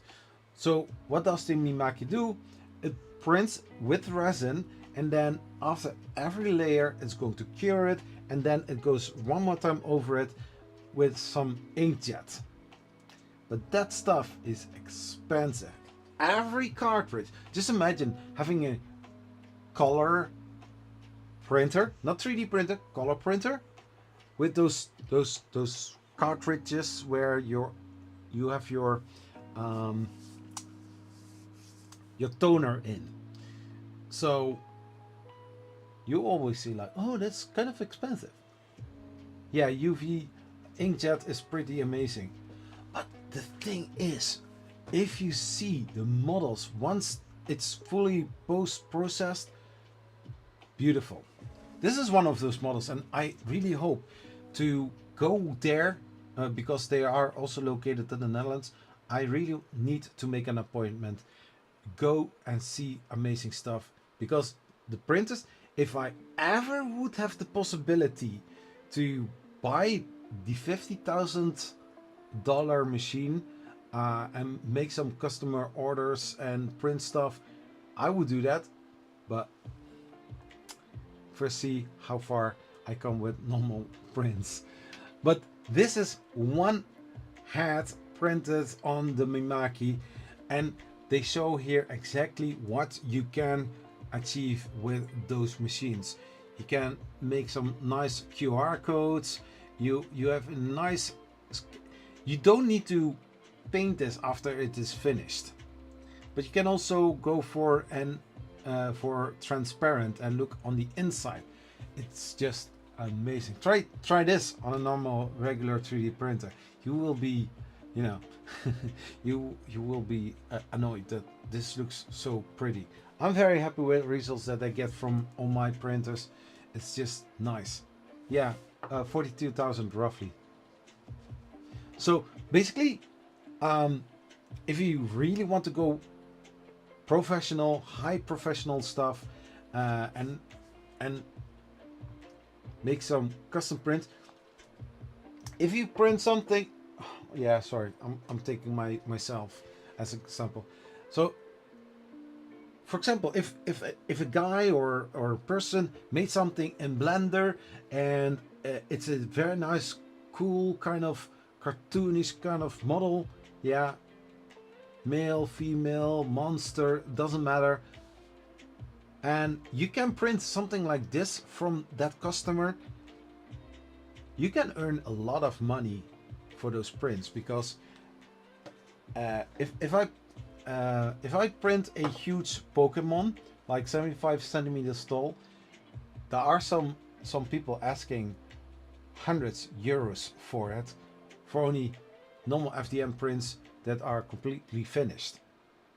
So last time when I did this huge Triku, this model, but then 75 centimeters, I could easily ask 400 for it. But since the customer already paid for the filament, he gave me 250 euro for the time, the energy, the wear and tear from the printer. So I got money out of it, and you know, it's nice. Going for these kind of models, just beautiful.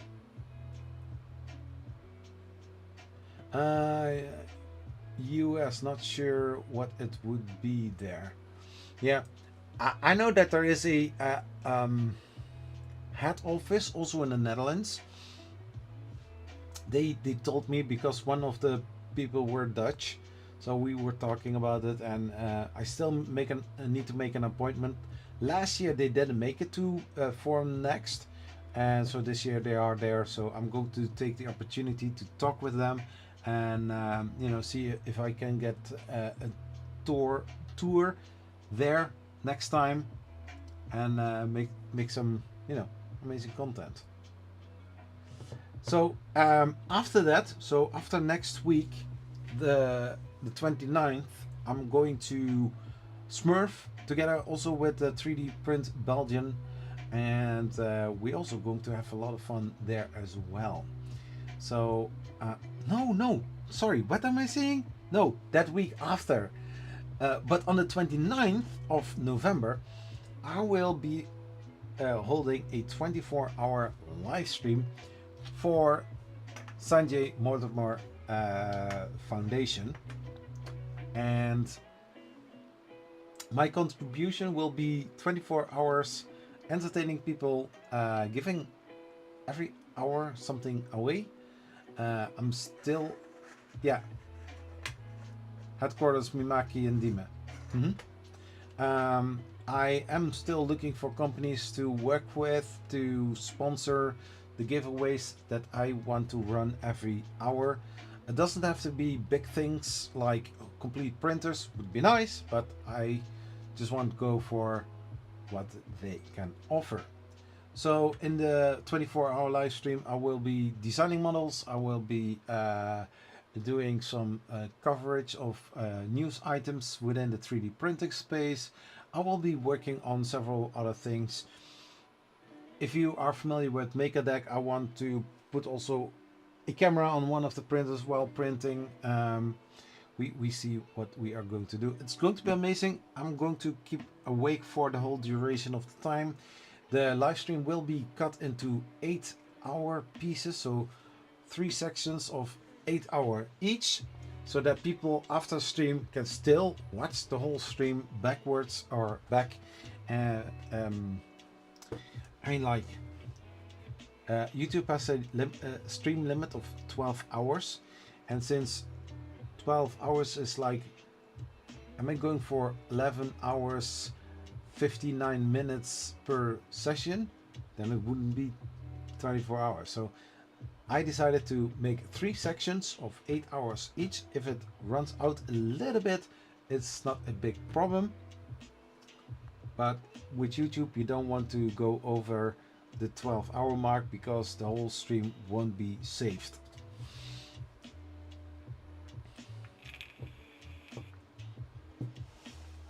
So the main platform where I'm going to stream would be YouTube. I am going to see how to get a link that I can use, that people can donate money to, and that is a sort of saving that we can also see during the live stream when people are donating, that they get special shout outs, or we can also monitor how much money was added to the Sanjay Mortimer Foundation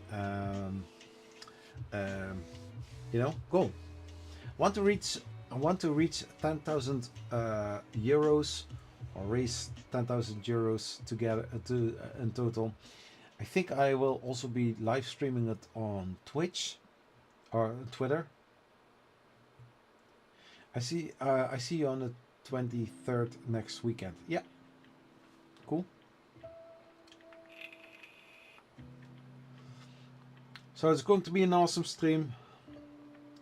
I see I'm going to check with Red Bull or Monster or some other beverage company to see if I can get something sponsored from them as well for in the live stream.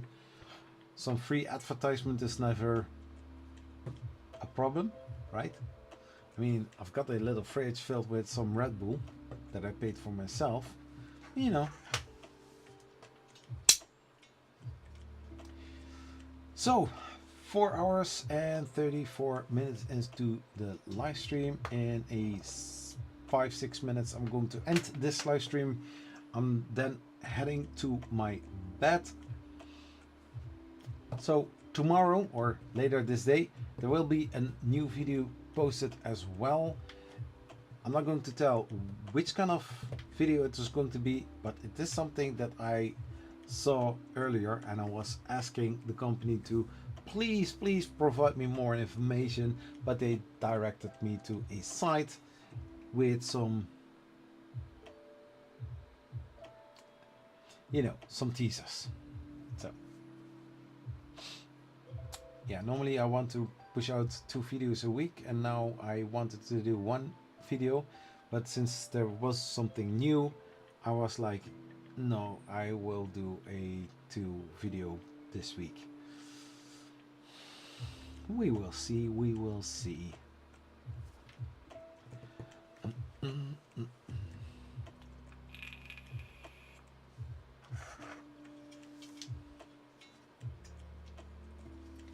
So if anybody has anything to say or to mention, I don't know, please let me know. I'm going to end within a few minutes, like mentioned, or maybe a few seconds, because currently it is 2:09 a.m. in the morning. It's going to be a nice weekend.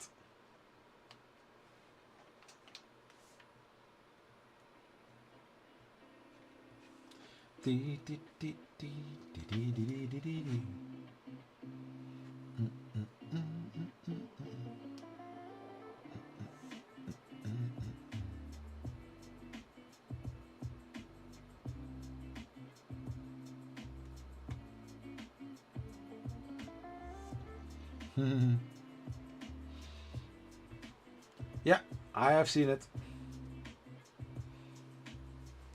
one video after, I think, like 1.5 weeks. It's terrible. Thanks for the hangout. Have a great weekend, everyone. Yeah, so you can, yeah, a lot of people are, you know, also on Twitter or on Blue Sky. I'm also on Threads since today. I'm also more active now on Facebook as well, spreading all the good things. So everybody, thank you so much for watching, and I will see you in the next one.